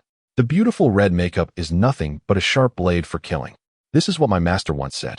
So, when he encountered that young wife on the road years ago, he forced Zhao Si to have relations with her, and then chopped off the young wife's head, castrating Zhao Si as well. Upon hearing this, although the other cultivators did not fully understand, they still felt a shiver run down their spines. Fong Tang couldn't help but say, Brotherly, I have a Tao partner. Please do not scare me. Apologies, Brother Fong. You naturally have a harmonious and beautiful relationship. Li Shiwu smiled and cupped his hands in a bow. Beside them, Ba Wanshan began to explain, Li Taoist. Regarding your earlier statement about why not merging the names of the towns within Tangxing, I initially did not understand. But later, my master explained it to me. He said that the 81 towns are equivalent to bait. After all, in our understanding, evil spirits always harm people. They only appear where there are inhabitants. Bao Wanshun thought for a moment and continued. Dispersing some of the population can avoid many evil spirits appearing in one place. It's like the gambling spirit you encountered. It can encompass an entire town, and no one knows if that's its limit. By dispersing the population, it can also reduce the harm caused by evil spirits to a certain extent. Bao Wanshun sighed and added, I usually love to read ancient texts. When spiritual energy still existed, spirit beasts and spiritual flowers were everywhere in the world. Cultivators could refine pills and tame beasts. I wonder what a magnificent scene it was back then. One mountain official remarked, we cultivate evil energy, burning human bones and dragon veins. We are no worse than them. I don't believe that a Foundation establishment pill can be stronger than our inch-by-inch burning of dragon bones and reshaping of dragon veins. The Foundation establishment pill is merely an external item. We rely on ourselves to endure, and if we can't endure, we die. Another mountain official added, what are spirit beasts? I only love human beasts. The crowd responded. Chapter 82, Unexplained Thunderstorm. Seeing the unusual expressions on the faces of the cultivators, a mountain official wiped the sweat from his forehead and hurriedly explained, everyone, please do not misunderstand. This human beast is not that kind of human beast, but rather, it is a beast transformed by the Huanyan sect using humans. Think about it, so-called spirit beasts are merely a bit intelligent. How can they compare to the innate wisdom of humans? For a moment, the cultivators all nodded in agreement. Fong Tang said, after we reshape the dragon veins of the human body, our spines are like jade, and the sound of tides constantly comes from our chests. Our physical bodies, our organs, are being nourished and tempered constantly. He thought for a moment and continued, I do not know what the path of cultivating immortality will look like in the end. But in terms of the second realm of immortality, the Foundation establishment realm, reshaping the spine and dragon veins should be superior to the Foundation establishment pill. Sigh. If only there were cultivators of spiritual energy here, it would be great. I really want to spar with them. In an instant, the eyes of the cultivators brightened, filled with a fierce fighting spirit. The evil energy they cultivated was, from the very beginning, about life and death, and naturally, they wanted to prove that what they cultivated was worthwhile, that what they cultivated was the strongest. Outside the great change, perhaps there really is spiritual energy. And there are also cultivators. One mountain official suddenly remarked, but no one responded, as these matters were too far from them. Li Shiwu, however, shook his head and smiled. I just want to know who came up with the method of cultivating evil energy. And that line in the Foundation establishment realm asking the long-living ones if they dare to drink this cup filled with the sea of sighs. Who said that? But in the next moment, he muttered, heavenly thunder is coming. It's life-threatening. Brotherly, the sky is clear. Where is the thunder coming from? Fong Tang was puzzled. But just as he finished speaking, the world suddenly turned pitch black, as if an ink pot had been overturned. Thunder snakes fell from the sky, rolling down and blinding the cultivators with a flash of silver light. Everyone quickly hide. We are only Foundation establishment cultivators. How can we resist the might of heaven? This bolt of thunder might be able to crush a small mountain. One mountain official shouted loudly. Only Li Shiwu stared intently at the crow's beak above him, wondering if it had suddenly opened its mouth to curse them to death. This is hard to avoid. This thunderstorm stretches for thousands of miles, and we are right in the center. We can only pass through. Bao Wanshun said urgently. Li Shiwu took a deep breath. Bao Wanshun, hurry up and urge your treasure. Go faster. All right. Bao Wanshun nodded vigorously, pointed at his chest, and then spat out a mouthful of blood onto the carpet beneath him. The other cultivators saw this and were equally anxious. It wasn't that they didn't want to disperse, but their escape speed was far inferior to Bao Wanshun's treasure. Bao Wanshun, where are you going? The thunder is densest over there. One mountain official shouted angrily. Sorry, my mind was a bit distracted. Fellow colleagues, quickly form a formation with me to prevent unforeseen circumstances. Good. Time slowly passed. After about half a stick of incense, the cultivators finally rushed out of the thunderstorm area. However, they all had blackened faces, their expressions extremely grim. It's my fault. I was controlling the carpet earlier and spat out several mouthfuls of blood. My spirit shook a few times, and that is how I got distracted and charged into the area with the densest thunder. I ended up causing the deaths of 2 fellow Taoists for nothing. Bai Wanshun had blood at the corners of his mouth, his face pale, struggling to speak. In front of the gathered cultivators, the bodies of the two mountain officials lay stiffly, their bodies charred black like carbon, resembling mummies, which was particularly terrifying. Lee 15. How did you know there would be thunder in advance? One mountain official asked coldly, getting straight to the point. They had witnessed Lee 15's 6 incantations during the falling treasure from the Milky Way, each one coming true. Given how sudden and powerful this thunderstorm was, it was hard not to think too much. What? Do you want to make a move? Lee 15 asked lightly, not averting his gaze. All right, both of you. Let's stop here. Another mountain official stepped in to mediate, knowing that internal strife was to be avoided until things were clearer, a truth understood by all. For a moment, no one spoke.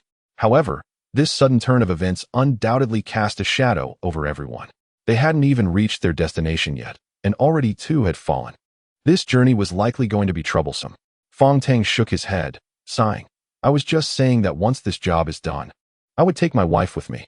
Before he could finish, Lee 15 tightly bound his mouth with a causality red thread. Brother Fong, when you're out, it's better to say less. Lee 15 said lightly, a smile at the corner of his lips. At that moment, facing Lee 15's indifferent gaze, Fong Tang's heart trembled. He suddenly felt that perhaps this was the true nature hidden within the person before him. After a moment, Lee 15 shook his head and retracted the red thread. Brother Fong, you don't understand. Saying things like after this job, I'll wash my hands of it will surely cause trouble. Hearing this, Fong Tang bitterly smiled. I stand corrected. As for Lee 15, he looked up at the crow's mouth on the beam, his expression growing increasingly grim. What did this mean? The previous thunderstorm had come so strangely. Could it really have been summoned by it? Time trickled away. The cultivators set out at noon and encountered the might of thunder, finally reaching their destination, Qingluo Town, just as dusk fell. At this moment, the group stood against the glow of the setting sun, examining the town before them.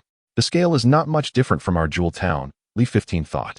Colleagues, I see the smoke rising from this town, and the people seem to live in peace, not like there are any evil spirits around, another mountain official said, looking puzzled. Fong Tang replied.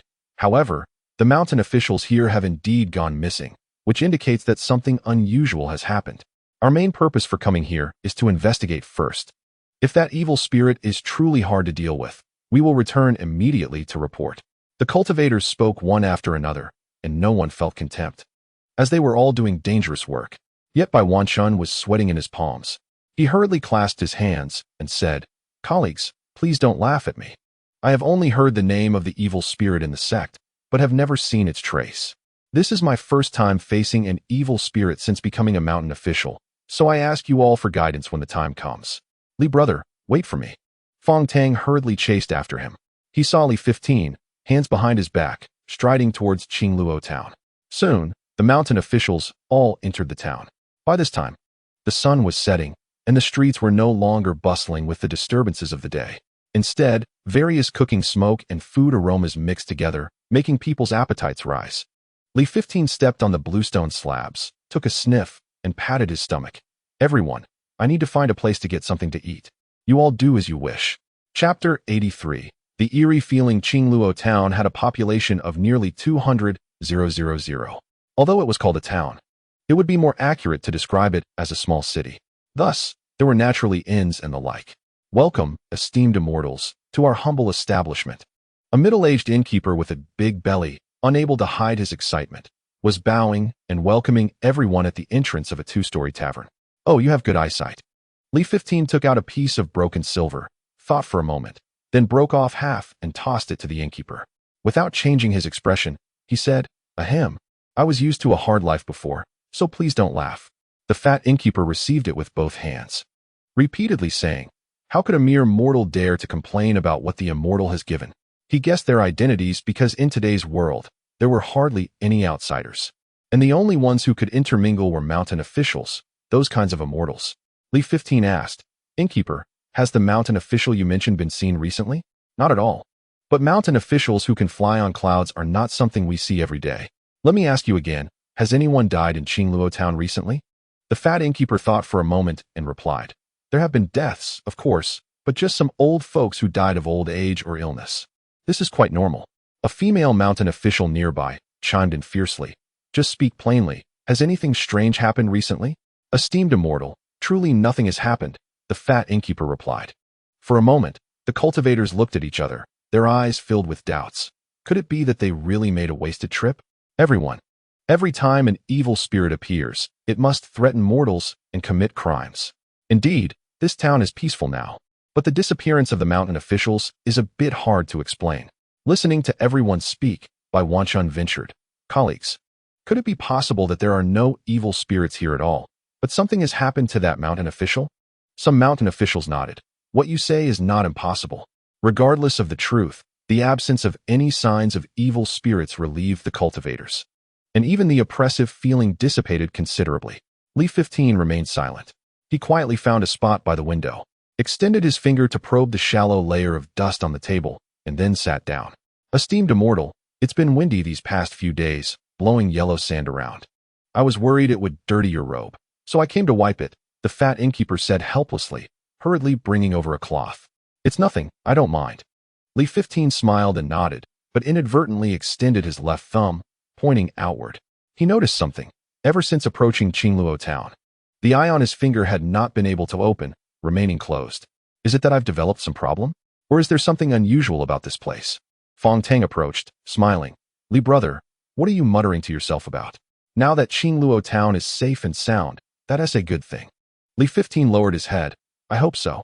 He felt that old guy Qian Yuanzi was really cunning, leading them through barren mountains and wilderness, never going to places where people gathered, and they had never encountered an evil spirit. One by one, more mountain officials entered the tavern. These were the ones who had gone to investigate elsewhere. Nothing found. Everything in this town is normal. Just now a widow was even sending me flirtatious glances. My dear friends, I passed by a household where a woman was about to give birth, and the man was frantically looking for a midwife. Everyone. I went to the mountain official's mansion here, and everything was in order, but the people had mysteriously disappeared. Soon, the two-story tavern was nearly filled with mountain officials. Perhaps the townspeople heard the news. There was no need for the fat innkeeper to organize anything. Each household sent over dishes, fat chickens, and good wine. Their enthusiasm was simply overwhelming. Fong Tang drank a cup of wine, revealing a bitter expression. The humility of a person is akin to that of an ant. We are their heaven. The so-called empathy means that the sacrifices you and I make are visible to the common people. Therefore, I do not think being a mountain official is a bitter job, and I have never resented it in my heart. I only regret that my cultivation is too low and I cannot help them many times. At the same table, Bao Wanchun raised his glass to drink, his eyes flickering. Brother Fong, I am ashamed. To be honest, I was prepared to flee when I came here, sensing that things might not go well.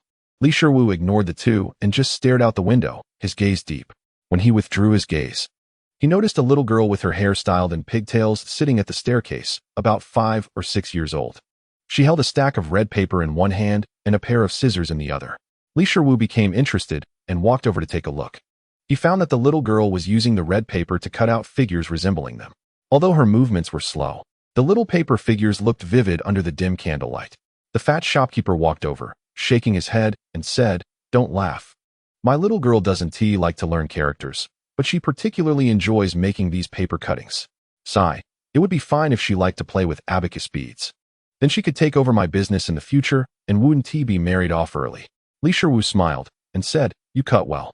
The little girl had already cut out 2 little paper figures in her hands, representing 2 female mountain officials. She bounced over to one side, happily saying, "Sisters, you look really good. I made this for you." The 2 women exchanged glances, took the paper figures, ruffled the little girl's hair, and then ignored her. After the wine had been consumed, in this town, an old man with a wrinkled face and a hunchback respectfully welcomed the mountain officials to a few idle courtyards. In an elderly tone, he said, "Masters, if the hospitality is lacking, please forgive me. You may leave. We can manage ourselves." For a moment, the mountain officials each sought empty rooms. Bao Wanchun hurriedly approached and called the 2 women, fellow Taoists. "Don't you want these paper figures? Don't leave them at the tavern." In his hand were the 2 little paper figures. What is so amusing about mortal things? Fellow Taoists, just throw them away. All right. Bao Wanchun shook his head and casually tossed them away. Not far away, Li Shiwu stood in the pitch-black shadow, unable to see his expression. His thumb moved slightly, but his eyes still could not open. Moreover, since he arrived at this Qingluo town, he felt a sense of fear, as if many pairs of eyes were watching him simultaneously. "Brotherly, let us go inside," Fong Tang called out. Okay. As the night deepened, Qingluo town seemed to fall into a deep sleep, appearing deathly silent. Outside the few courtyards where the mountain officials resided, at some unknown time, thousands of figures began to gather, without footsteps or even a breath. They had expressionless faces, stiff movements, with exaggerated blushes on their cheeks, just staring at the courtyard. They didn't seem like real people, but rather like paper figures used for sacrifices. Chapter 84. The death of the paper figures in the early morning. It was early autumn. The gentle breeze carried a hint of coolness, and the entire Qingluo town was shrouded in a thin mist. Creak, the wooden door was pushed open, making a series of old sounds. Li Shiwu stepped out of the room, his brow deeply furrowed, and suddenly, it seemed he saw something, his expression changing drastically. Next door? Fong Tang also walked out. Brotherly, what is this? He was equally taken aback. Right in front of their respective doors, there stood a paper figure, the kind from a ghost shop, covered with a layer of paper, with 2 patches of blush on its cheeks. Moreover, its size was roughly the same as a real person. What was even stranger was that the paper figure's face and clothing were identical to the 2 of them. Fellow Taoists, what is this? Ba Wanshun also walked out of his house, and there was a paper figure resembling him at his door as well. As more mountain officials emerged from their rooms, various voices of surprise and anger filled the air, as they all found paper figures in front of their doors. Shortly after, the cultivators gathered in one place. Fellow Taoists, something is amiss. These paper figures are completely made for sacrifices, and they are all made in our likeness. This is strange. I originally planned to wait until the night was quiet to go out and investigate, but unexpectedly, I sat down and it was dawn before I knew it. Listening to the words of the cultivators, Li Shiwu's brow furrowed even deeper. After returning to his room last night, he had been vigilant and did not plan to close his eyes. But in the latter half of the night, for some reason, it was as if he had been struck by some spell, and he fell into a stupor, losing all perception of the outside world. Colleagues, how about we burn those paper figures first? It's too creepy, Ba Wanshun suggested. After exchanging glances, the cultivators turned back to the courtyard, picked up the paper figures in front of their doors, and then gathered them in an empty space. As a flame fell, the fire soared into the sky, and one by one, the paper figures turned to ashes. Li Shiwu stroked his chin, scanning the cultivators. He said solemnly, "Strange, where are the 2 fellow Taoists?" He noticed that there were only 76 people present, and 2 female mountain officials were missing. "Brotherly, I know which rooms they are in," Ba Wanshun hurriedly said. Soon, the cultivators arrived at the adjacent courtyard, where they saw 2 small rooms with their doors tightly closed. "Aren't there any paper figures in front of their doors?" Li Shiwu asked doubtfully. At this moment, Ba Wanshun stepped forward and knocked on the door. "Fellow Taoist, are you there?" Seeing no one respond, he continued. "Since that is the case, please forgive my rudeness." With a loud bang, the wooden door was kicked open. The cultivators looked inside and saw that it was empty. Only beside the table stood a paper figure, which was eerily the face of the missing female cultivator. The other room had the same situation, it was empty, with only a paper figure standing inside.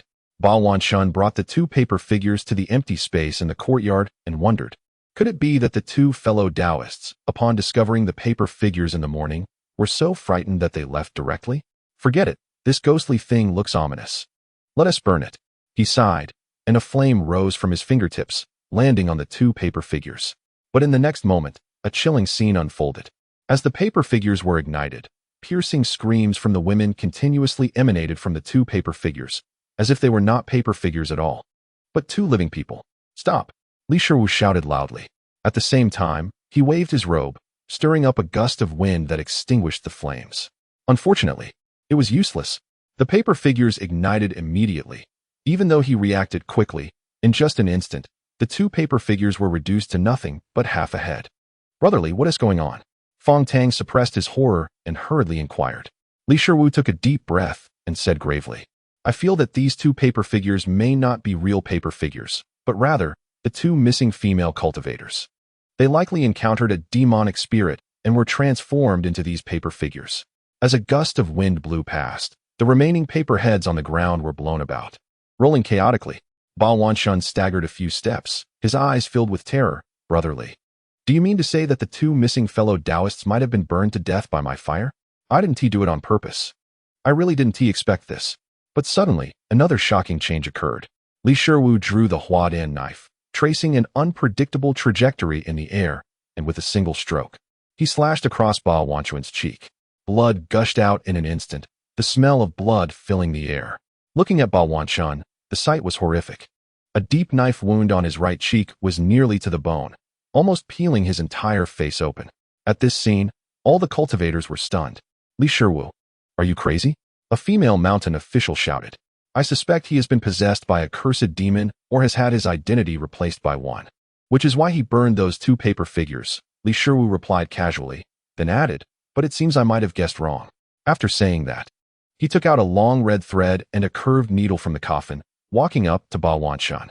Li Daoyu, don't come over, Bao Wanchuan shouted, covering his cheek with his hand, blood flowing profusely, soaking his robes in crimson. His voice trembled as he kept retreating. Seeing this, Li Shiwu cupped his hands and bowed seriously. I'm sorry, but your earlier actions left me no choice but to suspect you. Besides, your cheek injury is so severe. Let me help you treat it. Bao Wanchuan stopped, forcing a smile. Li Daoyu, can you treat wounds? I'm afraid it will leave a scar on my face. Making it hard to find a Dao partner, Li Shiwu patted his chest, assuring him, don't worry, since I was young, I've been helping my brothers sew up wounds. My skills are absolutely top-notch. All right then. Bao Wanchuan lowered his head, seemingly resigned. Then the two sat on the steps nearby, simply treating the wound before starting to stitch it. Bao Wanchuan, I'll first use mundane methods to help you stitch it up. Then you can use your own cultivation to nurture it, and it should heal quickly. Okay, I'll listen to you. Seeing this, a mountain official couldn't help but shake her head. Li Shiwu, your actions are too impulsive. We already have a paper figure at the door that looks just like us. And nothing happened after it was burned. Another person echoed, that's right, I never expected these 2 paper figures would actually turn out to be real people. In that case, Bao Wanchuan's actions were somewhat understandable. After about half a bowl of tea's time, Li Shiwu stood up and clapped his hands. Daoyu, it's done. Looking at Bao Wanchuan, who was examining his face in the mirror, he said, Li Daoyu, you really have some skills. On his cheek, the stitches were tight and the needlework very neat. Unfortunately, the wound was too long, and combined with the dried blood scab, it looked like a red centipede on his face. Li Daoyu, will there really be no scars? Bao Wanchuan asked with some worry. Don't worry, I guarantee there won't be, Li Shiwu replied sincerely. He then continued, everyone, for people have already fallen. Moreover, there might be a cursed demon in Qingluo town that can turn people into paper figures. So, should we stay or leave? Bao Wanchuan thought for a moment. Frowning as he said, this cursed demon only harmed 2 Dao friends in the dead of night. Perhaps its strength is not as formidable as the gambling demon or the drama demon. He showed a bitter expression and added, besides, we came to investigate the cursed demon, but we haven't even seen its shadow. If we just go back like this, it will be hard to explain. Li Shiwu fell silent. Simply heading towards the tavern they visited last night.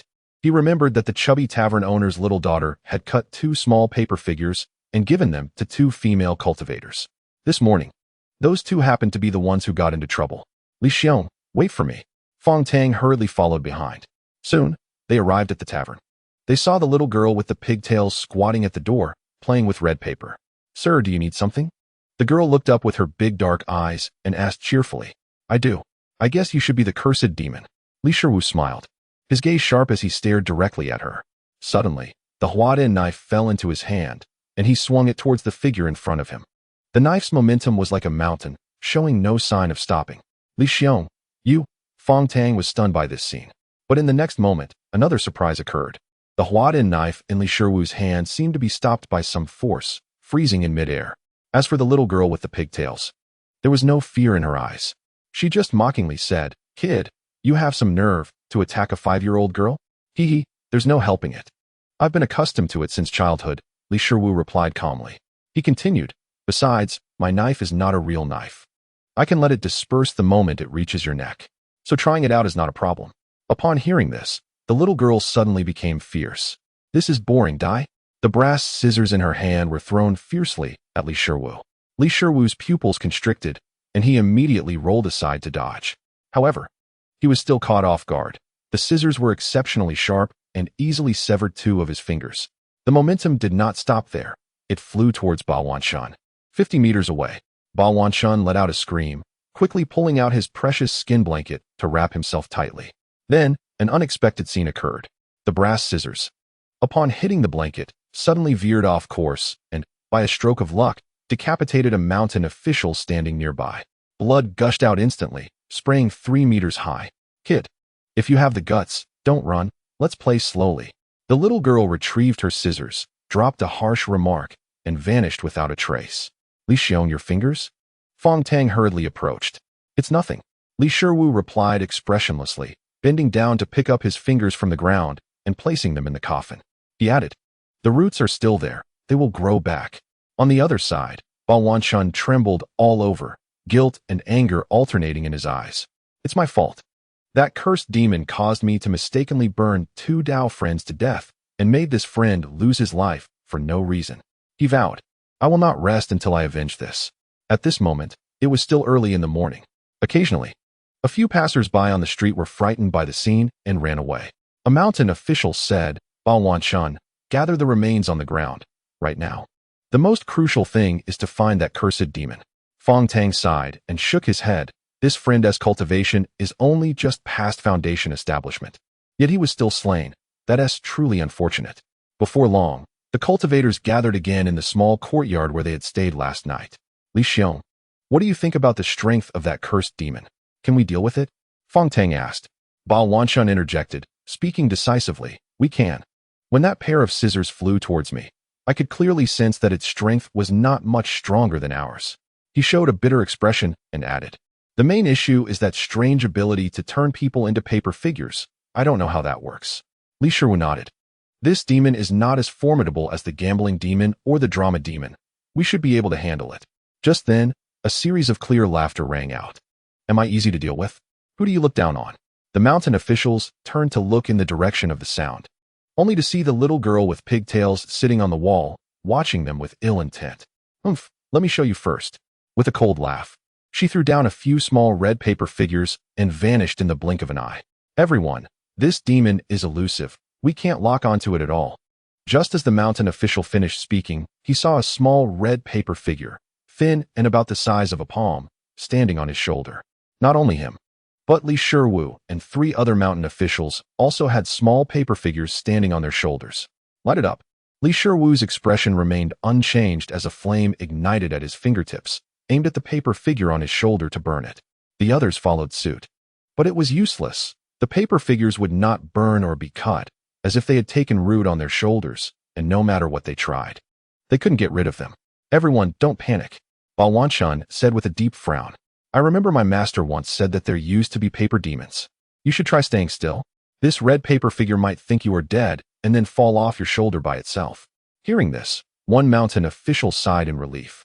Friend Ba, your reasoning makes sense. I'll try it first. He then sat down cross-legged and remained completely still. The others, entangled by the paper figures, watched nervously. As for Li Shiwu, he was contemplating whether to just chop off his entire shoulder. Time passed slowly. About a stick of incense later. What does this mean? I can't understand. The cultivators saw the mountain official sitting on the ground, and the red paper figure on his shoulder was actually mimicking his sitting posture. At first, the movements were very clumsy, but slowly, it became more adept, almost matching the mountain official's posture. It was at this moment that something unexpected happened. The red paper figure suddenly merged into the mountain official's body and vanished without a trace. Just as everyone was in a state of panic, Li Shiwu caught a glimpse from the corner of his eye and noticed a hint of barely perceptible glee in Bao Wanshun's eyes. You bastard. So you really have a problem. In an instant, a cold flash of a blade appeared as Li Shiwu swung his flower knife fiercely. However, this time, Bao Wanshun sidestepped effortlessly, avoiding it. Mr. Li, do you want to chop me again? He shook his head, seemingly quite displeased with this action. Who exactly are you? Li Shiwu asked coldly. Bao Wanshun snorted lightly. TSK. I originally wanted to play a bit longer, but since you asked, listen well. 10 forms sect, horse form. The horse that harms the group. It was also at this moment that the mountain official on the ground began to turn into paper inch by inch. And in the blink of an eye, he transformed into a paper effigy. Bao Wanshun glanced at it with a smile. TSK, taking another life. Chapter 86. The artifact of group harm and annihilation in the courtyard. Bao Wanshun held a bronze mirror, gazing at the hideous scar on his cheek resembling a centipede. With a fierce light in his eyes. Li Shiwu, that blade you struck me with earlier was quite ruthless. So have you thought about how to repay me? Around him, The mountain officials faced this sudden change, gathering together and standing ready. Li Shiwu, holding his flower knife, glanced at the small red paper figure on his shoulder, which was awkwardly mimicking his knife-holding motion. He pondered for a moment and said, "When we arrived, we encountered a thunderstorm over 1,000 miles. It must have been because of you, right?" Bao Wanshun nodded, playfully replying, "That's right. As the saying goes, harming others ultimately harms oneself. The more I harm others, the more I will be harmed in return. So that thunderstorm was probably heaven's way of collecting my life."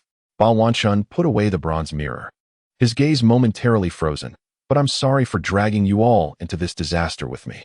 He stretched out his hand, counting. "Let's see. 2 died from lightning strikes. 2 died from fire. 1 was mistakenly killed, and 1 turned into a paper effigy. No, that's only 6 lives lost. It's still too few." Upon hearing this, Li Shiwu looked up at the crow's beak and couldn't help but breathe a sigh of relief. It turned out that this thing wasn't cursing him. It was just a warning. Indeed, it's quite a good thing. A smile appeared at the corner of his lips. "You think I'm good?" Bao Wanshun reacted strongly. "How absurd. I am a horse that harms the group. Malice has long eroded my soul. Beneath this skin, there is not a shred of kindness. And you dare to say I'm good?" Seeing this, Li Shiwu ignored him. He merely turned the knife in his hand, and the flower knife seemed to come alive, emitting a light whistle as it swung towards the person in front of him. Unexpectedly, Bao Wanshun dispersed like mist in an instant and then merged into another mountain official's body. TSK, the so-called horse that harms the group. Once discovered, one will be attacked by the crowd. Therefore, we are quite good at the techniques of possession and soul retrieval. If you want to kill me, hee. Bao Wanshun's triumphant laughter came clearly from the mouth of the mountain official who was possessed. Possession technique. The horse form excels at possession? Li Shiwu stopped his flower knife, his brows furrowing deeply. This horse form actually excelled at possession. This could be troublesome. Just then, another mountain official, without hesitation, took advantage of the possessed mountain official's moment of confusion and pierced his chest with a sword. In an instant, the breath was cut off, and he died. At the same time, Bao Wanshun's figure emerged. Looking at the corpse on the ground, he laughed heartily. TSK, taking another life. Fong Tang glared at the mountain official who committed the murder, angrily asking, "Friend, why act so recklessly?" But Bao Wanshun spoke first, laughing, "You don't understand. Do you know why we are called the horses that harm the group? Listen carefully. After we successfully merge with the essence of the horse form, the dark sides of the people around us will keep amplifying, such as suspicion, hatred, and jealousy." Bao Wanshun paused for a moment and continued. "If I were to join a sect, over time, the sect leader would suspect that the elders covet his position, the elders' ambitions would grow, thinking of undermining the sect leader, and the disciples would be filled with mutual jealousy and hatred, leading to no peace ever again." He smirked, staring at Li Shiwu. "Before I became this mountain official, I was in a small clan and among their outer disciples. You didn't see that young master actually killed his father for the sake of his stepmother. TSK. How interesting." Bao Wanshun sighed, "Alas, I have only interacted with you for a day or two. If I had a few more days, watching you dozens of mountain officials kill each other would be quite delightful." Li Shiwu, "It's all your fault for exposing me so quickly. It's simply boring." On the other side, the mountain official who had killed looked at the corpse on the ground, with no hint of regret in his eyes. He merely said, "Colleagues, I have enmity with this scoundrel. He was just possessed by the horse form. I simply decided to end it all and see if I could kill 2 people at once. What's wrong with that?" Hearing this exchange, the other mountain officials felt a chill in their hearts. Harming the group. So this is the horse that harms the group. Li Shiwu's gaze turned somewhat fierce. Wherever he went, homes were broken, nations fell apart, and peace was lost. What in the hell is the essence of this 10-form sect? Just then, the 2 mountain officials with red paper figures on their shoulders froze, and their bodies began to turn into paper inch by inch. In almost an instant, they transformed into 2 lifelike paper effigies, devoid of breath. Bao Wanshun pointed and laughed heartily. TSK, taking another life. That makes 2. You fools. Did you really think I was so kind as to explain to you what it means to be a horse that harms the group?" After a cold snort, he added, "I don't know how this little paper figure turns people into paper, but I think as long as I drag you along and you don't think about how to resolve this. Look, 2 more have fallen, right? As for Li Shiwu, may you seek your own blessings." After Bao Wanshun finished speaking, his figure dissipated once more. He still hadn't left. but it was unknown whose body he was attached to. In an instant, the expressions of the mountain officials were filled with fear, glancing at their colleagues beside them. Full of suspicion. Interesting, Li Shiwu murmured. This harmful horse can be considered a family-destroying artifact. He excels at the technique of possession. Combined with that eerie power that evokes the dark side of people's hearts, it's simply unfathomable. If he has enemies in the future, just grab a horse and throw it in. Nearby, Fong Tang, listening to Li Shiwu's words, felt inexplicably uneasy. Brotherly, do not speak recklessly. Hurting others will ultimately harm oneself, which is why Ba Wan Chun encountered the wrath of the storm. Also, that little red paper figure on your shoulder. At this moment, apart from Li Shiwu, there were 3 other mountain officials with the little paper figures entangled on their shoulders. Dao Friendly, do you have a solution? One of them asked anxiously. Li Shiwu remained silent, only staring at the 3 paper figures on the ground, his eyes reflecting the previous scenes. Suddenly, his eyes brightened. Yes, everyone, look, this little red paper figure. It is imitating our movements, starting out very clumsily, but becoming more skilled by the end. I do not understand the specific meaning behind this, but I can guess that as long as they successfully imitate us, we will also become paper figures. Li Shiwu stepped forward, pointing to the mountain official who was sitting cross-legged and had transformed into a paper figure. Look, he only made a sitting motion. Undoubtedly the easiest to imitate, so he transformed into a paper figure the fastest. The remaining 2 Dao friends mostly stood still earlier. Hence they fell into the trap as well. After Li Shiwu finished speaking, he stared at the paper figure on his shoulder that was clumsily mimicking his every move. He sneered, saying, "So clumsy, yet you want to imitate me?" Chapter 87. The Method of Response in the Courtyard. Li Shiwu held a flower knife, moving with great vigor, occasionally performing a carp jump. The other 3 mountain officials, seeing this, naturally began to punch or perform various difficult and comical movements. It was at this moment. Not far away, the little girl with the sheep horn braids appeared again, saying viciously, "Humph, a bit of brains, huh? You know that this little paper figure relies on imitating your movements to successfully turn you into paper. But knowing that, what can you do? As long as it cannot be removed, even if you perform beautiful movements, within an hour, it will successfully imitate you and then turn you into paper." Li Shiwu, wielding the flower knife, looked up. There was one thing he hadn't mentioned. That is, the eyeball on his thumb still couldn't open. So he didn't believe that this little girl had such abilities. Therefore, Qing Luo Town definitely harbors even more terrifying things. Can I resolve this? Just wait and see. Li Shiwu replied coldly. At the same time, the remaining dozens of mountain officials exchanged wary glances, bowing together towards Li Shiwu and the others. Several Dao friends. Take care of yourselves. Now that the demon is showing its tracks and has mixed in a harmful horse, we are fearful and do not dare to stay long, for fear of losing our lives. Li Shiwu, hold on. Surely soon there will be a golden core great cultivator coming to rescue you. Upon hearing this, Li Shiwu rarely advised, everyone, Qing Luo Town is definitely not this simple. Leaving now may not be wise. Therefore, I think it would be better to stay here and observe the changes. Once this was said, many mountain officials showed anger on their faces. Li Shiwu, you are already trapped, yet you want to drag us down with you to die. Your heart is despicable. Dao Friendly, do not act like this, otherwise we will not hesitate to join forces to kill you first. Everyone leave. In just a few breaths, dozens of mountain officials soared into the air, heading in different directions, none choosing to walk together. On the wall, the little girl with the sheep horn braids watched them without stopping them. She just kept shaking her head and laughing. Interesting, truly interesting. I haven't even made a move yet, and you all start infighting. TSK. Truly the hearts of people are not ancient anymore. At this moment in the courtyard, only Li Shiwu and a few others, along with Fong Tang, remained. Fong Tang showed a bitter expression, brotherly. This is the harmful horse. Sigh, just a day has passed, and our mountain official team has already become disheartened, viewing each other as enemies.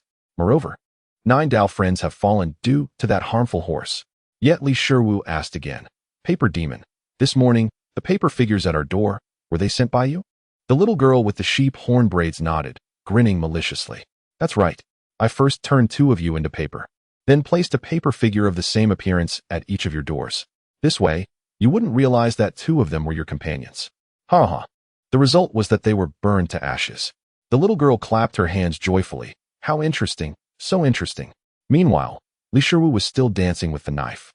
and he noticed that the little red paper figure on his shoulder was slowly keeping up with his movements. Dao friendly. This paper figure is imitating more and more accurately. Do you have a solution? One mountain official asked anxiously. On the wall, the little girl stood with her hands on her hips, taking pleasure in their misfortune. Hey, you have no salvation. With your meager cultivation, just wait to become paper figures. But at that moment, Li Shiwu suddenly stopped his movements, and the flower knife dissipated as well. He chuckled lightly. Demon, then watch closely. After a moment, Li Shiwu sat on the ground, grasping his own calf with both hands, and with a forceful pull, a cracking sound was heard as he tore off his entire leg, blood gushing as he held it in his hands. Little paper figure, if you have the ability, try learning this one. He cast a mocking glance at the paper figure on his shoulder. Then he saw that the little red paper figure hesitated for a moment before also grabbing its own calf and tearing it off. After that, it suddenly transformed into a mortal form and fell directly to the ground from Li Shiwu's shoulder. Paper demon. Li Shiwu bent down to pick up the little paper figure, coldly staring at it. So it turns out that this thing is useless as long as it is not complete. The other 3 mountain officials, witnessing this scene, quickly said, Dao friendly we. The 3 of them took a deep breath and did not hesitate any longer. At the same time, they placed their index fingers in their mouths and bit off a segment. Sure enough, the red paper figure imitated them accurately, and then all fell off their shoulders. You cheat. The paper demon girl angrily pointed, who would tear off their own leg for fun. After saying this, she threw out 10 paper figures, which flipped in the air a few times before landing steadily on Li Shiwu's shoulder. Here we go again. A fierce glint appeared in Li Shiwu's eyes as he said, others wouldn't do it, but as for me, the legs of the corpse in the coffin have piled up like a mountain. After saying this, he again used his palm like a knife, showing no concern as he slashed downwards. Having more legs is a good thing. The reason he had delayed for so long was that he estimated the other legs were about to grow out. On the wall, the paper demon stared blankly. Until a moment later, Li Shiwu was actually standing there unharmed, as if mocking the paper demon for being so insignificant. Brotherly, are you really all right? Fong Tang asked. It's nothing, just a little dirt on my clothes. Li Shiwu replied, then raised the flower knife, pointing it horizontally. Demon, I ask you, does Qing Luo Town hide anything? Hee, why should I tell you? Do not mislead yourself. Have you ever heard of the great name of the reincarnation demon? Once I call out, you might as well run to the ends of the earth. Upon hearing this, the paper demon seemed to be stunned. It lowered its head and murmured, Impossible, that little shorty is incredibly lazy, never stepping out of the door. All right, I'm not playing with you anymore. The paper demon said, and with a bang, it vanished in a puff of white mist.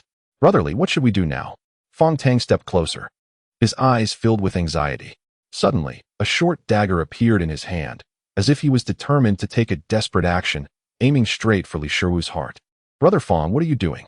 Li Shiwu's tone was low, his palm like a tiger's claw, firmly gripping Fong Tang's wrist. Clearly, he had been on guard. Brotherly, I'm sorry, I couldn't control myself. It feels like I've been cursed, Fong Tang explained in a panic. TSK, stop pretending. Li Shiwu glared, and with a swift motion, he struck Fong Tang's back with the blade. With a muffled sound, a young man in a purple robe was forcibly knocked out from Fong Tang's body. Li Shiwu, so cautious, not simple at all. 810 Chun's voice was hoarse, filled with murderous intent. Chapter 88. I am very happy 810 Chun. Is it interesting to always possess someone? Li Shiwu narrowed his eyes, equally filled with killing intent. There's no way out. 810 Chun shook his head. As a horse-like cultivator, I excel at harming others and committing evil. If you throw me into a sect, within a few years, I'll make it chaotic, letting them tear each other apart. But I'm not good at fighting. 810 Chun thought for a moment and added, in the Ten-Form sect, the unreasonable monkey and the backstabber dog are the best at fighting. After all, that life-taking technique and the backstab, TSK, just thinking about it makes my scalp tingle. Li Shiwu nodded in agreement. Though that is reasonable, I still think that the so-called Ten-Form sect has no good people. He raised his gaze, poked his finger into his forehead, and took a drop of blood from his brow. With my blood, blind the eyes. Immediately, a layer of blood light began to envelop 810 Chun's eyes and spirit. Since you're not good at fighting, then die for me. Li Shiwu shouted angrily, reversing his grip on the blade and slashing at 810 Chun's neck. After a single stroke, a flash of blood light appeared. 810 Chun's head and body separated, crashing to the ground. At this moment, Li Shiwu gazed at the corpse on the ground, furrowing his brows. The horse-like cultivator is not good at fighting, yet unexpectedly so easy to defeat. Beside him, Fong Tang patted his chest, still shaken. Brotherly, you killed this person. The Ten Forms sect 1T trouble you, right? After all, they are the national religion. Li Shiwu crouched down, reached for 8-10 Chun's fallen head, and said, not sure, we'll see later. Just then, another disturbance arose. Fong Tang held his sword with both hands, bloodshot eyes, like a brutal executioner in a bustling street. He swung at Li Shiwu's head. Li Dai? Yet this strike still missed. Li Shiwu seemed to have eyes on the back of his head, blocking it with his blade, not raising his head. 8-10 Chun. Still using this trick, is it interesting? Li Shiwu, I've already been killed by you, and you still guard against me. Fong Tang retreated with his sword. But 8-10 Chun's furious voice came from his mouth. Meanwhile, Li Shiwu flipped over the head on the ground, realizing it looked exceedingly realistic. Almost indistinguishable to the naked eye, yet felt wooden upon touch. Oh, turns out what I just cut down was a decoy? He shook his head and chuckled. 8-10 Chun said, correct, this thing is a puppet clone, but I went through great efforts to infiltrate a sect to create it. Li Shiwu nodded, and then focused on Fong Tang. I advise you to quickly come out of Brother Fong. Upon hearing this, 8-10 Chun couldn't help but sneer. Come out. I already said, the horse-like cultivator is not good at fighting, so why should I come out? Moreover, you've killed several great demons. I presume your abilities are not lacking, and my cultivation is not much stronger than yours. Wouldn't coming out be seeking death? 8-10 Chun shook his head. My horse-like possession technique is indeed unique in the world. If you really had the ability, you would directly cut off Fong Tang's head. Nearby, 3 other mountain officials approached, confronting Li Shiwu together. But in the next instant, one of the mountain officials, lightning flashing from his palm, aimed directly at Li Shiwu's back. Damn it, this is never-ending. Li Shiwu roared, forming a fist with his fingers, unleashing flesh and blood strength, sending this mountain official flying, crashing heavily onto the ground. Blood gushing from his mouth and nose. When was I possessed? Another mountain official pointed, eyes filled with horror. But as soon as he finished speaking, he formed his fingers into a sword, his expression fierce, turning to point at Li Shiwu's heavenly spirit death point. Li Shiwu die? The voice that came from his mouth was still 8-10 Chun's. Huh, I let you possess. Li Shiwu raised his hand to block the finger, then suddenly lifted his foot and kicked, sending the mountain official flying. Simultaneously, he quickly retreated, creating distance from everyone present. In a cold voice, he said, 8-10 Chun. Your possession technique can instantaneously switch targets. It is not something you at the foundation building level can master. 8-10 Chun's voice sounded again from Fong Tang's body. You're right. This possession technique can only be used after I merge with the essence of the horse-like cultivator. After all, we are not good at fighting. So having stronger survival abilities and being more peculiar, is that a problem? 8-10 Chun paused before continuing. But you, I've already ambushed you many times with different identities. Yet, every time, you've managed to evade. Li Shiwu, what kind of divine ability or technique is this? Or do you have some untold secret on you? Upon hearing this, Li Shiwu let out a light laugh. This possession technique is indeed difficult to deal with. But, you're definitely going to die today, I guarantee it. 8-10 Chun shouted angrily. Li Shiwu, do you want to kill me? There are nearly 20,000 people in Qingluo town, allowing me to possess them. Allowing me to hide. Do you think you're someone special? By killing me, do you even qualify? After saying this, his tone softened again, but he mocked, Li Shiwu. I've set my sights on you. TSK, being targeted by a horse-like cultivator, you'll have a hard time in the future. So you are undoubtedly doomed. On the other side, Li Shiwu merely lowered his head, letting out a series of mocking laughs. What are you laughing at? 8-10 Chun was enraged by this laughter. I'm laughing. Li Shiwu raised his head, his chest rising and falling, laughing uncontrollably. Yet his eyes, sharp and deep, were cold and merciless. I laugh at the hanging man. Li Shiwu enunciated each word, the killing intent in his tone thick enough to feel tangible. As his words fell, a deep red light surged above Fong Tang's head. A red rope, the thickness of a finger, began to rise inch by inch, the lower end tightly coiling around the neck of a young man in purple, until it suspended him in midair. Li Shiwu.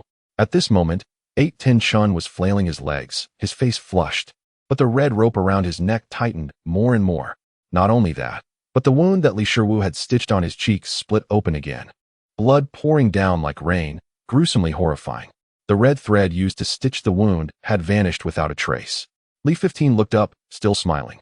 Did you not expect this? From the very beginning, when I made that cut on your face and stitched it, that thread was the causal red string of the cursed treasure. Lee 15, you have been plotting against me since that time, Ba Wanshun said with difficulty. Yes.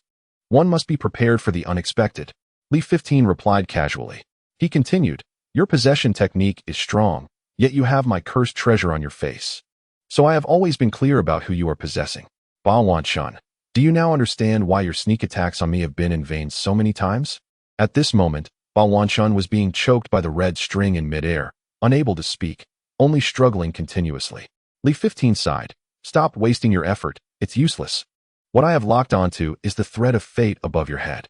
The reason I continued to play along with you is that this technique is profound, and it was my first time using it, so it was too difficult. As he spoke, Lee 15 couldn't help but lower his head, the corners of his lips slowly curling into a cruel smile, becoming increasingly insane. Such a world, such a duel, such mutual scheming. I am very pleased indeed. Chapter 89. Out of goodwill in the courtyard. Ba Wanshun was suspended in midair by a red string. His eyeballs were bulging, and blood was seeping from his cheeks. Looking extremely hideous, swaying back and forth. Clearly, he had lost all breath. Lee 15 still held his head high, smiling as he watched intently. This scene resembled an absurd and twisted painting, sending chills down one's spine.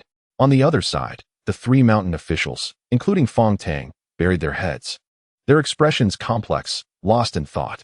After another incense stick's time, Fong Tang finally tried to speak. Li, are you all right?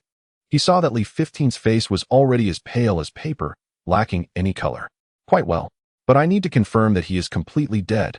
Lee 15 responded and then murmured, what a pity, the Ma Xiang cultivator is like a gas canister, adept at possession, even if caught alive. It would be troublesome to keep him around. Otherwise, using them as a powerful weapon against enemies or for mass killing would be quite nice. As soon as he finished speaking, Lee 15's body went limp, and his spirit and energy waned. In midair, Ba Wanshun's corpse, connected to the causal red string, fell down straight and lay aside. Li Daoyu? One mountain official exclaimed. No problem. Lee 15 gestured that he was fine, breathing heavily. This suspension technique involves deep levels of skill. He had inadvertently used it once before, nearly hanging the faceless man to death. Similarly, it had almost drained him. Sigh. It's still too difficult. Even using the causal red string to perform this technique is so challenging. I wonder when I can reach the point of doing it at will. Lee 15 shook his head and sighed, stepping forward to pick up the causal red string. Carefully searching Ba Wanshun's corpse, fearing that this fellow had some backup for resurrection. After checking for a long time and finding no flaws, he discovered a palm-sized brown leather blanket and a human-shaped puppet on Ba Wanshun. This should be that flying cursed treasure. As for this, could it be the substitute puppet he used before? Lee 15 thought with suspicion, examining it closely. The puppet felt warm to the touch, the surface exhibiting a reddish peach wood color, and its features were carved very vividly. Not bad. Lee 15 collected both items without a sound. Lee brother, did you know from the very beginning that Ba Wanshun was suspicious, which is why you deliberately used the cursed treasure as a thread to stitch on his face?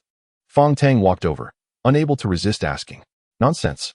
Lee 15 raised his chin slightly, saying with righteous indignation, I mistakenly cut him on the face. It was indeed my fault, hence I felt deeply ashamed. To sincerely express my apology, I specifically used the cursed treasure to transform into thread, stitching his wound one stitch at a time. After all, if I had used ordinary thread, what would happen if his wound accidentally burst open? Lee 15 lowered his head, seeming somewhat cold-hearted, and said, Fong brother, I have always acted out of good intentions. Do not harbor such malicious thoughts about me. The others, one mountain official's face twitched as he muttered, Li Daoyu, you drew your knife and attacked without warning. Who could react to that? And I still don't understand where you pulled out that Huadan knife from. Lee 15 replied, from the eyeball in my left thumb. You all saw it on the stage when I was performing, didn't you? But I didn't see your eye open. Hearing this, Lee 15 opened his left palm, gazing at his thumb, where two deep patterns resembled upper and lower eyelids. However, he still could not control that eye to open. He then explained, that Huadan knife is not a real knife, just a strand of knife rhythm materialized. Therefore, even if that eyeball doesn't tee open, it can still materialize. If it were a real knife like a cursed treasure, it probably wouldn't work. Fong Tang leaned closer, staring at Ba Wanchuan's corpse on the ground. His eyes filled with anger, and he sighed. The 10 Incarnation sect is a rotten apple. In such a short time, 9 fellow Taoists have perished because of it. If he continues to mingle among us, countless more will die. Li brother, do you think the star official knows his identity? Li 15 questioned. Why she? Then he laughed. How could the esteemed star official not know that Ba Wanchuan is a Ma Xiang cultivator? But he probably doesn't care at all. After all, this so-called mountain official dies off one batch and then replaces it with another, just like cutting chives. One mountain official interjected. That may be the case. But I think this mountain official situation is much better than when I was in the sect. For example, if I need evil stones, I can go directly to the star official's office to get them. Without any deductions, I can have as many as I need. In contrast, when I was in the sect, there were all sorts of personal connections and petty people causing trouble. It was simply hard to describe. Of course, being a mountain official is indeed dangerous. For a moment, the group fell silent. After a while, Fong Tang spoke. Li brother, you mentioned earlier that this Qing Luo town was not quite right and advised us to observe the changes. Yes, Li Daoyu, how confident are you? Another mountain official asked urgently. After all, that paper demon's methods were bizarre, capable of turning people into paper, and lurking in this town made them all feel alarmed. Not sure. Li 15 looked up at the sky, his eyes deep. As soon as he entered Qing Luo town, he felt a prickling sensation on his scalp and had a vague feeling that many eyes were watching him. Not only that, but his thumb's eyeball seemed scared and could not open at all. Moreover, that little girl with pigtails placed a paper figure at each of their doorsteps at night, and no one noticed. Everything indicated that something even more terrifying was hidden here. Li Daoyu, I believe in you. One mountain official said emphatically. Li brother, I trust you, Fong Tang echoed. Another mountain official sighed. Those Taoists have already left early. I wonder how they are doing at this moment. At this time, the entire Qing Luo town was bustling with noise. Various sounds of vendors, shouts, and children playing could be heard, even though their courtyard was in a remote location. Li 15 remained indifferent to the noise outside. Sitting on the eave steps, I took out a pen and a blank sheet of paper to record. 10 aspects sect, monkey aspect. There are 2 types of Tao techniques, the technique of binding one's fate and the technique of burning one's fate. Backlash, it will give rise to a sense of dependency in one's heart, which intensifies and becomes almost pathological, like GMO 10 aspects sect, horse aspect. Tao technique, the method of possession. It inherently carries a strange power that can continuously stimulate the dark side of those around, causing various tragedies. Truly deserving of being called a harmful horse. Backlash, so-called harm to others and oneself. This aspect's cultivator will suffer divine retribution. Chapter 90. The Paper Taoist. Li 15 blew dry the ink on the paper and couldn't help but sigh. The 10 aspects sect, it seems now, every aspect has a backlash. It's just that I don't know about that Huang Shiyu's pen aspect and my dog aspect. Fong Tang turned to the side and asked in confusion, Brotherly, what dog? A dog aspect deserves a bad death. Li 15 replied without hesitation, adding, harming the herd is so despicable, and that backstabbing dog is even more deserving of death. He felt that since he hadn't integrated the essence of the dog aspect, there was naturally no burden in speaking harshly. After saying that, he flicked his fingers to ignite a flame, which landed on the corpse of Ba Wanchuan. Seeing this, Fong Tang pointed to 3 paper figures on the other side and asked, Brotherly, these 3 Tao friends have now turned into paper figures. Is there any chance of saving them? After all, when Ba Wanchuan burned 2 paper figures, it seemed that a woman's wailing could be heard from within, indicating that they were alive at that time. Li 15 shook his head. Not sure. Let's wait and see. Time passed slowly. The sun began to set in the west, and the night gradually enveloped the area. Qingluo town was no longer bustling with daytime noise and had fallen silent. The hearts of the few people in the courtyard slowly began to hang in suspense, fully alert and on guard. Several Tao friends, we shouldn't have recklessly entered this town. A mountain official wiped the cold sweat from his forehead. What's the use of saying this? This town looks peaceful and calm. The people are harmonious. Who would know it's so eerie? Another person retorted. Fong Tang said, those Tao friends have been gone for so long. Logically, a golden core cultivator should have come to exorcise the demons. Li 15 looked up at the night sky and saw dark clouds pressing down, hiding the stars and moon. Then gripped the Huadian knife in his hand. His eyes narrowed, and he said, Everyone, let us guard outside tonight and see what tricks that girl has up her sleeve. The night grew even deeper. Qingluo town was eerily quiet. Not even the sounds of roosters or dogs could be heard.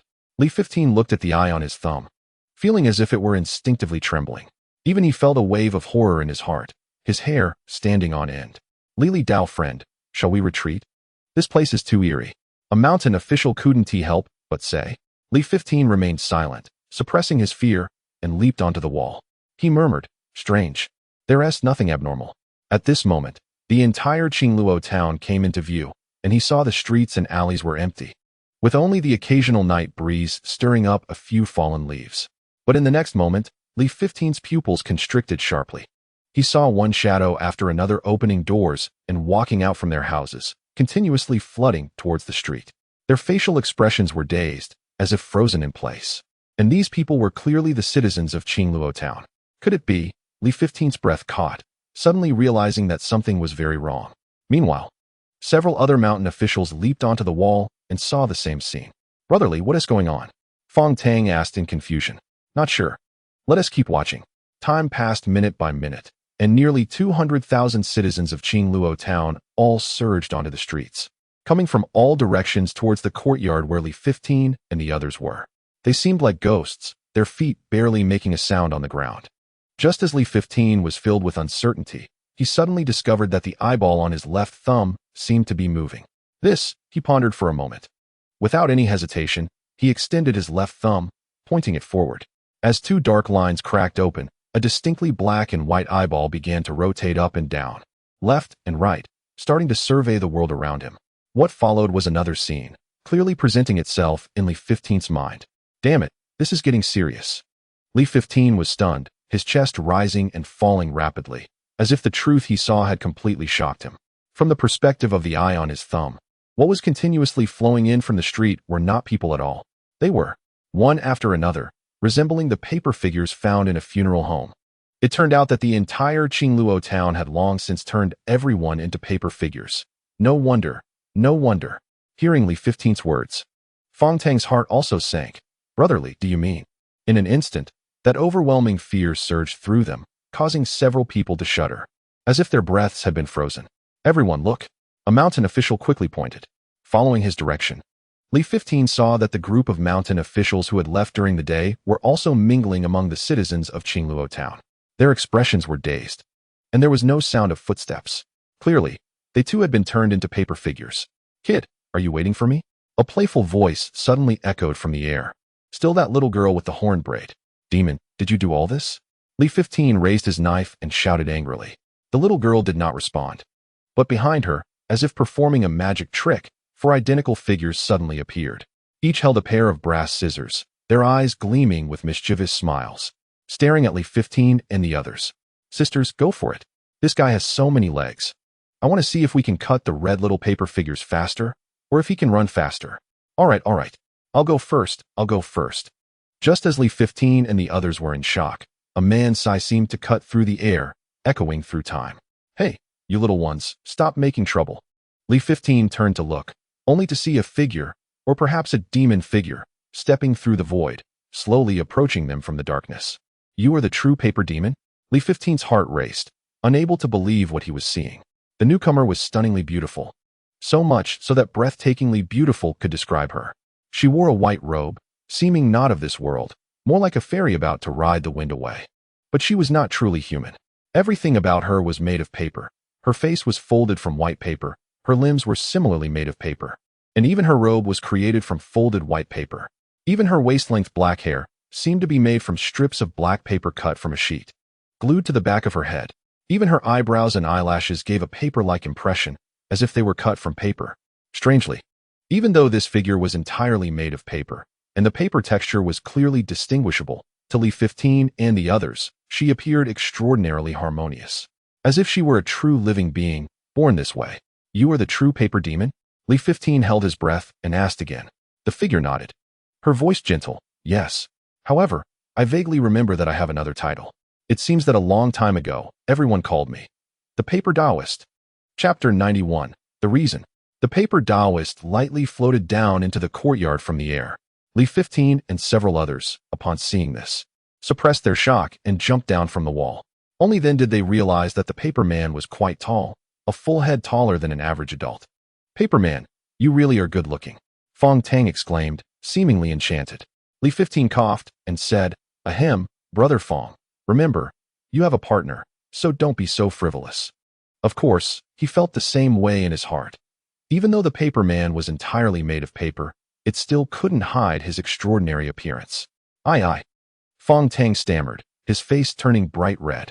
Li 15 paused for a moment, but then thought that in front of such a presence, he probably wouldn't stir up any trouble, so he asked straightforwardly, "Paper man, your body, even your hair, is made of paper. I want to ask, were you born this way, or is it due to something later?" To this, the paper man replied softly, "Young friend, like other demons, my origins are vague.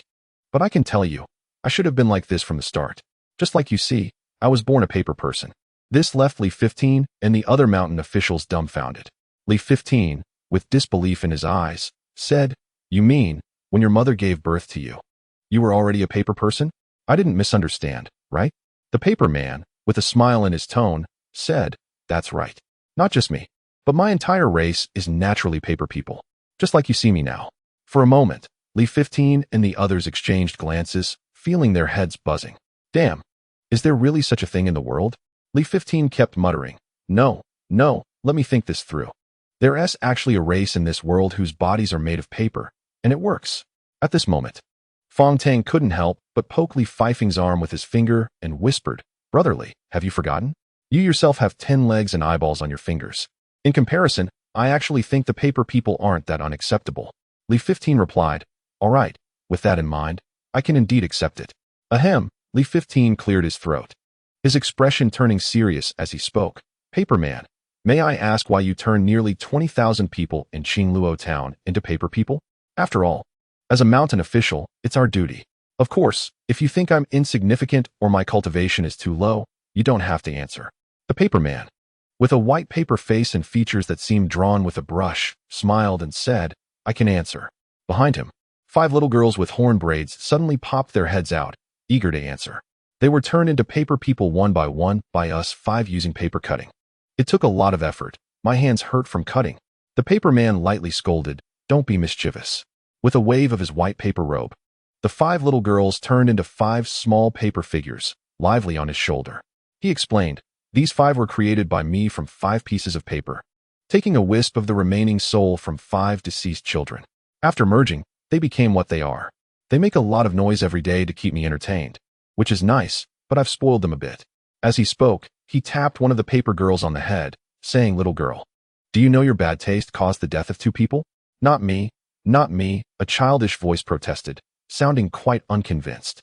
"I just turned those 2 sisters into paper people. It was that bad guy who burned them to death."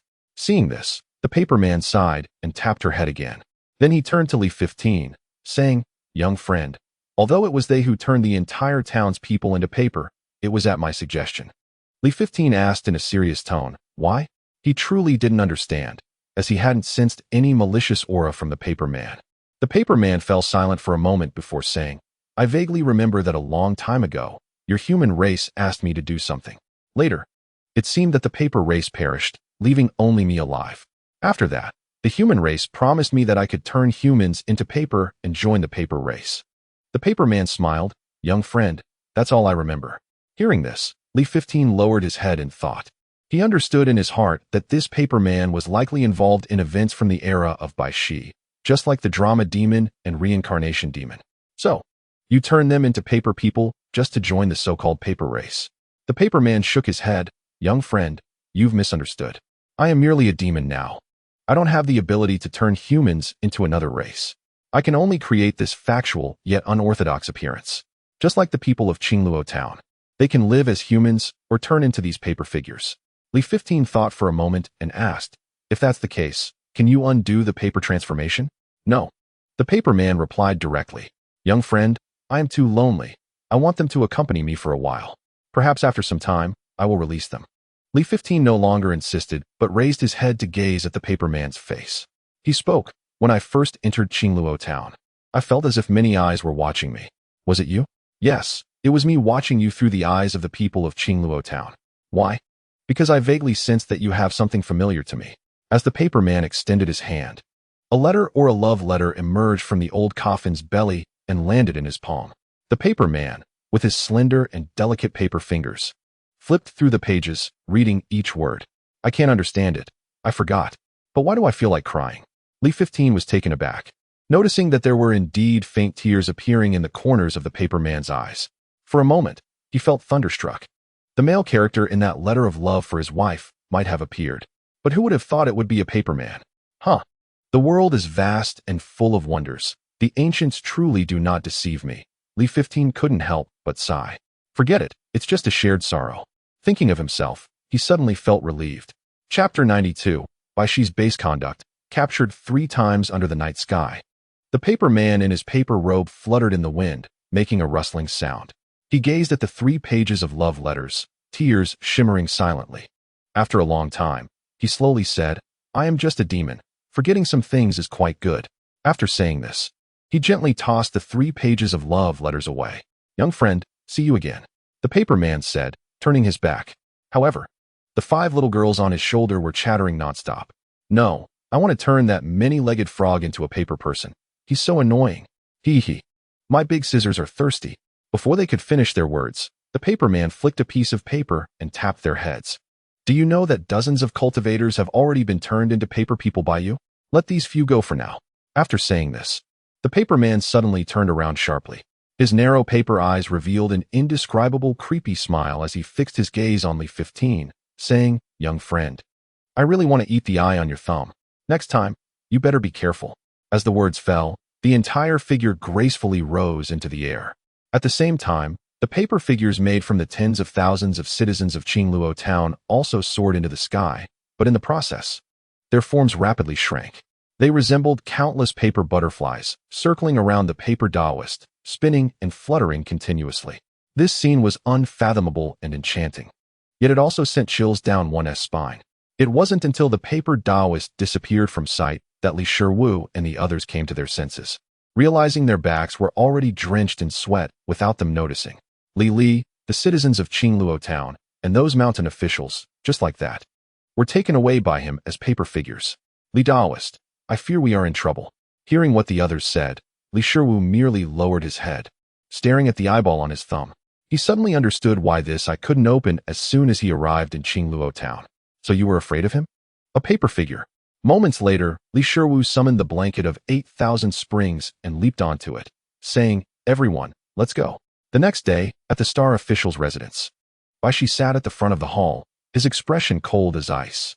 Li Shiwu, are you saying that a monster named the Paper Taoist turned an entire town's citizens into paper and then took them away? And out of many mountain officials, only you 5 returned safely? Li Shiwu, do you know the magnitude of the crime you have committed? Below the hall, Li Shiwu's face showed indignation. My lord, among us, there was a sheep in wolf's clothing, yet you let it go unchecked. Besides, that paper Taoist must be the strongest and most bizarre among the monsters. As a mere foundation establishment cultivator, it is already good enough for me to keep my life. So your earlier words, I might have some objections. Li Shiwu did not finish his sentence. In the hall, Bai Shi's gaze sharpened. He spoke sternly, Li Shiwu, as a mountain official, it is your duty to protect the peace of the people. You should face challenges and dare to draw your sword against the monsters. Even if it means sacrificing yourself, it should be worth it. Bai Shi shook his head and continued, This time, you have greatly disappointed me. Enough. Go to Tang City and push the dung cart for 3 months, since you like doing that anyway.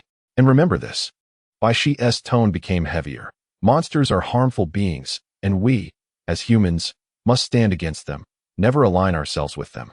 If it weren't for my inability to take action, this calamity would have ended here. All right, you can leave now. Below the hall, Li Shiwu remained expressionless. He uttered a sound of acknowledgement and was about to bow and leave. Just then, the sky over Tang City suddenly darkened, with no trace of light. A tall man in a white robe descended from the sky, walking step by step towards the star official's residence, his face filled with anger. Bai Shi, do you know your crime? This morning, the 2 major national sects, the Huanin sect and the Shixiang sect, sent out their elite forces to capture that paper monster. But in the end, you intervened and let that monster escape. This matter has already been known by the emperor and the empress. Bai Shi, come with me. Li Shiwu exclaimed, "What the hell?" The two major national sects surrounded the paper monster, and by she let it go? And this happened early this morning? Star official, is this what you mean by not aligning with monsters and standing against them? He immediately voiced his displeasure. Bai Shi slowly stood up, his expression calm. Yu Guan, I naturally know that the sun, moon, and star officials cannot personally handle monster calamities. However, this morning, I felt a little restless and saw that the paper monster was extraordinary, so I wanted to exchange a few moves with it. My intention was to assist the two major national sects in capturing the monster, but who knew?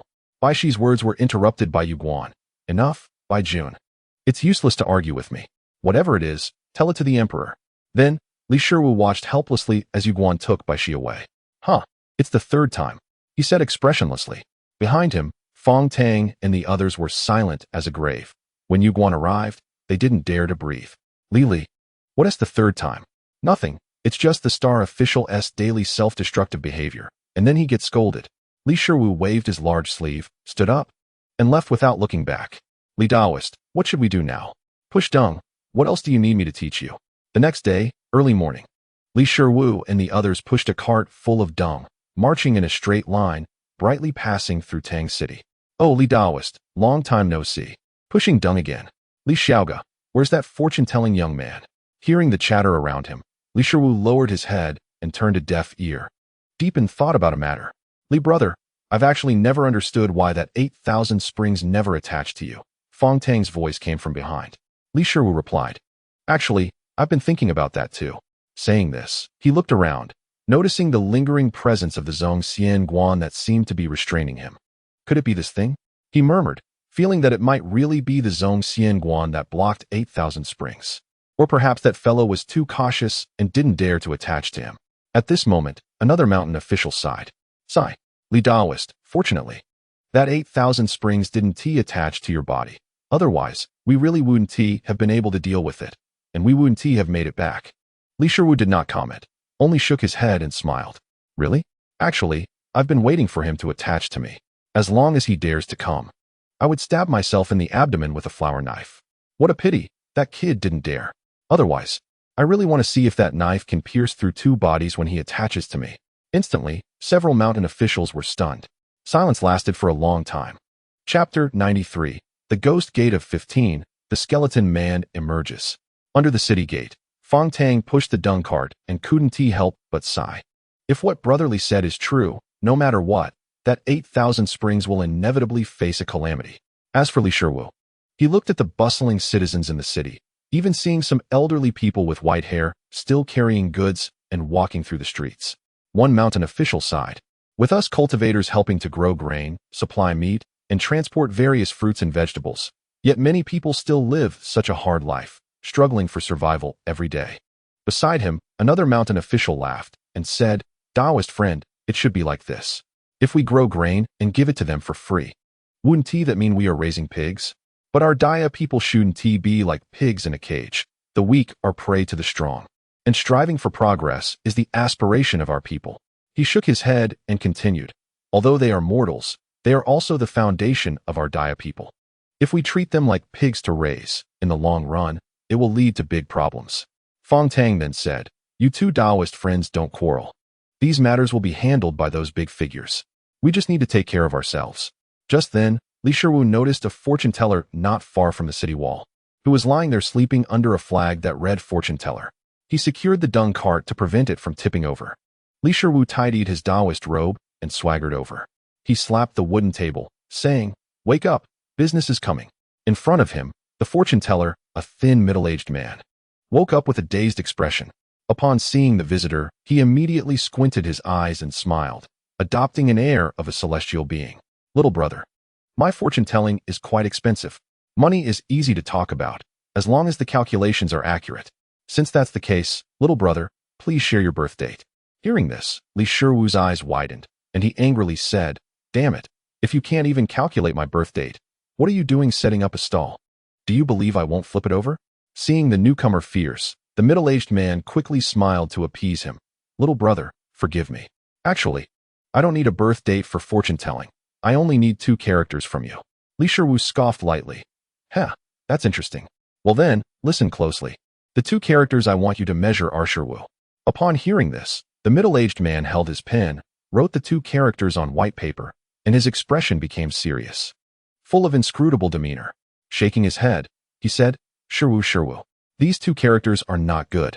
Li Shiru crossed his arms and looked sideways. "What do you mean?" The middle-aged man took a deep breath. The so-called Shiru is the ghost gate, where the skeletons come out. It is said that every year on the 15th day of the 7th month, the ghost gate opens wide. Little brother, you are fated to encounter ghosts. This is bad. Very bad. In an instant, a knife hum sounded, and the flower-cutting knife was suddenly drawn, resting on the middle-aged man's neck. "Nonsense, I'll cut you down." On the other side, Fong Tang and others were greatly shocked and rushed forward. "Brotherly, don't be impulsive. Taoistly, just beat him half to death and leave him alive. There's no need to kill." After a moment, they saw Li Shiru with the flower-cutting knife pointed at the middle-aged man's head, his tone gloomy. "Fortune teller, I advise you to speak properly. After all, there's only one chance, and you only have one head. You better seize it well." At the fortune-telling stall, the middle-aged man was trembling all over, and his speech became incoherent. "Little brother, don't rush. I just woke up and my head is a bit foggy. I might have calculated wrong." He stared at the two characters Shiru on the white paper again and quickly added, "The so-called the 15th moon is full, flowers are beautiful, and people live long. Little brother, your life will definitely be extremely long. Everything will go smoothly, and you will be safe and sound." Li Shiru laughed.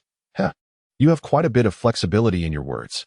I remember someone saying that only blind fortune tellers can be accurate, but you're not blind, are you? Should I help you?" Upon hearing this, the middle-aged man suddenly shivered. He looked up and stammered, "Little brother." But Li Shiru had already turned to leave. "Forget it. I'm somewhat satisfied with your fortune-telling this time. We can talk again next time." A piece of broken silver fell on the table. Watching the person walk far away, the middle-aged man couldn't help but let out a long sigh of relief. He cursed, "Pa, little brat. Back in the day, my father was gouged out of his eyes by a crooked old Taoist priest and was forced to say some good words. He barely saved his life and lived a few more years. Now that I've taken over his job, I can't follow in his footsteps. Just you wait, heh?" The fate of the ghost gate of Shiru. Time passed day by day. Li Shiru and others pushed the dung cart early every morning. And as for the remaining time, they naturally practiced diligently without slackening. During this period, Fong Tang's wife came looking for him. However, she only stayed at the city gate and did not enter the city. Li Shiru took a distant glance and saw her calm and gentle demeanor. So he did not go forward to disturb her. In a hurry, a month had passed. In Tang City, at the star officer's residence, Li Shiru sat expressionlessly in the hall, drinking cup after cup of tea. In front of him were 16 female cultivators of decent appearance, exposing fragrant shoulders and slender waists, swaying gracefully, creating a gentle fragrance with every wave of their sleeves. In the hall, Bai Shi lay sideways, smiling as he watched, with female cultivators waiting by his side, occasionally feeding him fruits. Li Shiru didn't need to think to know that Bai Shi in front of him was different from before. As for what exactly was going on, he was too lazy to guess. Anyway, he couldn't figure it out. Shiru, why the frown? The so-called bitter before sweet. The bitterness before sweetness doesn't always mean it will be sweet later, but sweetness that comes first is definitely sweet. Bai Shi chuckled lightly and continued, "Shiru, your days are still long ahead. Don't waste your prime years on hard work and cultivation. Come, let us drink and enjoy the beautiful dances." Hearing this, the female cultivators in the hall instantly exchanged glances. Even if they couldn't attach themselves to the star officer, if they could hook up with this young man, they would have no worries in this life. After all, being able to drink with a star officer is something their sect leaders wouldn't have the privilege of. As for Li Shiru, he smiled awkwardly. In his heart, he thought that this Bai Shi had changed even more than before. "Star officer, I have something I'd like to ask." He couldn't help but say, "Just say it." Cough. It's inconvenient with so many people. Bai Shi glanced around, waved his hand, and sent all the female cultivators outside the hall, smiling. "Shiru, could it be that you're encountering difficulties in your cultivation?" Li Shiru shook his head, just trying to say, "My lord, may I ask why? Every time after being captured, when you appear again, the difference is quite significant." In the hall, Bai Shi fixed his gaze on Li Shiru but didn't respond, just smiling mysteriously. Seeing this, Li Shiru quickly stood up and bowed. "I spoke out of turn. Please don't take it to heart, my lord." Bai Shi, however, casually replied, "This, I can say." Chapter 94 Bai Shi, my lord, never mind. You'd better not say it. I'm afraid some things are not for me to know. Li Shiwu sighed and forcibly suppressed his curiosity. Just then, Bai Shi had already walked from the hall to the lower level. It's fine. If they don't explain it to you, I will, he said. They? Li Shiwu was taken aback. Yes, the Bai Shi you saw before. So, you really aren't the same person? Li Shiwu exclaimed in surprise. Yes, or one could say no. In an instant, Li Shiwu was completely confused. I'm like a frog at the bottom of the well or a fish in a pond. I truly don't understand your deep meaning, my lord. Li Shiwu scratched his head and added. So, could you say something, that I can understand? Bai Shi nodded and smiled. Of course. He waved his hand, and the entire hall's doors and windows closed tightly, enveloped by a layer of mysterious aura. Li Shiwu suddenly felt as if he was completely isolated from the outside world. Bai Shi said, what I'm about to say is a secret of Bai, so it naturally cannot be heard by others. The walls have ears, so it's wise to be cautious. As soon as he finished speaking, a large copper mirror appeared in front of Bai Shi. In the mirror, their figures were clearly visible, even down to the strands of hair. Shiwu, is the mirror clear? Very clear. Li Shiwu nodded, not understanding what two big men looking in the mirror was about. Shiwu, do you think Bai's appearance is acceptable? Bai Shi suddenly asked. Li Shiwu stammered. My lord's grace is rare in the world, naturally acceptable. Star officer, I still have to go push the dung cart. Let us talk another day, he said, turning to leave. Just then, a laugh came from behind. Li Shiwu, didn't you want to know the answer? Why are you in such a hurry to leave? Instantly, Li Shiwu stopped in his tracks, his whole body tensed. He turned around with difficulty. Star officer, was that you speaking just now? I clearly heard the voice coming from the mirror. Please don't scare me on purpose. I'm timid. Bai Shi shook his head, just indicating to look at the copper mirror in front of them. Li Shiwu turned his head to look, and in the copper mirror, there were still only the two men. Li Shiwu, look at me. A gentle male voice came again from the copper mirror. To his surprise, it was Bai Shi in the mirror. Bai Shi was leisurely sitting on a wooden lounge chair he had pulled out from the side, rocking back and forth. This completely stunned Li Shiwu, because the Bai Shi beside him had no lounge chair, but was standing there, smiling at him. Lord Star Officer, why is the you in the mirror different from the you outside? This makes no sense. Li Shiwu's gaze kept switching left and right, and indeed, Bai Shi inside and outside the mirror were really different. Seeing this, Bai Shi just smiled and said, Shiwu, let me tell you something. Is there a possibility that every time you look in the mirror, the person in the mirror is also looking at you? In other words, the world in the mirror is the real one, and you are the false reflection. Li Shiwu thought to himself, this statement is convoluted, yet it somehow sounds quite reasonable. At this moment, Bai Shi continued, Shiwu, tell me, are you the person in the mirror or the person outside? Which one of you is real? For a moment, Li Shiwu completely didn't know how to respond. Meanwhile, Bai Shi set up a copper mirror in front of him, and in that copper mirror appeared a third Bai Shi. The third Bai Shi then set up another copper mirror, and soon a fourth Bai Shi appeared. Witnessing these scenes, Li Shiwu felt a tingling sensation on his scalp. Such means were far beyond his understanding. At this moment, Bai Shi, the third Bai Shi, the fourth Bai Shi, and the fifth Bai Shi all turned their gazes towards him, looking at him with great interest. In unison, they asked, Li Shiwu, do you know which world in the copper mirror is real? Which one is false? Out of so many Bai's eyes, do you know which one is real and which one is fake? In the next instant, Bai Shi suddenly walked out of the copper mirror, followed by the third Bai Shi, then the fourth and the fifth. In almost an instant, the entire hall was filled with Bai's eyes. They looked the same, had the same aura, yet their behaviors and manners were completely different. It was as if they were one person, yet also different people. Li Shiwu, look at us.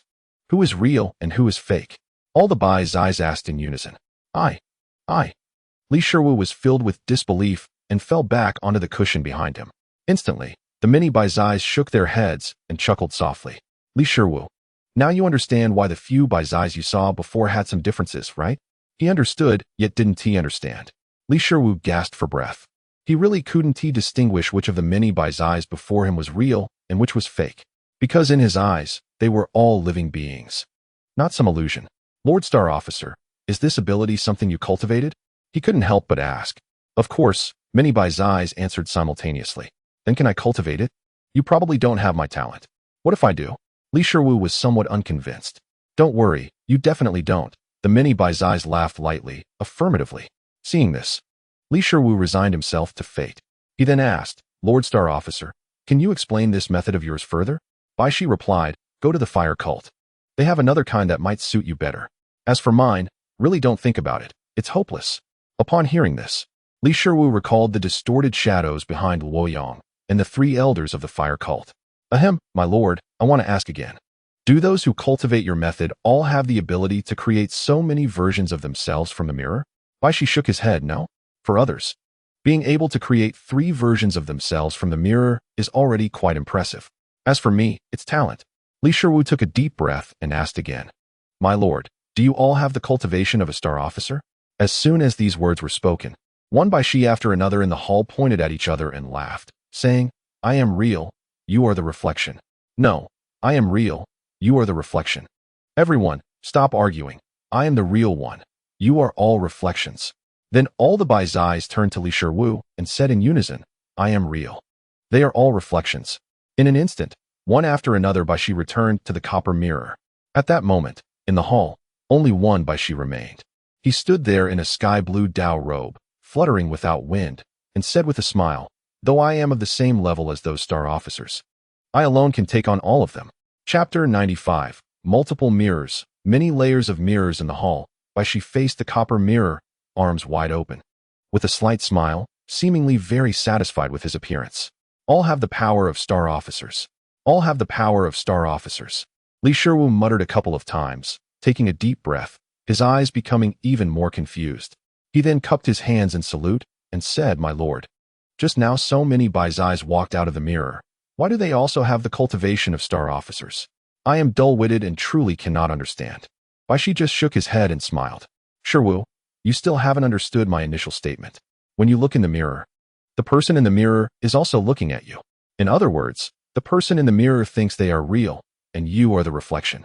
Bai Shi's tone softened as he continued. For all those Baizais just now, each one believes they are the real one, and others are merely reflections. Since they see themselves as real, naturally, they possess the cultivation of star officers. This is my method of cultivation. Li Shiwu nodded. He kind of understood. Then, as if he thought of something, he widened his eyes and said, my lord, you wouldn't also have walked out of the mirror, would you? Guess. Bai Shi replied indifferently, uttering 2 words. Li Shiwu's mouth twitched. He then pinched his chin and said, my lord, your method is mysterious and unfathomable. But in the end, there should be a true star officer Bai Shi, right? Where are the others? Bai Shi remained silent, only turning around to return to the main seat in the hall. He smiled and said, I believe I am the star officer Bai Shi. Those you saw before were merely my reflections. Li Shiwu felt that this conversation could not continue. If they talked further, his brain would turn into a mess. However, he still wasn't willing to give up and said, my lord, I really don't have this talent for the path. I think you might be mistaken. You really don't, Bai Shi answered without a hint of hesitation. All right. Li Shiwu lowered his head and asked, my lord, what is the name of this technique of yours? Bai Shi replied, the number of people that can be created from the mirror corresponds to the number of layers of mirrors. If someone can create 3 versions of themselves from the mirror, that is 3 layers of mirrors. If 4, that is 4 layers. TSK, I am not talented, many layers of mirrors. So Shiwu, this is called talent. You really can't learn it. Bai Shi thought for a moment and added, but don't belittle yourself or lose your ambition. After all, you are like a mutated frog that can grow 10 legs, and even if you cut them off, they grow back, even having eyes on your thumbs. Shiwu, this too is talent, I just can't learn it. Hearing the voice, Li Shiwu immediately had a gloomy expression. This feeling of wanting to curse but not daring to do so was quite uncomfortable. Moreover, he inexplicably felt that the star official Bai Shi, whom he had met for the first time, was the most to his liking. Just look at his celestial demeanor, even during the grand meeting. He surprisingly did not bow before the emperor, which was truly impressive. But then he thought, what if that Bai Shi also walked out from the mirror? Bai Shi said, I've already explained the reason for the different Bai Shi. To avoid your wild speculations, if there's nothing else, just accompany me to listen to music and drink, enjoying the pleasures of this world.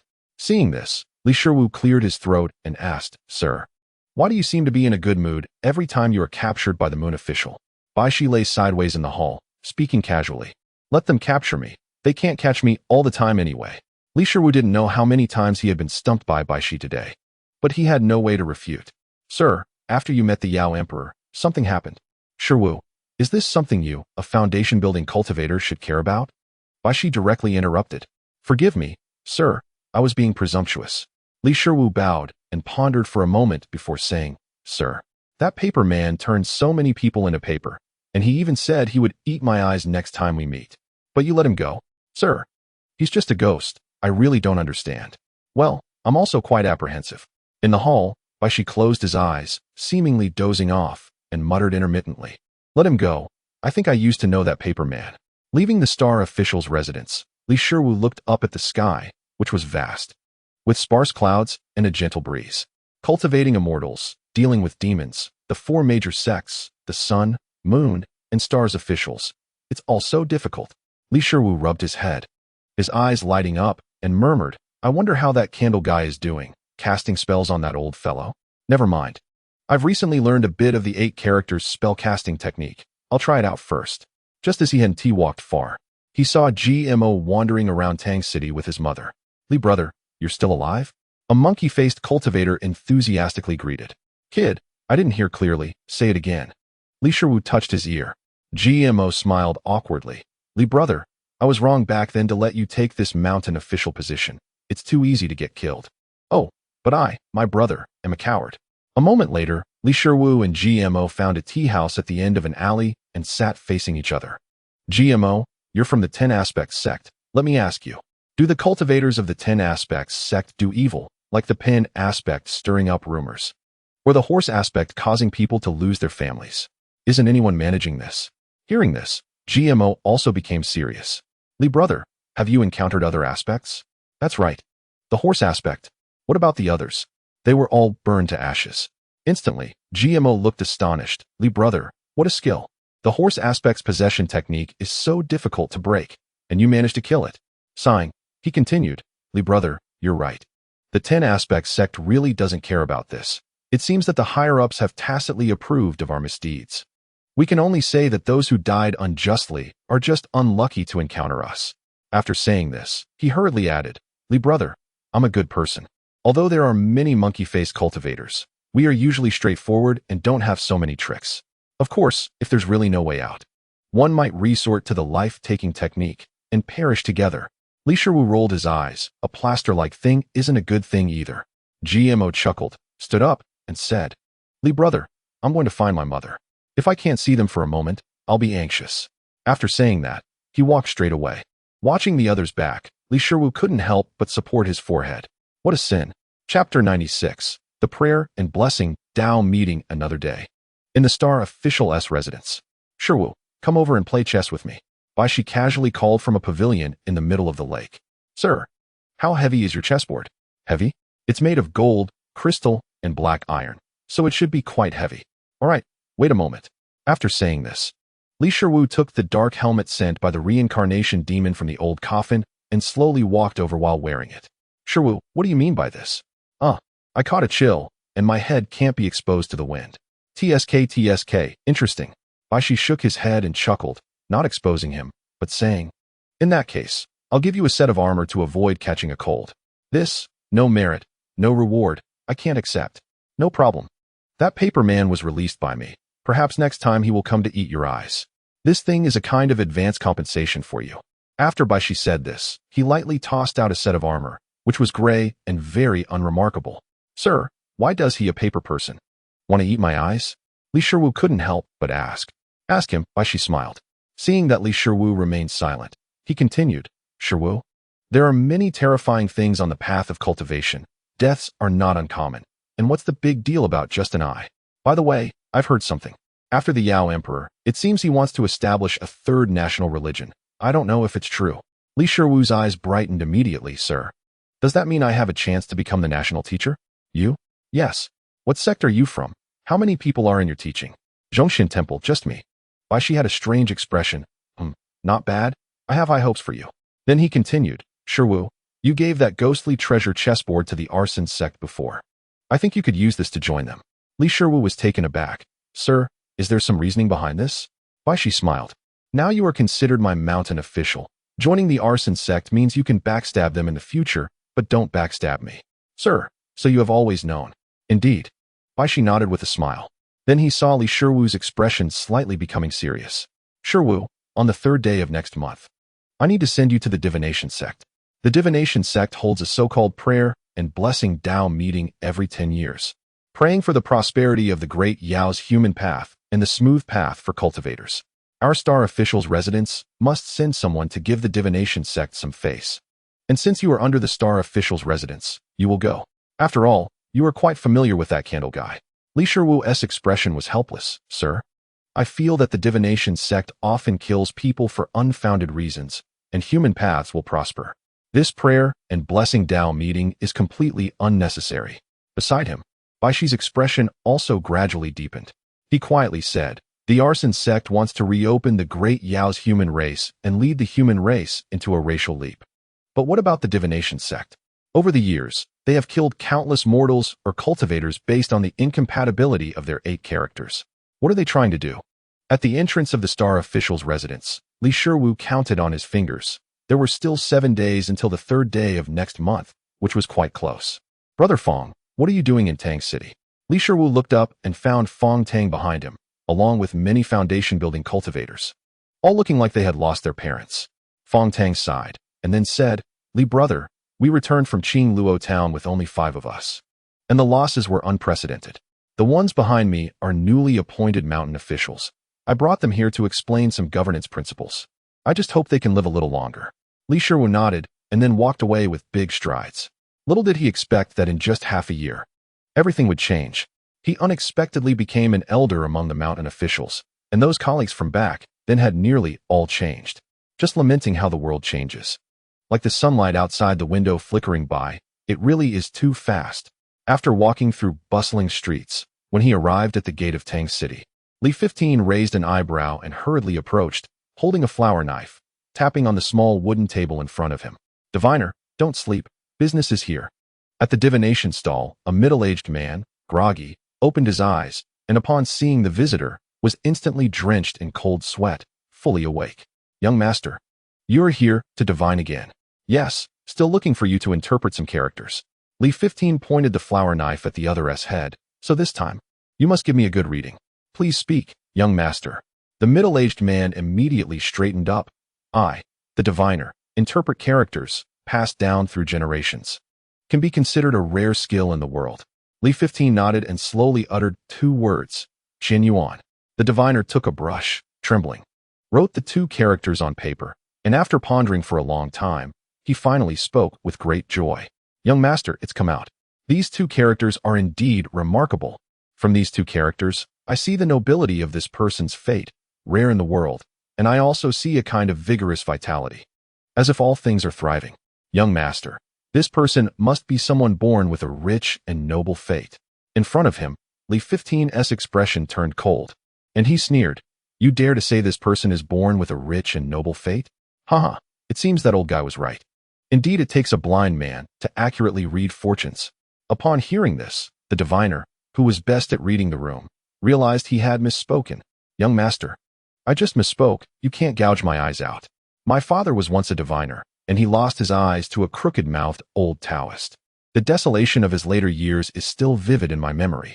The diviner actually bowed down and worshipped, his voice almost tear-jerking, making listeners sorrowful and tearful. Moreover, these 2 characters, at first glance, sound like those of a short-lived ghost, destined to suffer retribution and die a bad death, unable to transcend after death. Hearing this, Li 15 fell silent for a long time, until the streets grew sparse. Mischievous children started heading home, and the sky became shrouded in layers of dark clouds. He finally showed a rare generosity, took out a piece of gold, placed it on the diviner's stall, and without looking back, walked away. At the same time, a voice came. Keep the gold, and if you have free time, please go to your father's grave and burn 3 sticks of incense. After a long while, the middle-aged man finally regained his senses from the shock. He opened his mouth to curse. You little brat, last time you spoke ill of me, saying you'd pull out my eyes, and this time I specifically spoke good words, yet you still want to gouge my eyes out? Suddenly, he seemed to think of something. He hurriedly looked down at the bamboo box beside him, rummaged through it for a long time before finding a yellowed book that looked like a ledger. In the past, my father would record every divination in this book. But after losing his eyes, he fell ill and eventually died in bed. The middle-aged man took a deep breath and began flipping through the pages. Finally, on the last page, he saw several bloody, twisted big characters. Qin Yuan, Fate. Chapter 97. Li 15 and the dog in a hurry. 7 days just passed like this. On a clear morning, Li 15 neatly tidied up his extra legs and simply tied up his long hair before pushing open the small temple door. Master Li. Out so early? The faceless man, wearing a gray robe, with disheveled hair and hands tucked in his sleeves, looked like a ghost. I am going to pray for the great Yao people and also pray for our cultivators to thrive on the immortal path. You, a mere little monster, dare to block my way? Li 15 glared. Do you believe that this mountain official will take you down immediately? Oh dear, Master Li, you've become strange. Speaking in official tones so smoothly, it's chilling. The faceless man clutched his chest, shaking his head and sighing. Well, people flock together, and things gather in groups. Li 15 raised his chin. The mountain officials I deal with are all-star officials, reincarnation monsters, paper Taoists. Oh, we can see that you are pushing a dung cart every day in Tang City. Moments later, Master Li, don't fly so fast, take me with you. In the past 100 years, I've been wandering around Tang City, and I've never been far from home. In Tang City, at the Star Official Mansion, in a chamber of about 20 zhang in circumference, there was a formation platform inscribed with various intricate patterns, making one dizzy. Luoyang, you're going too? Li 15 crossed his arms, observing. Not far away, a young man in a deep blue robe, with a carefree smile, was also staring at him. Li 15. Am I not allowed to attend this divination sect's prayer meeting? My sect also needs blessings. You know, the world of the great Yao is difficult. Only my sect can break the ice and turn the tide for humanity. Li 15 was too lazy to respond, just looking around at the people, discovering that they were mostly golden core cultivators from various immortal sections. Just then, as the stone door of the chamber opened, she slowly walked in, followed by a female cultivator who was ready to offer incense and tea. Greetings, Star Official. In an instant, respectful greetings filled the air. You all need not be too polite. The Great Yao has 36 states, each with 72 cities. This divination sect is somewhat distant from Tang City, with your cultivation. It will likely take you quite some time, so let us make use of this formation. As the words fell, Li 15 and the others took turns stepping onto the formation platform and vanished in the blink of an eye. Luozhou, Fishtail City. This city is famous for its layout resembling a fishtail and is one of the 72 cities of Luozhou. Luoyang, you're a dog, always following me? In Fishtail City, Li 15 was initially in high spirits, enjoying the local customs, but saw Luoyang trailing behind him, unwilling to leave. Li 15. Don't think I don't know, you've obtained the essence of the backstab dog. You are truly a dog. Luoyang sneered. Haha, then you can scram. Li 15 had a bad expression. Don't be in such a hurry. The gates of the divination sect only open at night during the Z hour. I came to look for you to ask you something. Speak. Luoyang glanced around and sighed. Li 15, the elder of the fire cult gave me a task, asking me to think of a way to pull you into the sect. What do you think? Give me a clear answer. Li 15 pondered, actually. I was also thinking about this, wanting to learn your method of turning your pupils into dice. By the way, Luoyang, does your elder have someone here? Not that I know of. Does your fire cult know the star officials here? Not heard of it. Li 15 nodded and then smiled. In that case, it's easy to talk about.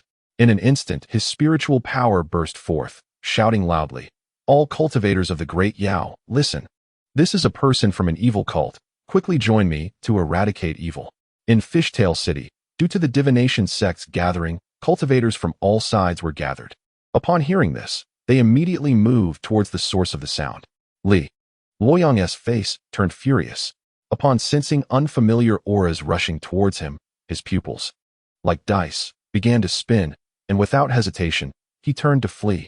At this moment, watching the other back, looking at the twisted and hideous figures behind Luoyang, Li 15's expression was indifferent.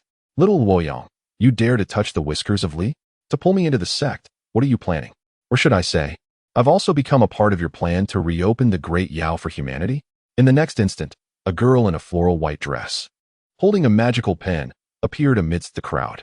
Brother, why are you hunched over and sticking your butt out while walking? So ugly. A little girl tugged at his robe, asking curiously, Haha, I've always walked like this to show that I'm different from others. Is there a problem? Li Shiwu casually tore a sugar gourd from a street vendor's straw rack and stuffed it into a child's mouth. After tossing a copper coin, he said with a fierce expression, You're too troublesome. Go play somewhere else. As night fell, and until midnight, one by one, extraordinary cultivators, or young disciples of notable backgrounds, mostly riding the beast-human companions purchased from their sect, rushed like streaks of light towards a mountain outside the city, creating a bustling scene. Li Shiwu, watch out. At this moment, Li Shiwu stood outside the city, observing the magnificent sight as if thousands of immortals were coming to pay their respects, when he suddenly heard an angry roar from behind. A young man with dice-like eyes, holding a bronze cauldron the size of a door panel, charged towards him and smashed it down fiercely. Wait a moment. Before he could finish his sentence, the cauldron crashed onto his head, creating a deep pit in the ground. Li Shiwu, I'm Luoyang. Do you dare to harm me? Luoyang's eyes were filled with joy, as if he had vented a lot of frustration. Just then, another Li Shiwu emerged from the side, asking ominously, having fun? It's okay. In an instant, the flower knife was drawn, and with a flash of blade light, it sent the person flying dozens of meters away, stirring up dirt and stones along the way. Li Shiwu looked indifferent. Just you? I knew you would sneak attack. I've been on guard the whole time. At this moment, a figure crawled out of the deep pit. However, the human skin on its face was peeling off, looking particularly eerie in the night. Master Li, are you deceiving the demon? The faceless man was quite indignant. His face was actually that of Li Shiwu. I peeled my own face for you so you could blend in with the divination sect. Don't be ungrateful, Li Shiwu said, then soared into the air, following the other cultivators towards the mountain. About a stick of incense later, a towering mountain, thousands of zhang high, stood before Li Shiwu as if it had sprouted from the ground. Looking up, with his eyesight, he could clearly see pavilions and towers resembling immortal palaces, nestled among giant trees. Time passed, and more cultivators gathered at this location. Everyone, look, when did a stone tablet appear here? I don't know. The cultivators saw that in front of the peak, a 10-zhang-high stone tablet stood impressively. A good-natured person approached, looked it over, and began to read aloud. Li Shiwu and dogs are not allowed to enter? Chapter 98. The spirit of Guashan welcomes the national master under the night sky. In the celestial sphere, great cultivators with imposing demeanor and ethereal grace, as if untouched by dust, either floated in the air or stood atop their beast-human companions, curiously gazing at the 10-zhang-high stone tablet. TSK, Li Shiwu and dogs are not allowed to enter. Never heard of it. But for the divination sect to set up such a tablet, this person must be quite significant. Listening to the conversations from above and below, Li Shiwu stood there, his robe billowing in the wind, his expression unchanged. Master Li, your reputation is quite grand. The divination sect has erected a tablet to welcome you. The faceless man changed to an old man's face and sneered behind him. No matter, if the divination sect doesn't welcome me, that's fine, Li Shiwu said to himself. At this moment, Luoyang, patting his chest, slowly descended from the air, and upon seeing the stone tablet, was equally stunned. Then he mockingly said, Li Shiwu, you probably can't go up to the divination sect. The prayer meeting has nothing to do with you. Li Shiwu glared at him. The ghosts behind you, who have died 100 times, are all watching you. Moreover, do you believe I will expose your identity as an arsonist right away? On the other side, many familiar faces appeared in the air. Huang Xiu, the plump baby of the beast-human sect, and some cultivators from Tang City. Everyone, who is this Li Shiwu? Is he present? I would like to meet this capable person, a curious female cultivator said, her voice sounding sarcastic as she covered her mouth and laughed. In the air, a prominent cultivator from Tang City pointed casually. Isn't that him? This person has quite a notorious reputation in our Tang City. Moreover, during this grand meeting, the term 10-legged frog has been circulating, referring to him. Beside him, another prominent cultivator spoke coldly, rebuking. Friend, we come from the same place. Why do you bring up Li Xiao's shortcomings for the amusement of outsiders? Don't you know that when one suffers outside, the whole lineage suffers? The person merely waved his sleeve and replied, Friend, don't use grand principles to pressure others. That's quite off-putting. In the world, laughter and shaking heads arose in waves. TSK. I thought it was someone capable. Turns out he's just a foundation-building cultivator. It seems a bit disappointing. Your words are mistaken. The divination sect is reputed as the third national religion, and establishing this tablet must have its reasons. Do not underestimate someone based on their cultivation level. At this moment, a young foundation-building cultivator from Tang City, the one who first identified Li Shiwu, spoke up. Seniors, I know the reason behind this. the last time the treasure river appeared. Li Shiwu, I don't know what spell he cast, but he cursed young Master Zhu Gong 6 times, causing him great suffering. I believe this is the source of their enmity. Upon hearing this, all the cultivators nodded in agreement. It made sense. A female cultivator then asked, "This little Taoist, may I ask if you can show us that 10-legged frog? I'm really curious about this 10-legged frog person."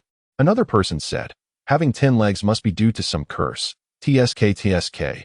This person is probably done for." Facing the jeering or mocking remarks from all around, Li Shiwu simply bowed slightly, holding his hands in a gesture of reverence, his voice clear and resonant, carried by the night wind. "Esteemed seniors, fellow cultivators, I am Li Shiwu, a mountain official from Tang City, a disciple of the Seed Immortal Temple, here to pay my respects."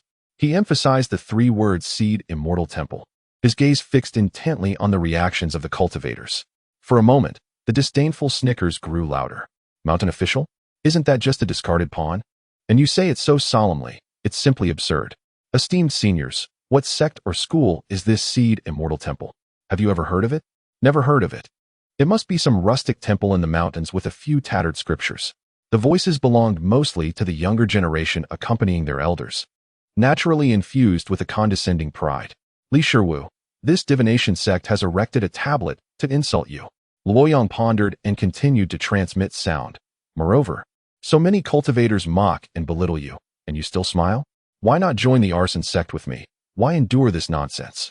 "Li Shiwu, the elders in the sect value you. They don't mean to scheme against you, but truly believe you are suitable for our sect's heritage. You have no idea how great an opportunity that is. Sai, do you know Star Officer Bai Shi? Our sect's elders speculate that he may possess another kind of legacy." Hearing the words beside him, Li Shiwu still chuckled lightly. He whispered, "Just a few light jabs from others. It's not like they're wielding a hatchet to suddenly cut me open, leaving me to roll on the ground in pain. If by chance I survive, I'd have to stitch myself up slowly." Li Shiwu's tone was lighthearted.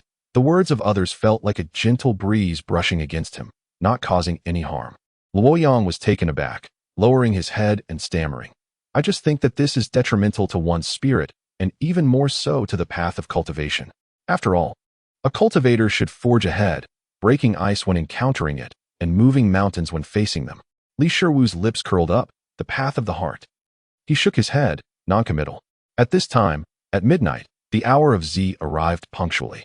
The sound of great bells pierced the night sky, ethereal and melodious, resonating throughout this world. At the hour of Z, the sect of divination opened its gates. "Fellow Taoists, let us go together to witness the ceremony." In an instant, many cultivators descended to the foot of the mountain, walking up the wide main path to show their respect. "Luoyang, you go up the mountain. I won't expose you this time," Li Shiwu said. "What about you?" "I will go up too. After all, why she asked me to come. And if I let a stone tablet intimidate me from going forward, wouldn't that be even more embarrassing?" Saying this, Li Shiwu stepped forward, moving ahead under the teasing gazes of the other cultivators. But just as he was about to cross the stone tablet, a burst of golden light erupted, sending Li Shiwu flying dozens of feet away. "TSK, kid, since they don't welcome you and even cast a spell to block you, don't be shameless and force your way up," the cultivators mocked. "Li Shiwu, don't embarrass yourself. Otherwise, you'll only become a laughingstock." Hearing the words of the other cultivators, a young man was moved and took out a large yellow dog, leading it forward. Surprisingly, both the dog and the young man passed the stone tablet without any hindrance. In an instant, the mountain path was filled with laughter, echoing through the area. Cough. Even a dog can go, but a person can't. Yes, I've never seen a dog go before people like this. Just then, a strange change occurred.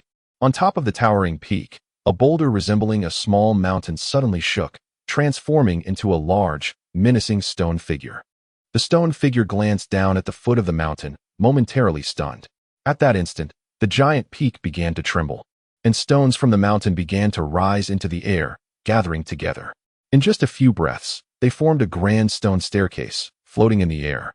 From the mountain top, it spread all the way down to the foot of the mountain, seemingly heading towards Li Shiwu.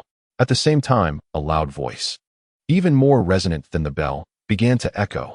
"The spirit of the divination mountain welcomes the national master." Chapter 99. Bound to the sect of divination. Bound to listen to the candle at this moment, the entire world fell silent. On the mountain path, and even among the many cultivators who had yet to set off. Everyone was stunned. National Master? Could it be that this time the sect of divination has a great national master personally attending the meeting? In an instant, the cultivators felt a heavy breath, their eyes filled with shock and disbelief. The two national masters of the Great Ya were always by the emperor's side. And for the people of the Great Ya, they were an unreachable, untouchable sky. Their words could determine the lives and deaths of countless individuals.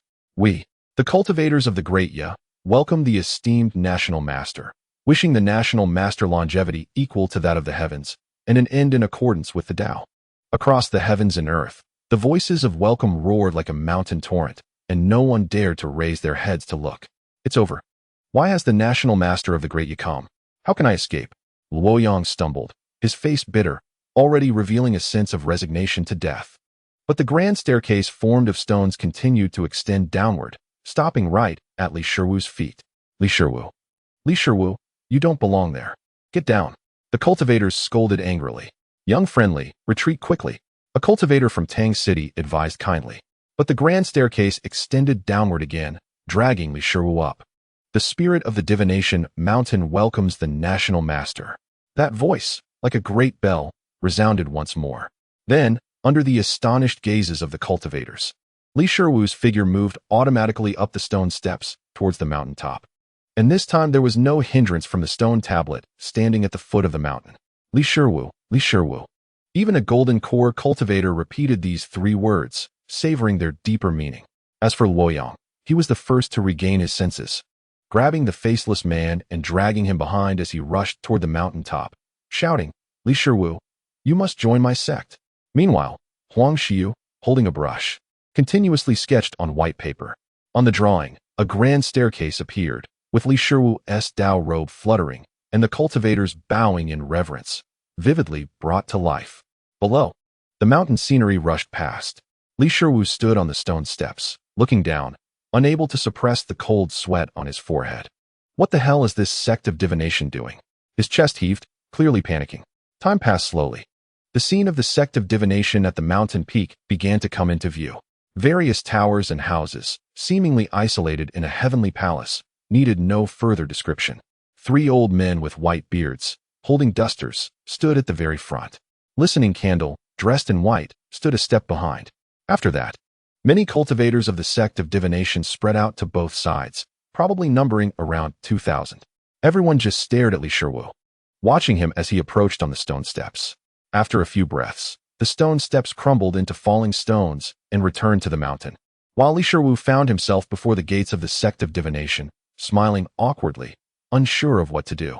With a roll of his eyes, he clasped his hands and said, Honorable seniors, I am a disciple from Tang City, a cultivator of the Zhongxian Temple. Greetings to you. Cough. This has nothing to do with me. That staircase inexplicably appeared at my feet. I'm also bewildered. On the other side, the 3 old men of the sect of divination remained silent. One of them waved his duster and summoned the fierce stone giant, which, upon landing, made Li Shiwu feel a tremor beneath his feet. Stone demon, did you just call him national master? An old man casually asked. Master of the sect. The stone man knelt on one knee, his voice deep and rumbling. I just woke up and don't know what happened. I felt my head was a mess. And I inexplicably called him national master, and then brought this person up. Hearing this, the cultivators of the sect of divination exchanged glances. Someone said, could it be that this stone demon has been in our sect for so long that it has absorbed our divination energy and seen something? Dao brother, don't be ridiculous. This kid is only in the foundation establishment stage and comes from a small mountain official background. He cannot be the national master of the Great Ya. Listening to the whispers of the cultivators, an old man shouted, stop speaking nonsense. The leading old man faced Li Shiwu, staring for a long time before saying, young friend, regardless of your background, you cannot become the national master of the Great Ya, nor will you have the opportunity. I understand that the Great Ya is currently establishing a 3rd national religion. If it is true, the position of the national religion will belong to the sect of divination, and the position of the national master will belong to Listening Candle. The old man's face was deeply lined, and in the night, it looked like dry, withered tree bark. He continued, Listening Candle's disciple is fortunate. This is destined by heaven. No one can take it away, no one. For a moment, the scene fell into an inexplicable silence. No one spoke, all staring at Li Shiwu, making him feel goosebumps all over. Predecessors, I do not want to be the national master. I know I am not cut out for it, Li Shiwu suddenly replied. As for the three old men, they nodded and then vanished like smoke. Li Shiwu, didn't you see the stone tablet at the foot of the mountain? How could you still dare to come to my sect? Listening Candle frowned. Hearing this, Li Shiwu also became angry, glancing over with an indignant tone. Listening Candle, that fate chessboard was set on fire by she at my behest. Are you blaming me? No. Then what does that stone tablet mean? What did I do to you? This matter will be discussed later. Listening Candle lowered his head, stammering. All right, let me ask you again. Why can dogs go up the mountain, but I can't? Li Shiwu asked again. Listening to the Candle replied. The stone tablet says, Li Shiwu and dogs are not allowed to enter. Individually, Li Shiwu can enter, and individually, dogs can also enter. But Li Shiwu and dogs together cannot enter. Listening to the Candle let out a light snort. Do you understand now? It seems that you really have the traits of a dog, both human and dog. Li Shiwu said, This is the divination sect. I need to stay calm. He repeatedly reminded himself. Then he smiled and asked, listening to the Candle, What is up with that stone giant? It's a stone demon that likes to petrify people. Listening to the Candle glanced at it and continued, after capturing it. I thought its abilities could help create some stone scenery for the divination mountain, so I didn't kill it. I didn't expect this commotion tonight would alarm my three masters. Li Shiwu nodded and then muttered softly, listening to the Candle. Those three are the ones you want to kill. Shut up. Listening to the Candle was instantly horrified and hurriedly used his technique to disperse the words. He angrily said, Li Shiwu, are you doing this on purpose? Cough cough, nonsense. Li Shiwu said, then his gaze fell back on the giant. Stroking his chin and said, Demon brother, do you really think I can be the national master? You probably can't. The stone man shook its head in a buzzing voice and said, Quick, pay me. I just brought you up the mountain. This demon won't make a losing deal. Chapter 100. The flesh splits all right. I will give it. Li Shiwu nodded. This stone demon was indeed inexplicable, but considering it had brought him some prestige, he had to pay for the gold. After a moment, listening to the Candle led Li Shiwu into the gate of the divination sect. The other cultivators would take a long time to ascend the mountain. Listening to the Candle walked ahead and casually said, Now you understand what that stone tablet means, right? Li Shiwu stopped his footsteps, his voice solidified. Do you really not know, or are you pretending not to know? Listening to the Candle turned back. His eyes filled with anger. Know what? Fine, just follow me. Watching the other person walk away, Li Shiwu was momentarily stunned and hurried to follow. After circling for a long time, they arrived at a collapsed and charred great hall, lying in the dust, and looking around, there were broken walls and ruins everywhere. Listening to the Candle, your divination sect has such a destitute place? Li Shiwu assessed and said, It looks really shabby. Listening to the Candle exclaimed.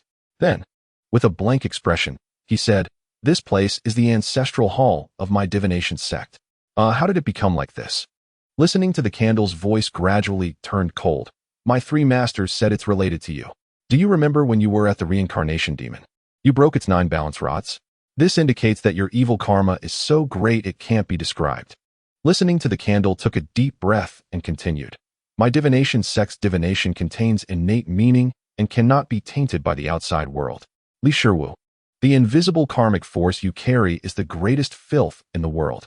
The longer I interact with you, the more I am burdened by you.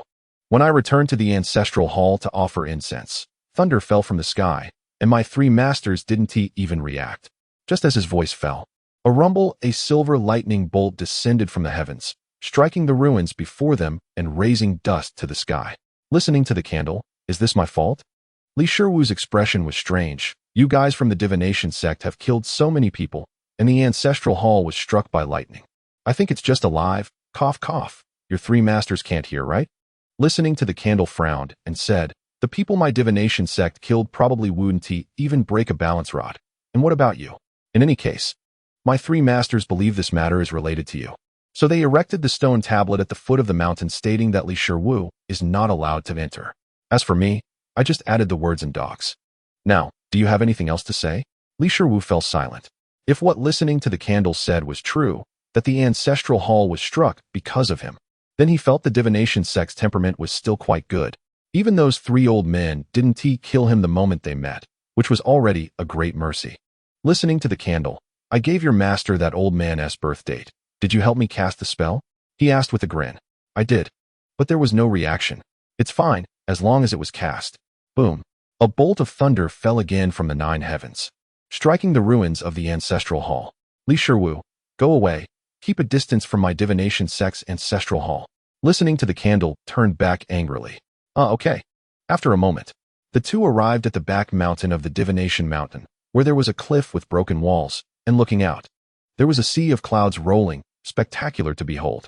Listening to the candle, I actually want to ask, since the ancestral hall is a crucial place, doesn't your divination sect have any formations or something? How could it be so easily struck by lightning? Looking at the scene before him, Li Shiwu casually asked. There is. The divination sect is known as the third national religion, and no one dares to touch its brilliance. But the ancestral hall also has a formation protecting it. Li Shiwu raised an eyebrow. So, where's the formation? Previously, I took the formation eye away, causing the formation to stop in advance. Li Shiwu. His mouth twitched. Speaking of which, you also bear part of the responsibility for the destruction of the ancestral hall. Listening to the candle looked up at the sea of clouds before him, his divination robe flowing with the wind, looking like an immortal.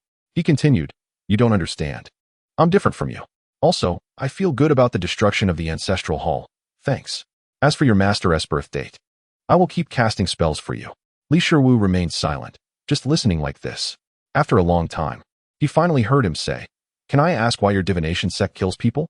Because the birth dates don't match, they naturally should be killed. Listening to the candle spat out these words. He looked up at the sky, his expression forlorn.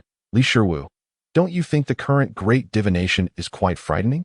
Not knowing the past, not knowing the future. Even those high and mighty sun, moon, and star officials, they also have memory loss, living in a daze. It's as if we have no past, and will have no future. This feeling is too terrifying. Beside him, Li Shiwu smiled, hands behind his head. It's okay. Actually for me, every day is a gain. The reason I keep stumbling along is simply to seek understanding. Otherwise, I wouldn't die content. After saying this, Li Shiwu's smile faded, his eyes fixed, and he spoke again. Listening to the candle, how much do you know about the arson cult? A group of madmen. Their purpose is unknown. I mean the techniques in their cult. Listening to the candle shook his head. Li Shiwu, why are you asking this? Li Shiwu said, recently. Why she has been hinting at me to practice the arson cult's techniques, and Luoyang is also trying hard to pull me into the cult, so I want to ask. You don't trust Bai Shi? Listening to the candle glanced at him. Cough, don't say that. I've always respected the star official like a mountain. Li Shiwu made a cupping gesture. Then do you trust me? I believe. Your master's birth date has been given to you, so I believe. Li Shiwu then yawned. After a moment, listening to the candle said, I've met Luoyang from the arson cult, and I think he has a problem. Luoyang? Li Shiwu's eyebrows twitched. Yes. Listening to the candle's divination robe rustled in the mountain wind, and he continued, in my opinion, his memory seems to have a problem. What I mean is, his memory seems to be sealed or directly interrupted by someone, and then new memories were implanted into him. In any case, the arson cult is sinister, it's best not to provoke them. Li Shiwu nodded, got it. But in the next moment, his expression suddenly changed. He suddenly felt cracks appearing all over his body without warning, like the cracked farmland under the scorching sun, terrifyingly hideous. Li 15, what is this? Listening to the candle. Her brows furrowed sharply. Beside her, Li 15 took a deep breath. With an expressionless face, he said, the deceased builds my body, and the living solidifies my spirit. The body and the spirit should be closely related. As for me now, my soul is somewhat lagging behind, and on top of that, my physical body is being continuously nourished. Therefore, my body is cracked. After saying this, Li 15 gazed into the distance, his expression cold. Old man, did you leave me a chance for immortality or a trouble?